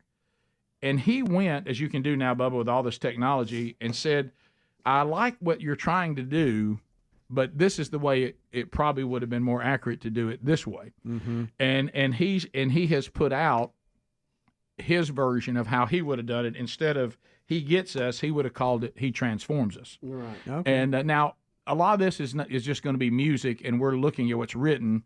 And so I don't know what he's using a song you can't use either, right? I just thought of that. Yeah, Yeah. It is the that kind of weird female cover of the NXS song "Never Tear Us Apart." Never tear us apart. Yeah. So if you want me to just pot it down and you roll it, yeah, just Y'all can read so what's- you can kind of see. And so what they're trying to do is they're taking all these, they're showing a former witch. That's Kat Von D, by the way. Yeah, here's a former right hand man for Richard Dawkins, the atheist. Here's a former jihadist.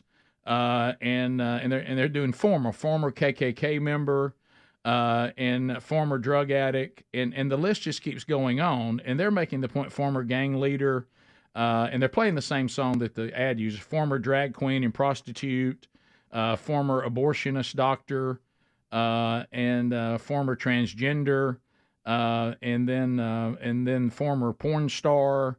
And they're listing them now in their transformed former New Age guru.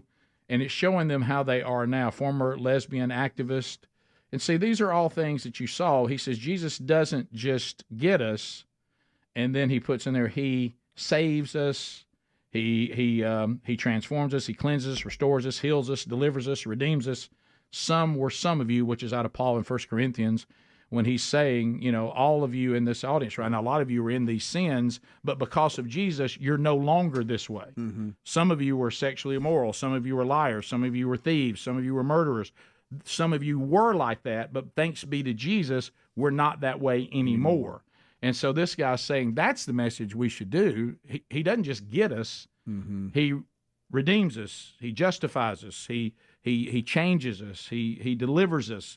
And he says, that's missing from the campaign. You're showing all these people in their sin state, but you're not showing that Jesus brought them out of it. Right. So he took it and shows all these people who were in all kinds of sin, just like all of us. And thanks to Jesus, they're not that way anymore. He transforms them. He doesn't just get them, he transforms them. So I thought that was really, because I had people that were even texting yesterday going, what do y'all think about this campaign? And somebody said, hey, have you seen this? And I had not. And this is going around now on social media, guys saying this is the one critique I would have made, the one change, and I thought it was actually really good. Yeah, I thought that was a good change. Yeah, I think he broke that down well. And you know what? And when you saw the way he did it, he used the same approach. He's not really, Bible thumping you or beating you over the head, which I know that's what the Jesus Gets Us campaign is trying to take a more subtle approach. Of course, Jesus never did. But I know we portray him as being this hippie that never talked about sin and called people to repentance. That's just incorrect. So what he's saying is, but don't you just want to tell them good news no matter what state you're in? Thanks be to Jesus, we can all be transformed. Mm-hmm. What's wrong with saying it that way? Yeah. So anyway, I thought it was really well done. Yeah. I thought it was a nice change to the campaign, and there's millions and millions and millions of dollars being spent on the campaign Jesus Gets Us, but I kind of think the way this guy laid it out would have been a better way to go about it. Right. That was AI images, I believe, by the way. Yeah. To make, which, you know what, you kind of feel weird when you look at them. Yeah. For many reasons, but that was another one. Yeah. 15 minutes to the top. We'll be back. Rick and Bubba, Rick and Bubba.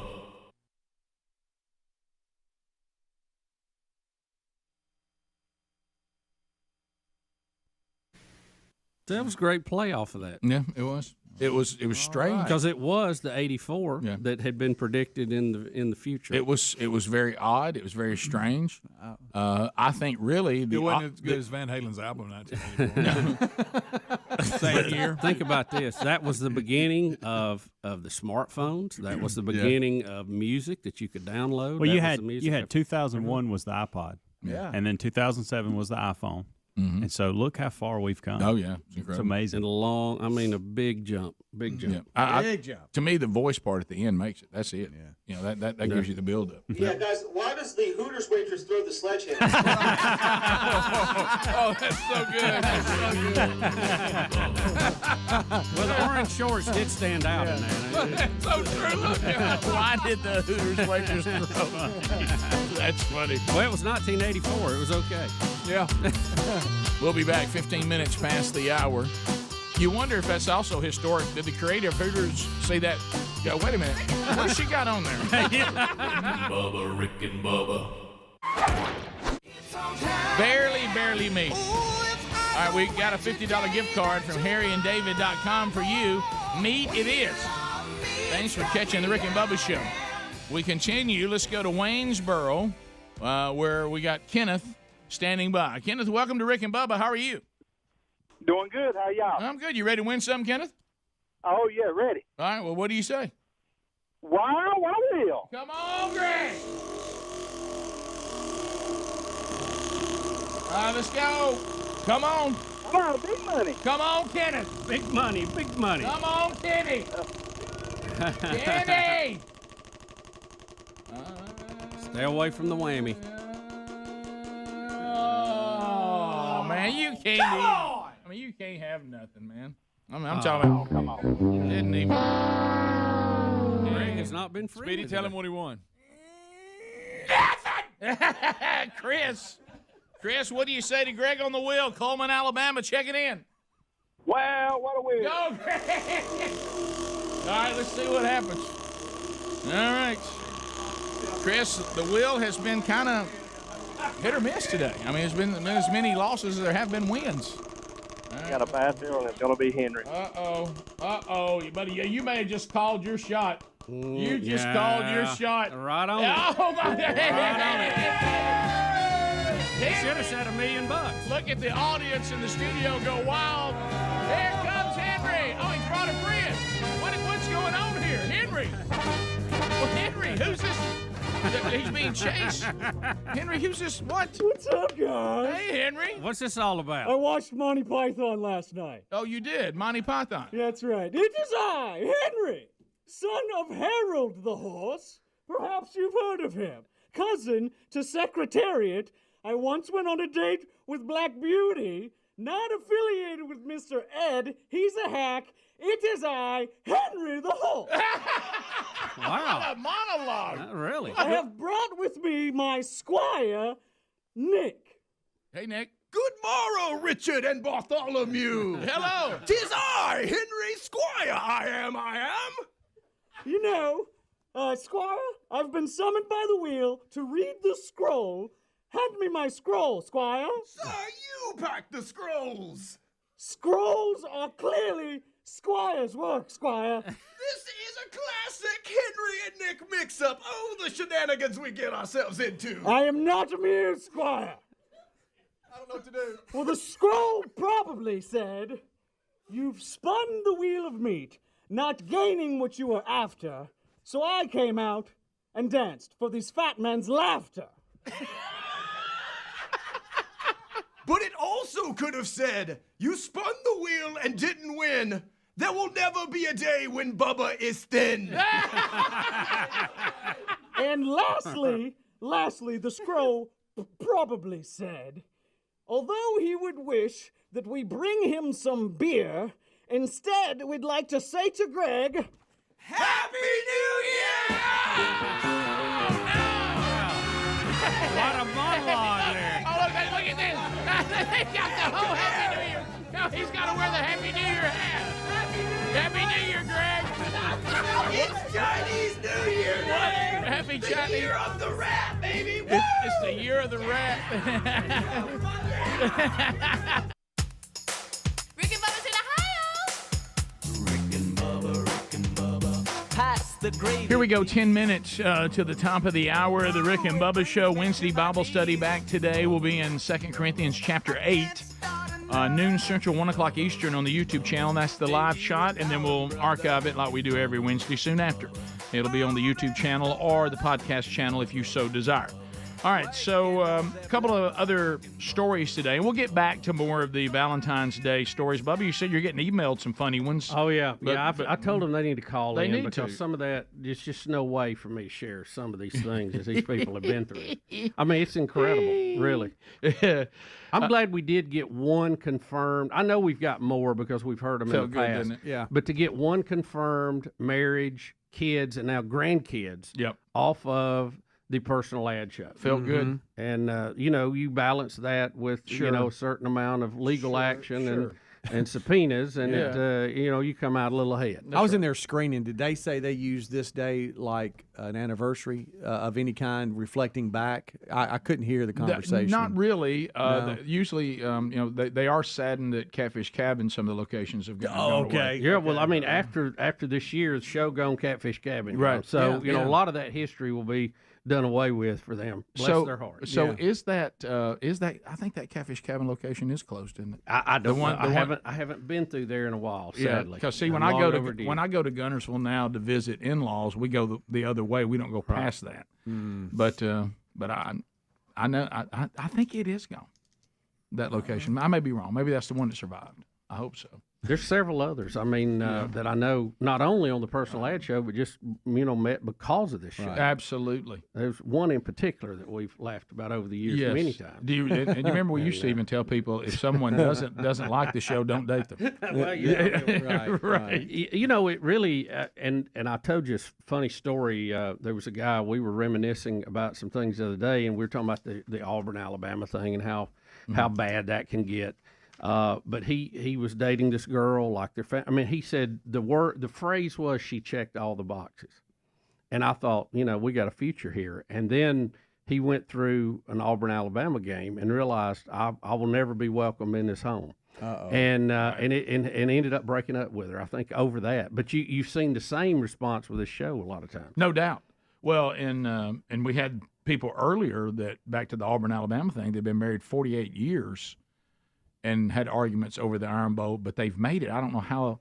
I mean, like I said, that really is 100 The one that years. called earlier, that was tough. I saw that firsthand too one time, and I thought, this is. I don't know that I like these people as much as I thought I did. Because they're not very nice. No. Yeah. All right, so we have a video here, and it's a $16 million mansion. Is that right? Yes. And so this is.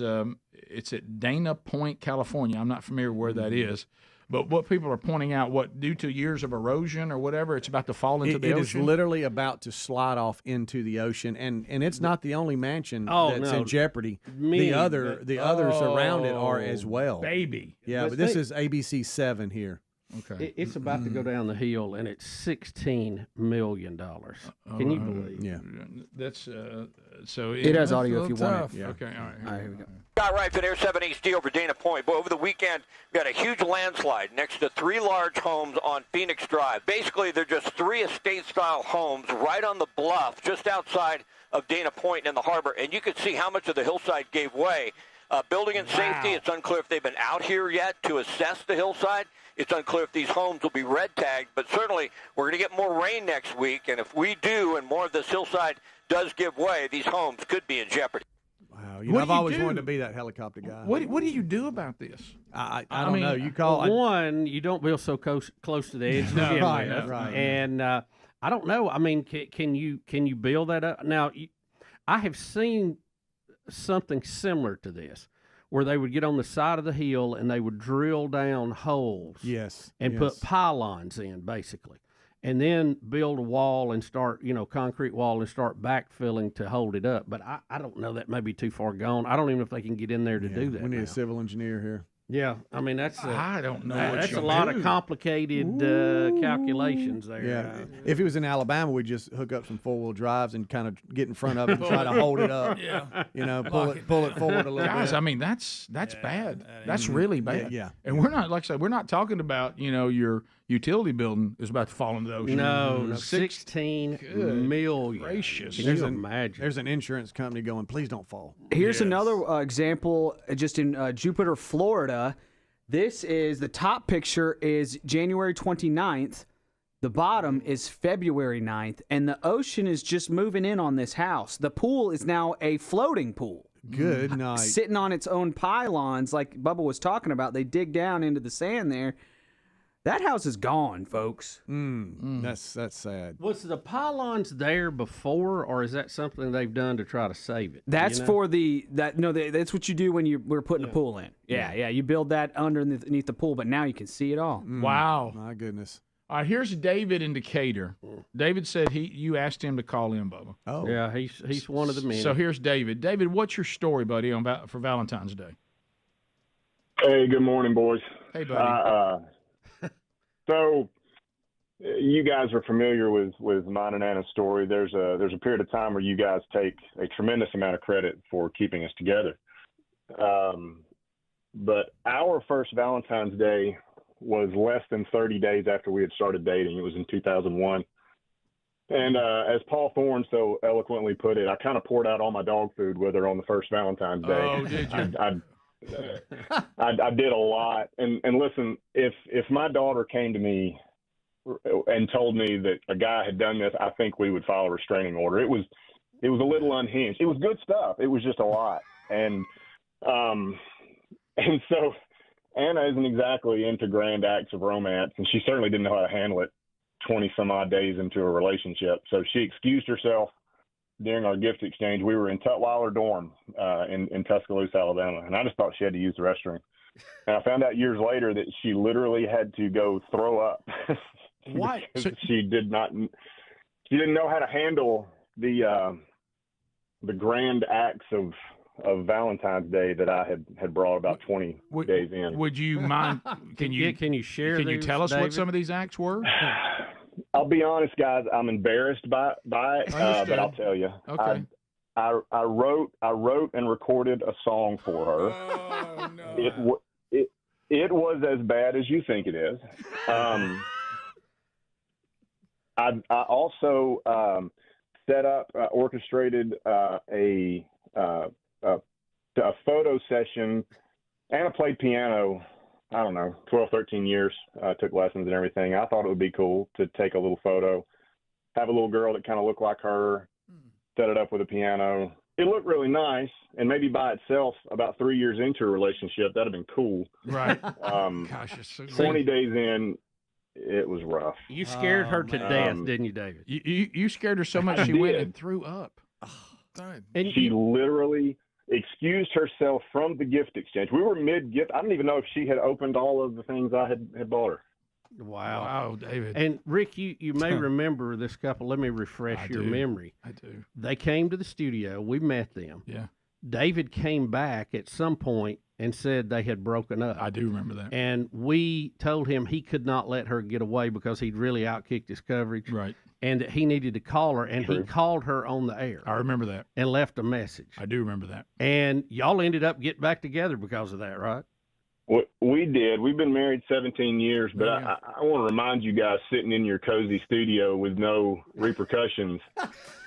My gosh, you dial up somebody in the middle of something like that. It was quite a bit of bedlam that ensued that day. So about 20 years later, I want to thank you guys for that.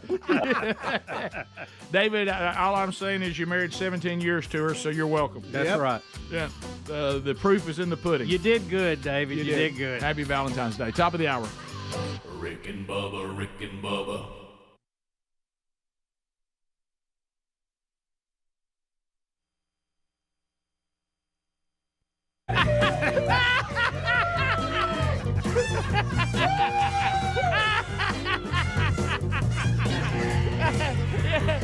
It's getting so much. It's a party. Look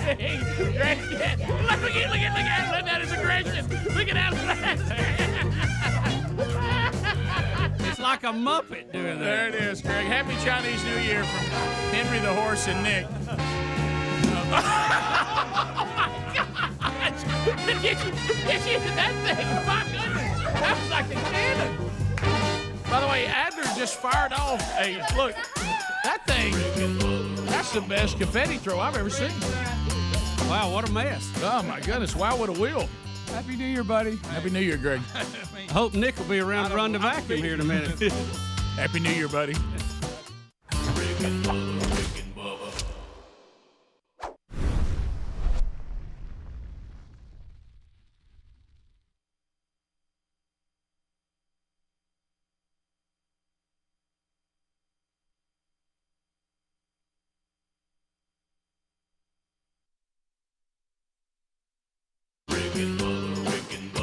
This is the Rick and Bubba Show. Watch more at blazetv.com/Rick and Bubba.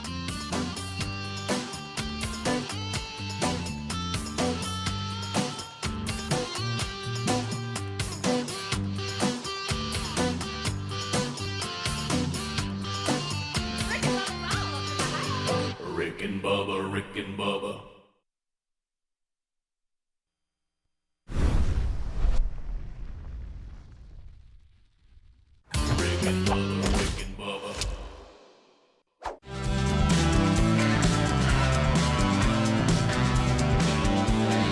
There it is. Dr. Hook and the Medicine Show. Life ain't easy. It ain't, Rick. And what a busy week. We got Super Bowl week. We got Let's go. impeachment hearings continuing. But nothing bigger than the news that broke yesterday that Kobe Bryant and his daughter were tragically killed in a helicopter crash that killed, I think, 7 others, right? 9 total, wasn't it? Yep. Yeah, if you throw the pilot in there, that's a total of 9. From what I've seen now, if that number, you know how these things are, it could change and it could be more or less, but that seems to be the number they're solidifying now. Yeah, and it's always, catches everybody, hits them kind of hard when it's someone who is so well known worldwide as Kobe Bryant was, and so successful, and just retired a few years ago, 41 years old. Yep. And the interest into what exactly happened. We've heard weather had something to do with it. Maybe it was foggy. I don't know. We heard some witnesses say they heard the engine struggling, but fog wouldn't cause the engine to struggle, right? No, I mean, I don't know anything about helicopters, so anything I say is really a complete waste of time. But I'm like you. I'm trying to think about what others were saying that might know, and they really don't know. Now, do I have it right that it was actually his helicopter? This was not something that was leased out or anything like that. Right. It was his. Yeah, and I know, but he wasn't the pilot. There was that rumor yesterday too that he was the pilot. He was. Yeah, I heard. I was watching. I think it was his last season, and they done a special on what he would do. Is he had a helicopter, so he wouldn't have to drive in traffic. Mm-hmm. It would land on the building across from the Staples Center, and he would go down, walk across the street, play the game, then get back on there and fly home.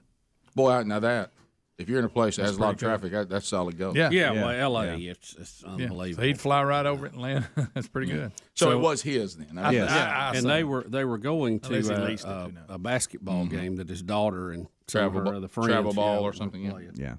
Well, it's awful. It's terrible, and it's one of those things that you reflect on. It really is true. The people that we were around, and on Sunday we were talking about it, and it was that moment where you realize no matter who you are, and that really you're not guaranteed the next second. No. And I mean, we were doing things like. It just really slams it home, doesn't it? Well, we were doing one of those things, honestly, and I made the statement. I said, I mean, honestly, and I was talking to a friend of ours. I said, see, you and I don't even know if we're going to see each other again. We don't have any idea. Yep. True. I mean, this could be it for either one of us, if not both. On this side. Right. Yeah, and hopefully, you have you don't have the fear of that because you know that this is not the end. And I certainly don't know the spiritual condition of Kobe Bryant and his family, and I'm not going to make any assumptions. But it as far as how fragile earthly life is, it's a pretty clear message. Yep. So anyway, so we'll unpack that some more, and there may be more information that'll come out. The thing you roll into now is you have to work through all the misinformation, and then get to the correct information, and then get a few more corrections on it, and then you usually have it. So, and that doesn't happen quick. It'll be over. By the end of this week, we'll know mostly what happened. And I'm like you, Rick. I don't know. I know so little about helicopters, per se, the way they operate, other than their movable wing aircraft. I have a cousin that actually flies helicopters, and I know he's always told me that, hey, you can auto rotate to the ground, and you got a chance with that. So I don't know how that varied with this or the investigation or whatever, but a tragedy either way. Well, I will say this on the spiritual part of it, because there's always that wake up call too. I will say that was the very first thing I thought of, and I don't know the answer to this. Did Kobe Bryant know Jesus? That's the very first thing I thought about.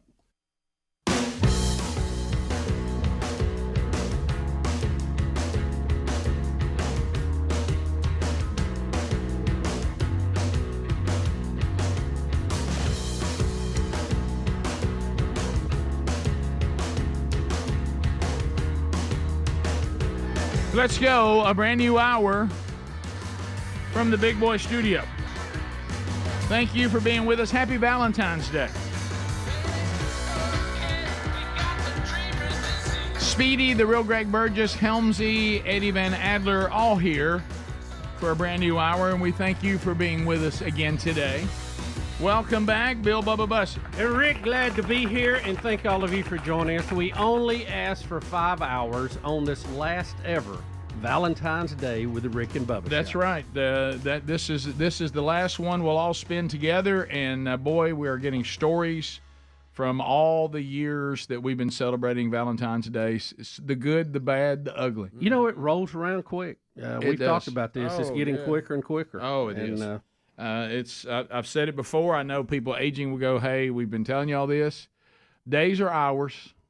Hours are minutes. Weeks are days. Years or months. Months or weeks.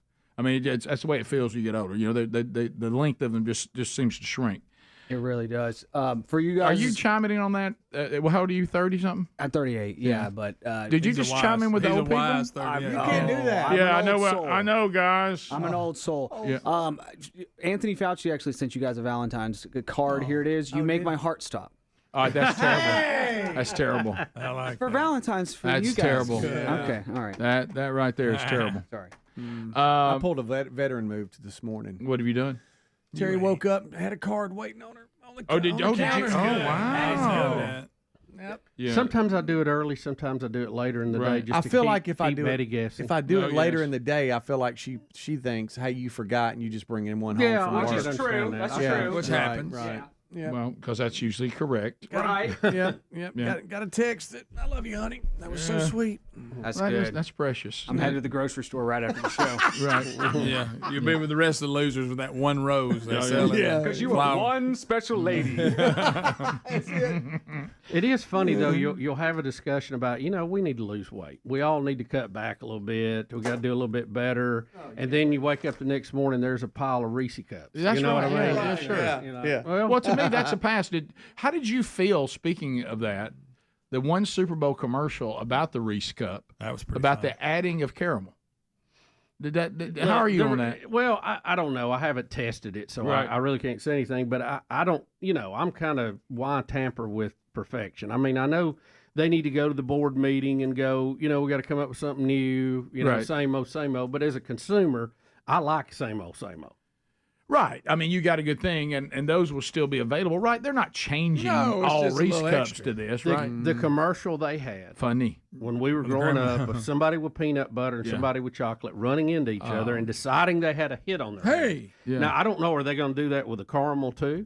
They did something like that. This thing when they told them they were going to do something different on the Reese cup, and people started diving out windows. That grandmother dove through that table. That was hilarious. Like the Bills Mafia. Yeah. But I like. I'm a caramel guy. I like caramel or caramel, however you say it. To each his own. Caramel. But I love caramel. I do too. Yes. I'm all in on And it. I'll try it on caramel. top of Reese if you don't watch me. Well, we'll see. Lacey give me a big old sack of them Lindors. I love that. You can't beat the Lindor. They had a commercial too, old Lindor. They do. That's some good stuff. You like old Lindor? Love it. Yeah. Oh, I mean, it's to the point. I almost pass out. Right. But to me, if Bubba, if your Valentine gives you candy, then that's a green light. Yeah, it's a green light. I mean, And- it's not really helping the cause we just talked about. No, It's a green light. it's not. But I mean, Hey, we Monday. need days off. We Monday, need days start off. Monday. One day ain't gonna make no difference. It's those other 300. Right. That's it. Something. And Terry Wilburn, she didn't Give care. it up for Lent. She didn't care about us trying to eat better. No. She sent us a whole. It looks like a pan of what, brownies? Brownies and ooey gooey butter cake. Oh, my goodness. Yeah, and by the back of my truck, the back seat is full of food and sweets for JC. Yeah. And because I'm going up there today, and Uber driver. and his apparently so. Uber and Eats. his three roommates are going to love Candy version. what Candy I have version. because she has instructed me to give that house lots of sweets and Valentine's happies. go. So my truck smells like an Edgar's Bakery right now. So That's a good smell. Yes, and so she had an extra pan, and she put a little Happy Valentine's Day. This is for the show note on the counter, and so I brought it in for y'all. Good stuff. Let me tell you, that's a green light as well. If one of the wives sends something up here for gotta everybody, eat it's rude not to eat it. It really is. It really It's is. just a big green light today. I know. A lot of candy. I'm the opposite of rude when it comes to this. Yes, because you- I've already got off in it. Yes, you have. and I know, Speedy, for you, sweets it's troublesome. Oh, yeah. And I will say this: I have not had any because I know me. Once I have one, I'm gonna be laying in that pan before you know it. But on the can't way, stop. but on the way to Huntsville, those you don't know, that's going to be about right at a 2-hour drive. Yeah. Are you going to? They're going to be You'll talking. run. Oh, they'll be talking to You're- from the you're- back seat. I'm back here. Eat me. If you're just going to the can. right. We're talking about Speedy's trip to Huntsville, Right, not candy. Valentine's. Isn't that what you just memory. said? Candy you just said talking. the food in the back seat. I did. Okay. And I really think that you will eat some of it. Nah, it'll I be do. talking to me. No, you will. Yeah, well, let's not let it. Let's just let it talk privately. Right. It'll be in my truck. You'll run your hand off in that candy. You know, telling you. hey, over behind the shoulder. I give you the Coleman. Oh no, I got Gardendale. Oh, you think you'll get by Fieldstown's a problem? You're already in it by then, aren't you? Yeah. Oh, if I'm at Hansville, I've lost it. I know I'm going to be in it. It's going to start about Fulton Day. Yeah, I'll eat to the Tennessee River. Right. I'll have chocolate I all over bet me. you'll be in them before Walker's Chapel. Malfunction Junction will take your mind off of it for a little while. Cause You got to pay attention. You just want to live. Yeah. But then, you ain't got time to eat. but then after that, Not get T-boned. She started baking around 3 o'clock yesterday, all the way up into dinner time, and that house smelled so good, and I Sure couldn't touch did. any of it. Oh. So yeah, I've you haven't had not one of those brownies or I haven't. cake? Sorry, I haven't. He does. I don't know why. What I do? You make us go places with these things. Right. I think you do it on purpose. Yeah, he does it on purpose. I think you're not this dumb. No, okay? no, I think you're not. not this dumb. No, I Steve. think I think you got dirty little minds. Is what You're the problem so is. strategic with the things you say. No, I'm just saying. I'm not doing anything. Well, he just walks into it. He's good. But no, seriously, She's a talent. She It is a baked, talent. She It baked is. for hours, It is. and I. Just stop. I'm just telling you. He's about to slip it up. Well, what's wrong? I'm talking about baking. I know, and yeah. eating sweets. Right. But I have not had one brownie or one ooey gooey yet. Okay. Well, Stop there. And you told me the kitchen got real steamy, right, Speedy? Yeah, no, it did. It smelled like heaven. Hey, good looking. What you got cooking? How about cooking enough for me? Yeah. Woo! I put on some. But yeah, we there you go. Anyway, it's made with lots of love. Yes, it I'll is. tell you that. Yeah, no doubt. We'll come back. Your phone calls are next. Valentine's Day stories, the good, the bad, the ugly. And we'll get more of those. We've had some great ones today. Had some ugly ones today. So do share at 866-WE-BE-BIG. We chat with you when we come back. Also, don't forget the Rick and Bubba website. A nice gift on Valentine's Day. The gift of Rick and Bubba. They're at rickandbubba.com. Rick and Bubba, Rick and Bubba.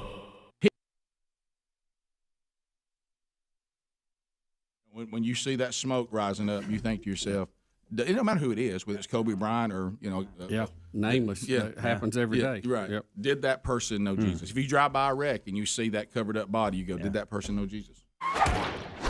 We have a lot to do. Your phone calls obviously will be part of it. Super Bowl coming up this Sunday. And you know the Super Bowl has been around a long time when you look at the Roman numeral and you don't know what it is. It's Super Bowl Live. 54? Live. But anyway, have you seen this guy, this high school student that is trying to get a petition that he wants the Super Bowl played on Saturday, not Sunday? I think it's a great call. Yeah. I really do. Because he said, you know what? We all have to go to school. The next day, by the time you kick this thing off and we go through all the pomp and circumstance, kids are getting in bed late and radio show hosts are getting in bed late. I mean, you like to go somewhere. Super Bowl parties are fun, and you know they're part of our culture now. So it's tough when you have to go to work the next morning. I mean, I would think from their standpoint that they might want it on Saturday night, or we have a national holiday on Monday. Well, we're right. Either one of those works. We need one for the day after the Super Bowl, and we need one on Election Day. Yeah, just because we're watching the coverage, especially when Donald Trump is elected president, and you want to stay up and you say, I don't want to miss one person falling apart about this. If I miss it, I can't. I know it. I'd rather just not sleep than miss it. The shedding of tears. The shedding of tears. But and if he gets reelected, guys, I just may go wall to wall. Yeah. But anyway, so. But what he said he's got a little momentum. He's already gained nearly 50,000 signatures. Yeah. He says he thinks it'll get more money. He's 16. He thinks more people will go to the game. I don't know where he's coming with that. It sells out every time, but I understand. Yeah. Okay. Most of those people have taken off. Right. Yeah. And he says that he thinks that there'll be more people watching it because he says that everybody is off, and so he's wanting to move it to a Saturday. He says Sunday's hard on people. And you know what? I have to kind of agree with him.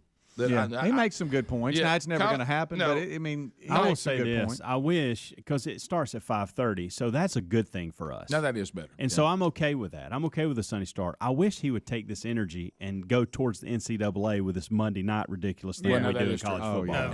So if I could talk to this kid, I'd say, energy. let's take this energy and let's put it to college football. Well, why football. don't we do this? Why don't we say any championship, Super Bowl, national championship, basketball, any of those? Let's move them to the weekend. If it's on the weekend, you have to start no later than 5:30 on a Sunday. But who cares if it's on Saturday at 8:00? Yeah. Who are the people that put the college football national championship on Monday late, and we don't even tee it up? I know. Why? Who is that person? I know. Somehow they sit in a room and think it's the right thing. I mean, obviously they wouldn't do it, right? Yeah. I don't know though. Sometimes I'm starting to realize that sometimes we just do things that are stupid, and they're stupid, and there is no justification. We just like to be stupid, I think, sometimes. Right. But anyway, I mean, so college football's over. There's no reason not to play it on Saturday. So there's something about Saturday championship games that people don't like. I don't know what it is. Do they think people have so much going on? Are they trying to find a time they think you're bored? Some of that going on would be watching the game. Yeah. I don't know. I wish they would all start like on Saturday about 2:00. Oh yeah. Mm-hmm. So then you would, you could, because I mean, even on Saturday nights, you got to turn around and if you're going to church. Oh, sure. Absolutely. Sure. It's not a total sleepy in day. Now for us, you get extra 5-6 hours, but I mean, it's for us, it's like most of us say that. If you go to 8:00, church, you're still not getting up till 6:30, and you think that's. You don't know what to do. Wow, we slept in today. You've slept so much. And then a lot of times church is not till 9:30, 10. Some people go to 11. So, but that's late service. But anyway, I don't understand that. It's almost like they want to see if we're willing to suffer. It's like, how much do you love it? Make it easy. Can you imagine? Because I love, I enjoy a really good college football game.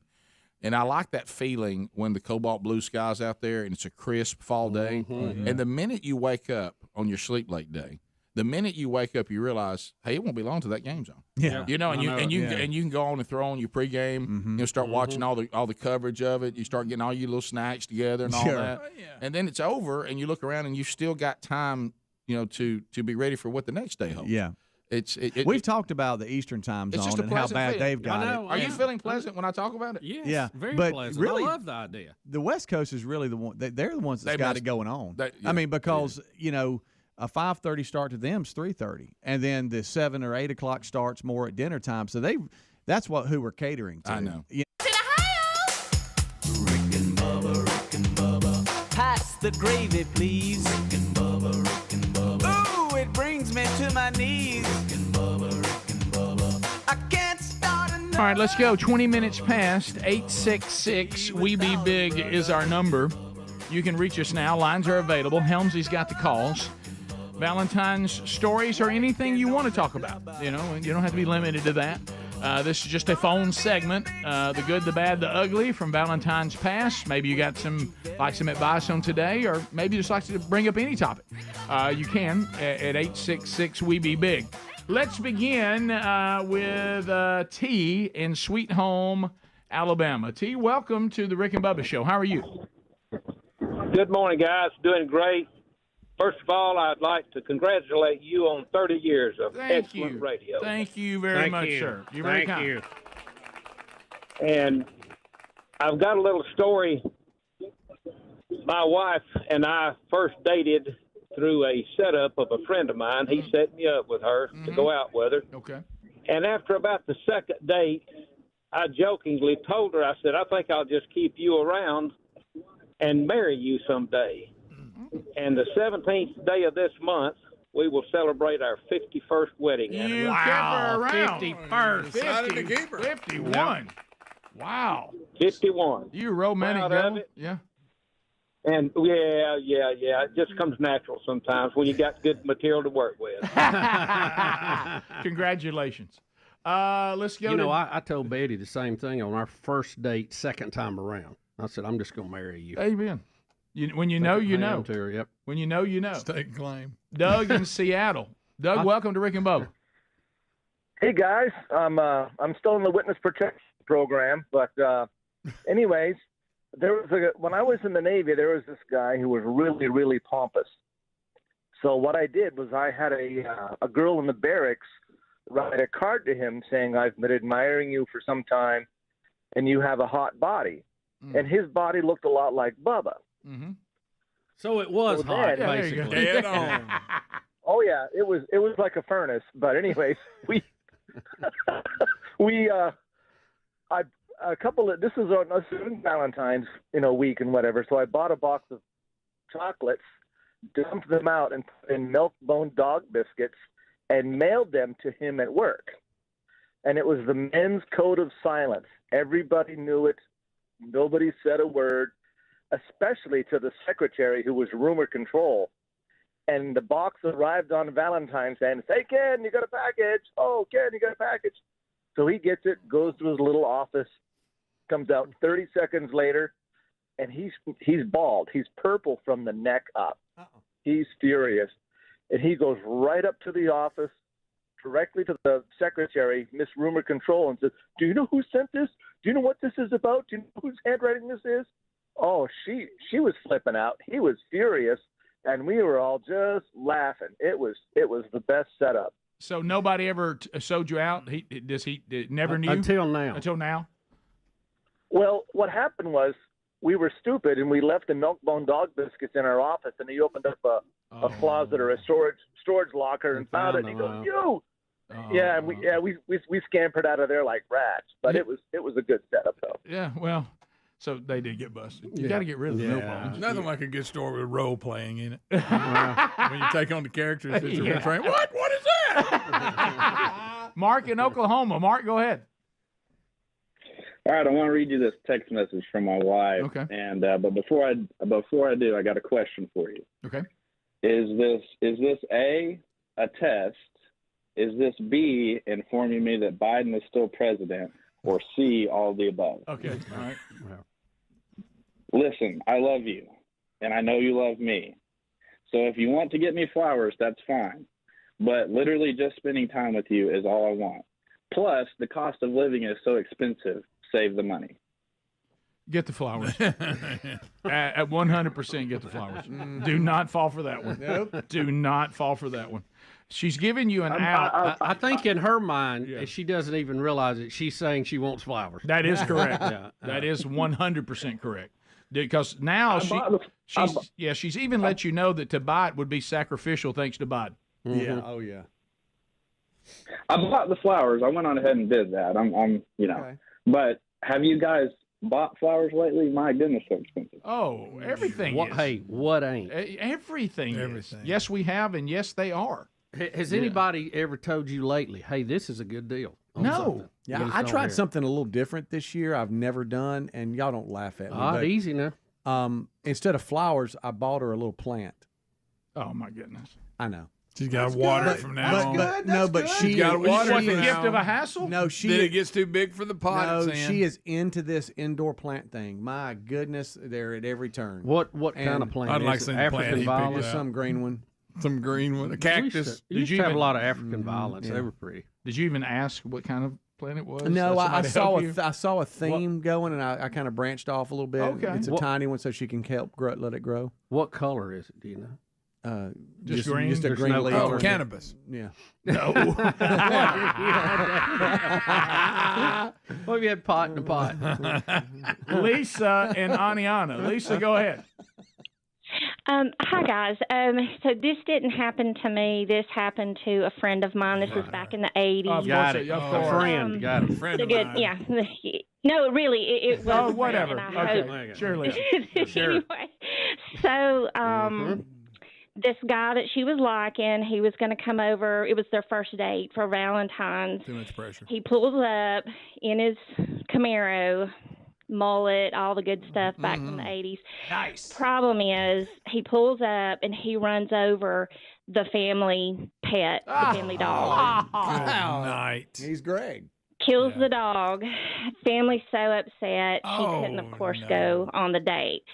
So, I mean, it really did not happen to me. It did happen to my friend, but I thought I needed to share that because to me that's like got to be one of the worst Valentine memories. And it was a dog that was well beloved, you know. So yeah, he killed their dog. They never went out again. They never went out. Oh no! I guess not, because every No, time no, they no, saw no. each other, that memory came Oh, back. sure. There's the guy that ran over our dog when he came for the first day. You got look. You're sitting there. You got your Camaro. You know, and you know That hurts. That hurts me, and I didn't even know the I, dog. I never. I remember seeing people who had cool cars, and I thought, well, that'll never be me. Yeah. Okay. Never. So he had a Camaro. He had his mullet sweet, and I'm talking about just smoking. Probably had Brute 33 on. Oh, Brute yeah. 33, For just sure. blazing, and you run over not just any dog, a The beloved fam- family pet. Been with them for years. Probably was in the He Christmas probably came card. up a little hot, and they didn't have time to get out of the way. Trust me. I've lived it. He's so excited. I was like trying to put somebody's power back on and run it. Oh, I'm Talking about sorry, when they're Greg. waving at me from the porch, I was in their faces just went into like a horrified look because I'd run over their dog while they were waving at me. Terrible. That was bad. That's a bad one. Awful. Thanks for bringing it up. Jesse in Mississippi. I want to go home and hug my dogs right now. Jesse, go ahead. Don't let him go greet Greg when he pulls up. No. Jesse, go ahead. It's Ted. All right. Oh, Okay. wow. Sound like in a jug. Kevin and Arab. Kevin, go ahead. Hey, good morning, guys. Hey. First-time caller, long-time listener. Thank you, Thank buddy. you, sir. Hey. Hey, so just to clarify, that catfish cabin on 431 has been leveled, so it does no longer exist. That Moment- hurt. moment of silence. That hurt. Yeah. So I received a special gift.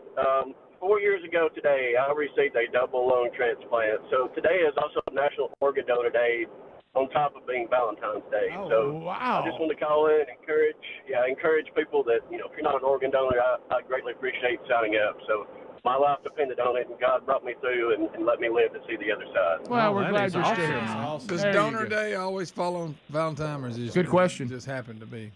It's always on Valentine's Okay. Day. Yes, sir. All right. I didn't Well, know that. people are giving no their idea. heart away. I guess it's a nice day for that. That's You a can good one, leave Bubba. if you want. Or if you're I apparently got if you're a prisoner, we'll take it from you and put it on the I market. know what in the world. Have you been following that story? Yeah, Is that some real? weird stuff going on there. Is that real?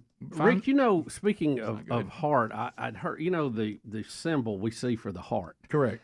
Have you ever researched where that came from? And there's different versions of the story, but I don't think originally it was a heart. Oh and no! It turned into You that. think that? Oh no! It's not as bad as you're thinking right now. Okay. but it's not. That's it's good. Not, it's somewhere in between. Oh okay? really? Put it on. But it's not good either. No, not exactly.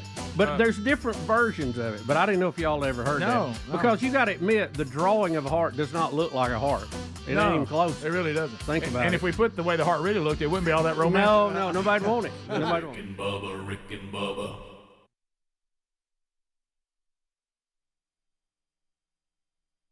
Now, the Eastern time zone, we've talked about that, and some of you Eastern time zone folks have just said, we just start later the next day. Yes, we just kind of ease on into the day. Yeah. No way we can, if the game doesn't start till 9 o'clock Eastern, these 8 o'clock Central games, I don't see how you even function the next day. Rick and Bubba consultant Ron Greenwood, he said that's the biggest downer about him living in Louisville now is Eastern time zone. Oh, yeah. He didn't like it at all. I think Eastern time zone doesn't bother you unless you've tasted Central. If you've ever tasted Central. Yeah. Taylor's the same way. He's not big on that. Oh, really? It bothers him? Because you know why, don't you? He tasted Central. He lived in it. He lived in Central. He's tasted the juice of Central. Yeah. But I'll go back to this.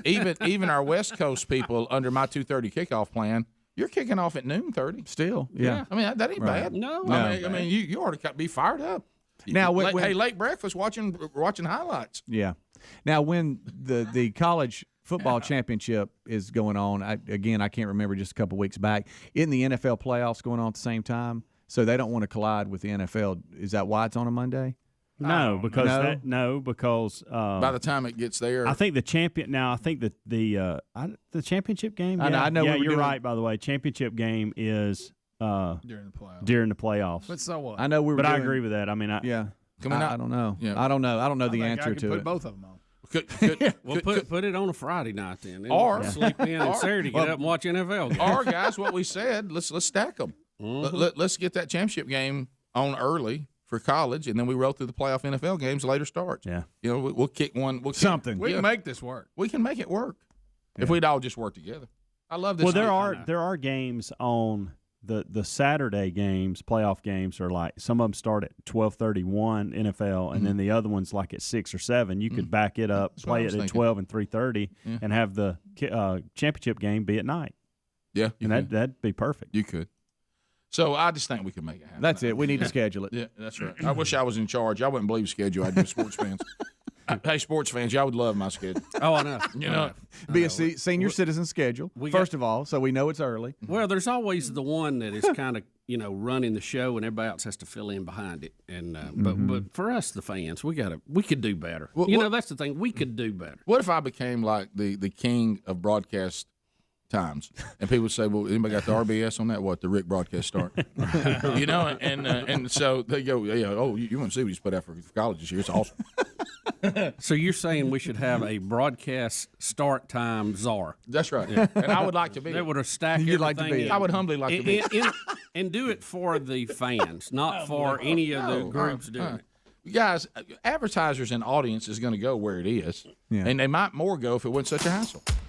I hate that feeling on the college national championship where I keep counting in my head what time it is. All right, if I go to sleep right now, wow, I'm down to 6. Yeah, and you start looking and you can't even really enjoy it because best part of the game is the fourth quarter, and we're trying to go to bed. And then if you do see a great game, you feel like crap the next day. I know it. And then it's on you the next time it comes up. Go, I don't feel that way. Right, that's when you have dread it. Negative I don't reinforcement. want it to be negative. Rick and Bubba.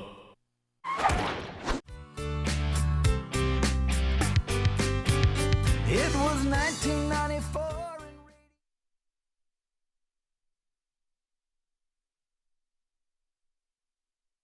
All across the country. If you don't have an affiliate, you can use our streaming app. Just go to the TuneIn app, download it. It's free. Search the Rick and Bubba Show, and you get Rick and Bubba 24/7.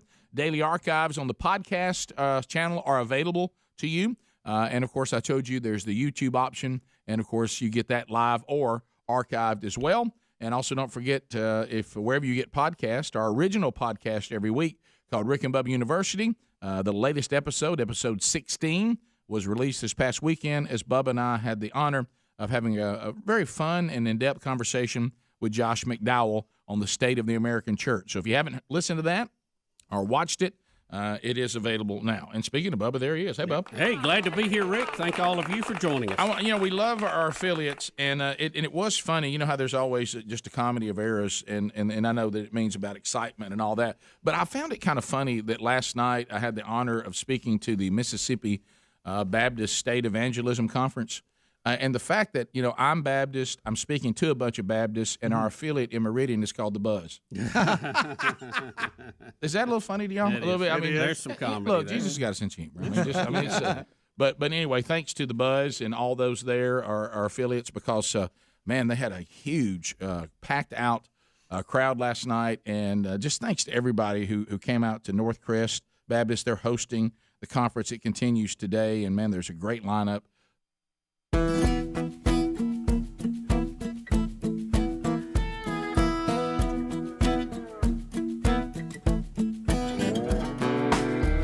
We're back. Thank you for being with us today. Security, now more than ever. Now more than ever. You got to have it. SimplySafeBubba.com. They are the best in the industry. Comprehensive. You know, they don't take a security system and say, well, we're sorry that your property's a little complicated. This is our system, and this is how we do it. Boilerplate, baby. Make it work. No, with SimplySafeBubba.com, you customize it to the property. You find out where you might be susceptible. You can put sensors everywhere, and you can take it with you. If you decide to move, that means that, yes, renters, which a lot of you, if you go back, kind of like Bubba's taking us back to the original concept of the drawing of a heart. If you go back to the original concept of SimplySafeBubba.com, it started with these really smart people saying, we have friends who have rental properties and they can't secure them because you weren't allowed to put a security system in a rental because the landlord wouldn't let you do it. They were too intrusive. So now SimplySafeBubba.com is just a good security system no matter the property. And with the new technology of 24/7 live guard protection, where the monitoring agents with SimplySafeBubba.com can actually see, speak to, and confront intruders in real time. I mean, that's incredible. This gets you a quicker response because we know it's not a false alarm. But it's not just intruders. I mean, what they can look and see. Wow, we got a flood here. We need before there's water damage. We got to get help out here. There's a fire. There's a medical emergency. Whatever the case may be, in real time. So keep your place safer and save 20% on your new system with the Fast Protect plan by visiting SimplySafeBubba.com or by just going to rickandbubba.com. And you can find the link right there under sponsors. So let's go to the great state of Georgia. Okay, Bainbridge, Georgia. I know where this is. Been there.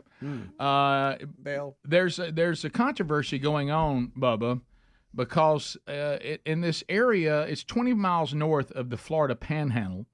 Local officials have recently approved a startup plan to build one of the largest monkey breeding facilities in the nation. Now, I want you to imagine your neighborhood and you see $396 million worth of complex going up, and you're like, hey, what are they building over here near our neighborhood? This looks exciting. And then somebody says, you see this thing they're building? It's going to double the city's human population. It's going to hold about 30,000 monkeys.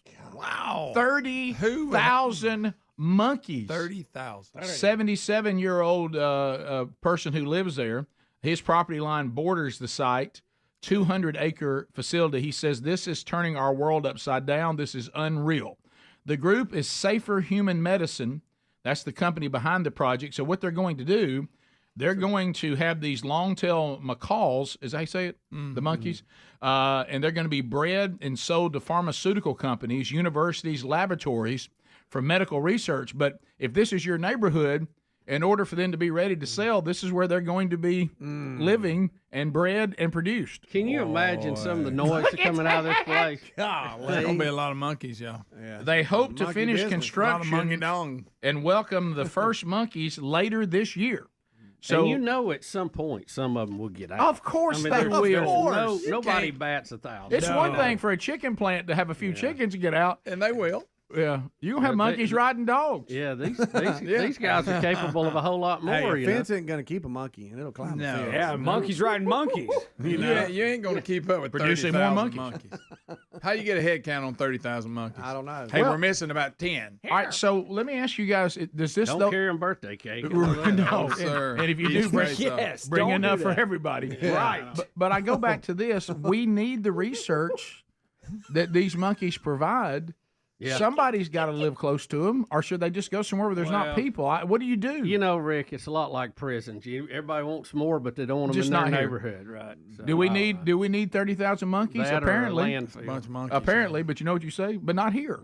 No, isn't there a good island for this? Yeah, isn't there like Island Dr. Maru somewhere? Maybe. You know, that would be a better thing if you could get on an island or, Yeah. you know, maybe in between a couple of landfills. Yeah, I don't know how monkeys unless the monkeys decide they want to take over. You said- well, what if they start acting up? Look, they can take over as long as they don't know how to build a boat. Yep. Yeah, that's It ain't gonna hurt nobody. You know how sometimes things are just funny. Yeah. I know your sense of humor, Bubba. The you know what the signs around the neighborhoods what it said in all caps: "Stop the monkey farm." You know, I would put "Stop the Monkey Business." That's right. I think that would be good. funny. It's much better. They Too need much monkey business going People on. are saying, "Here's our concerns." They're saying, "What if we have a major hurricane? What if we have tornadoes?" Oh, yeah. And they escape. We're worried about them passing disease. We don't like this. What kind of a monkey did you say it was? Macaws, the long tails. Give me that. Give me How that this one's my It's here you go. No. That's how Yeah. you pronounce it right there. Give me that. Can you hit that? Macaque. Let's go with macaque. Yeah, let's do. Macaws are the parrot. Yeah, that's a Yes, parrot. definitely go with cack. Give me the sound they make. Rick. The reason I ask is because they live. I'm reading right here. They live 25 to 30 years. It's a long Get time. your money's worth. Wow. That's Listen, a long living monkey. They all make it. Rick, That's them. That's good. we went to. You gonna hear that all Well, night? you need a box fan to A lot drown of that one out. We went to Miami on a hurricane, and there was one area. I mean, on the map you could even see it. It's called the Monkey Jungle, and it was like a tourist attraction. And they were out running everywhere. But they claimed where we were at that there was a test facility, and at the time they were doing like trying to get the cure for AIDS and all this stuff. So they told us all, hey, if you see them monkeys, don't let them bite you. But we saw the little ones at Monkey Jungle. We saw them. They all come out to the road and was watching us, and this guy shows up that works there with an air horn, run them back up in the woods. Yeah. But they So they told were loose. Yes, because their enclosure was real big, but parts of it had been tore down. No, they And made a would- break for it, huh? Yeah, and they'd come out. We'd be out there working. You look, there'd be a bunch of little monkeys sitting there looking at you. That's then that guy'd come up. Well, they were impressed with how y'all could climb. Yeah, they love mechanized equipment. Yeah. You come around. That's it. That's what they sound like. Yes. What? This is from the jungle. I This is didn't what hear anything. this is what macaques sound like. Here you go. They're gonna be the loud sound right here. That's them. What is that? Yeah, sound like I dropped something. That's them just banging on something. What about them howling monkeys? Remember we did that story? They on- make like a. You ever seen them? Yeah, I had about They sit on it too. Oh, the howling monkey. Yeah. You can't. In beat May, it. Kingdom of the Planet of the Apes is coming Saw out. the preview during the Super Bowl. Yeah. Looked pretty good. Oh, you don't want to come around the corner. Come out like this. That's some ugly. Yo, they look like they look like ugly people. They look like really ugly do. people. Yeah. That's an ugly little deal there. Wow, it looked like they got those cauliflower wrestling. Would y'all ears. want to live by 30? Would y'all want to live by 30,000? I wouldn't know, Rick. I bet No, it's wouldn't. noisy. Oh yeah. I wouldn't want to live by 30. Imagine trying to sell your home. How about that for your property value? I've invested in this. One day I was planning on selling it. Now they've stuck a monkey farm. All right. Where in the were backyard? different animal? Because this one's over in the ape family, the baboons. Do you remember that time, Bubba? Where were we when we saw that place? And it was nothing but some big old chain link fence. It was, and it they was were baboons everywhere. Six Flags, New Jersey. Do you remember how many there were? Oh, Rick, it was scary. I mean, you that thought if that fence comes down, we've all had it. Yeah, they're going to take over. This is a red-tailed macaque. Hey, find one of them howling monkeys. Okay. No, Greg. I now love we're the off. I love the howling I'm going to monkeys. ask a dumb question. Why do they call them red tails? You don't want to know. Have you seen that hiney? Well, they get real irritated. They're in a bad mood all the time. They're just nice. Well, we were going to call them something different than red tail, but we thought that wasn't appropriate. Here's a howler monkey, I Hey, Rick. Okay. He's got us a howler, Rick.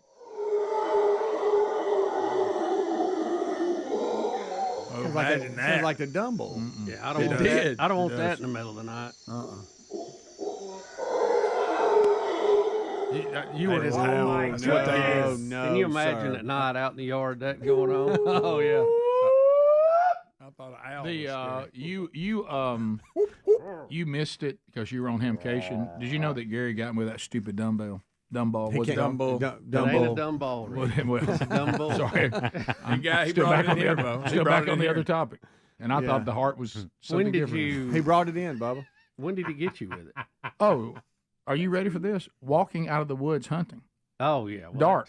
Yeah. Him up in the woods. And you I'm right by my vehicle. And what'd you do? Oh, it terrified me. I thought to myself, this is the end. You didn't know it was him? No. You didn't catch it was him? Well, what I thought was, I told the guys, I don't know why, my first thought was, the Bears are here. Yeah. And there's one. And there's one coming after me. Oh no. It was terrible. What's he thinking? Horrifying. Somebody out there with a gun. Horrifying. Come up and do I know. He'd do that all the time. He'd jump out at me. Rick, I got so tired of it, I sold the place. I know. Yeah, forget it. Yeah. That's his plan, and he wants them turkey rights, doesn't he? We'll come back. Final phone calls of the hour. We'll run through any topic at 866-WE-BE-BIG. All lines available. We'll chat with you as the Valentine's edition of the Rick and Bubba Show wraps up for a lot of you right after this. Rick and Bubba, Rick and Bubba.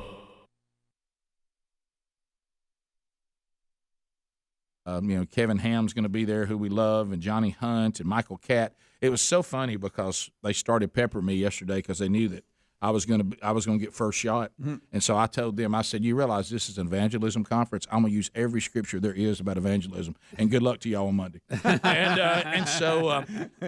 So anyway, so we started peppering everybody back and forth, and my favorite was, and I won't say which one said it, but someone asked me if I was going to do the Joel Osteen "Your Best Life Now" message, and so they want to know what they had to fix anything today.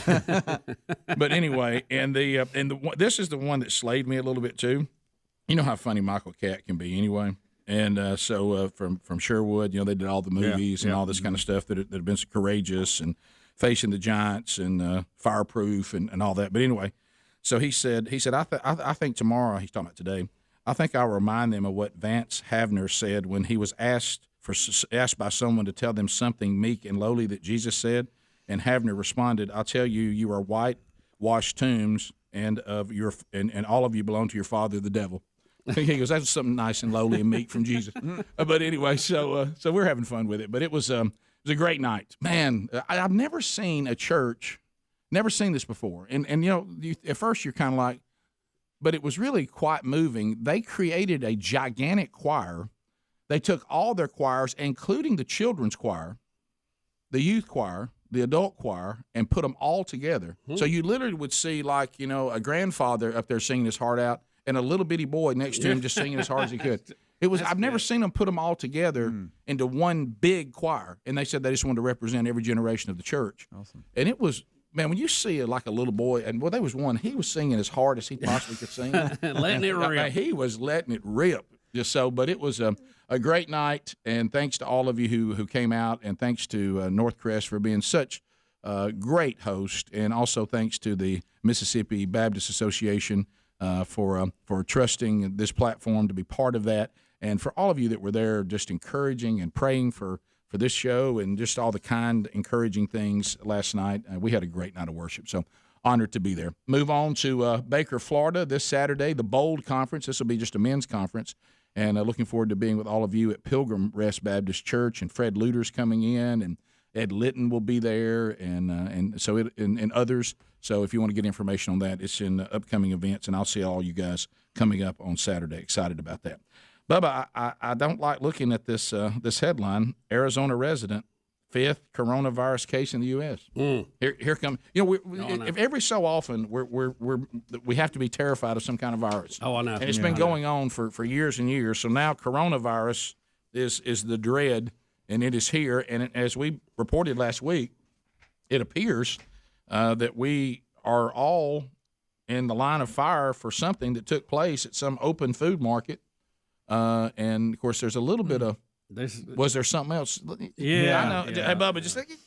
Well, when the Chinese are we trying to weaponize something here and it got away from us? When the Chinese have a secret lab in that same town where they're studying SARS and Ebola and possibly, and you never know, looking at military applications for those, it has to concern you. And the fact that we had U.S. intelligence and World Health officials warning us about the laboratory in Wuhan prior to this. It's a little concerning. So we had somebody escorted off a Southwest Airlines, had to remove a sick passenger.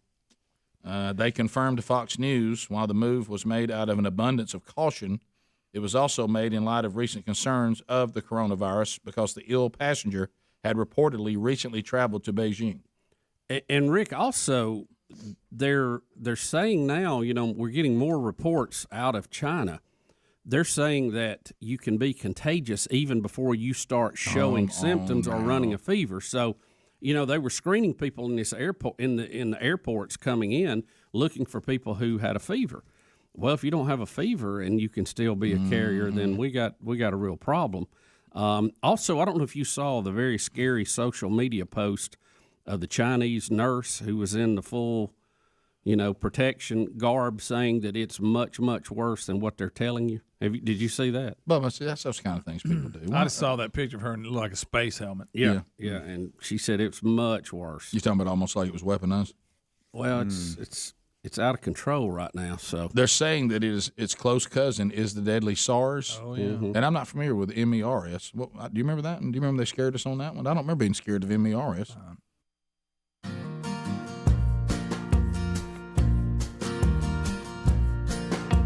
The Rick and Bubba Show, and we're phone trolling, wrapping up the hour. For some of you, wrapping up the day. Whatever the case may be, the lines are available. The real Greg Burgess is there. A couple of lines still there. That's why we're going phone troll, because a lot of them are full. The old troll will help you, get in quicker if you're in line. So we'll get started. We'll start with Jesse. Jesse. And the great state of Mississippi. Trolling. Keep them phones a trolling. Here we come, phone trolling, bone troll. Jesse, 30 seconds. Go ahead. Happy Valentine's Day, Rick and Bubba. Thank you, Jesse. My husband has the perfect Valentine's Day plan for me. We're on our way to the lake to go bass fishing. Yeah! And then tonight he's taking me to a restaurant called Bubba's. What a day. On the wall, but it's great food. Let me tell you. Now that's a couple that's got a great Valentine's Day plan. right. We're going bass fish and we're going to eat at a place called Bubba's. Good night. Good what gracious. a day. Good night. Look at that. Don't look for them at work tomorrow. It's too much for one day. Let's go to Kevin in Huntsville, 100.3 The River. 30 seconds. Go. Kevin. Hey, it's Kevin in Jacksonville. Okay, Kevin in Jacksonville. Go ahead. Yeah, hey, Bubba, that story where that man run over that dog, this is Kevin Minton. I did the same thing to Lori Nichols' dog when I went to get her on our first date. Did you really? Did that happen? Do you know about that? Yes, I do. Do you remember that? I do. It's been a long time ago. It was a long time ago. I thought Penny was going to kill me. Oh, wow. Kevin, good to hear from you. Kevin ran over. I do remember that. Lori was a good friend of mine, and I talked to her every now and then. So wow, I bet she remembers it. Yeah, probably a little shocked that it was talked about on the radio today. Yep, there it is. There you go. There's old Kevin coming in. Paula out of Alabaster, listening to ZZK. Paula, 30 seconds. Thank you for taking the call, really. It's our pleasure. What I'm really actually needing is somebody to actually help the senior citizens, because we've got people such as Nikki. We didn't do that. I didn't do that. I don't know what happened. Somebody called her? Something. We lost her. It wasn't us. Hang up. I don't know what happened. So I can tell you, I actually took that call. So she's concerned about Rick. You can look at me when I describe this. Okay. She's concerned that Nikki Haley is making a stance against removing. Sounded like she said, driver's license for certain ages, elderly, and then Social Security was a big factor in this discussion that she was wanting to have. That she's going to remove that at some point. There were several issues that Nikki Haley is bringing to the elderly that is not very good for them. And she wanted to talk about that. We played that commercial where Trump did the review of the instant replay and heard Nikki Haley wanting to raise the age of when you can get Social Security. I didn't say anything about driver's license. Well, and I might have got that wrong. But I mean, that's kind of the voice and phone. It was difficult to maneuver through it. Right. But the Social Security was a big issue topic. I will did say, get that. I think her standing, I will say, with me has clicked down a little bit. Okay. As we know more about the finer points of some of her policy, and the fact that she's still hanging in there now at this point, I think is, she's just costing Trump basically time he needs to be focusing on Uncle Joe. And I don't know what the end goal is here because she can't win. She's not going to have the numbers. And if she's just trying to show that she is worthy of being the VP, I think she's probably wearing that a little thin now at this point. I mean, you drop out now so Trump can focus on the other. Yeah, Trump's a huge fan of people who try to go after him. He loves that. Yeah, right. Yeah, that always goes well. Yeah, I don't know. We continue. Let's go to Loco out of Huntsville. Loco, go ahead. Hey, good morning. Hey, buddy. So I worked a job in Atlanta that I was forced to go into the CDC.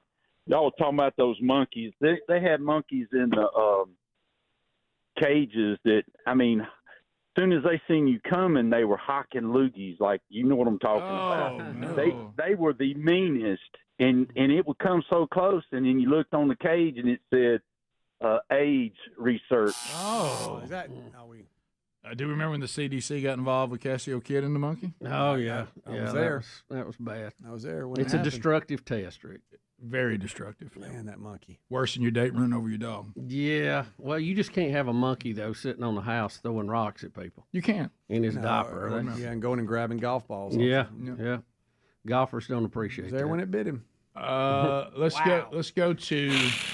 Speaking of that, have That's y'all what it read about did. this Alaska pox thing? This, bro, I hate to be in Yeah. the We had a Debbie story Downer on that. here Scared of last it. segment. But, Yeah.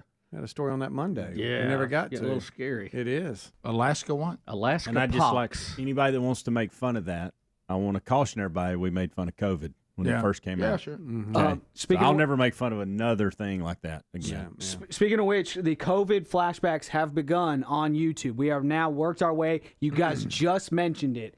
And really? it's crazy. Yes. And So, you get to relive the history we're of it. reliving the history, seeing how they used fear to divide us, shut us down, and take away our freedom. And that's why I'm replaying this stuff. We gotta remember, guys. Never forget. Here we go.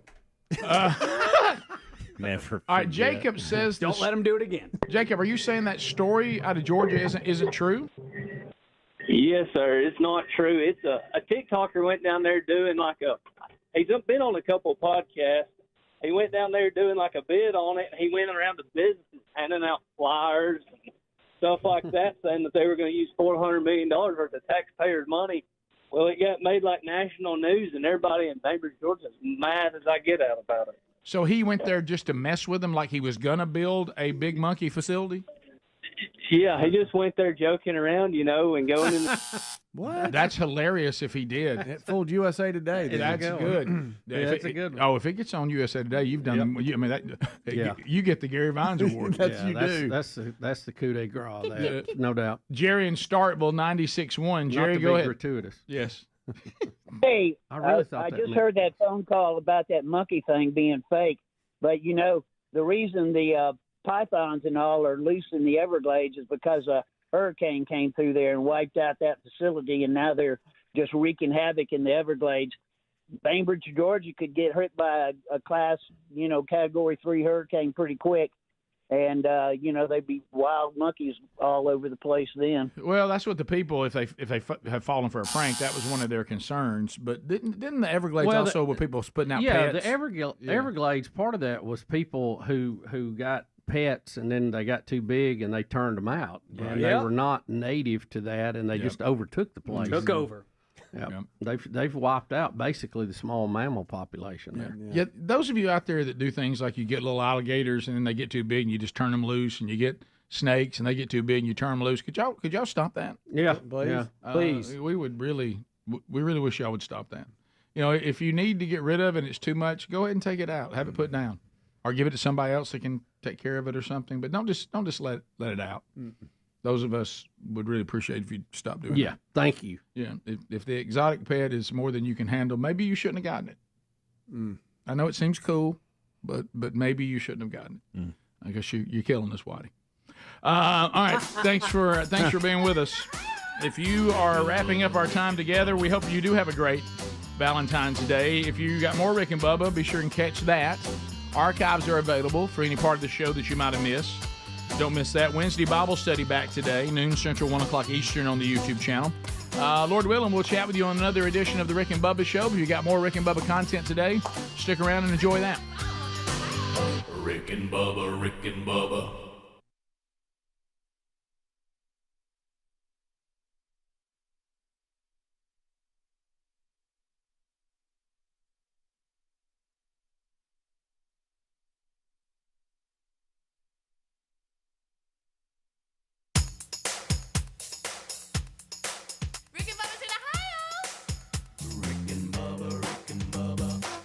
the gravy, please. Rick and Bubba, Rick and Bubba. Ooh, it brings me to my knees. Rick and Bubba, Rick and Bubba. I can't start another. Rick and Bubba, Rick and Bubba. Day without 'em, brother. Rick and Bubba, Rick and Bubba.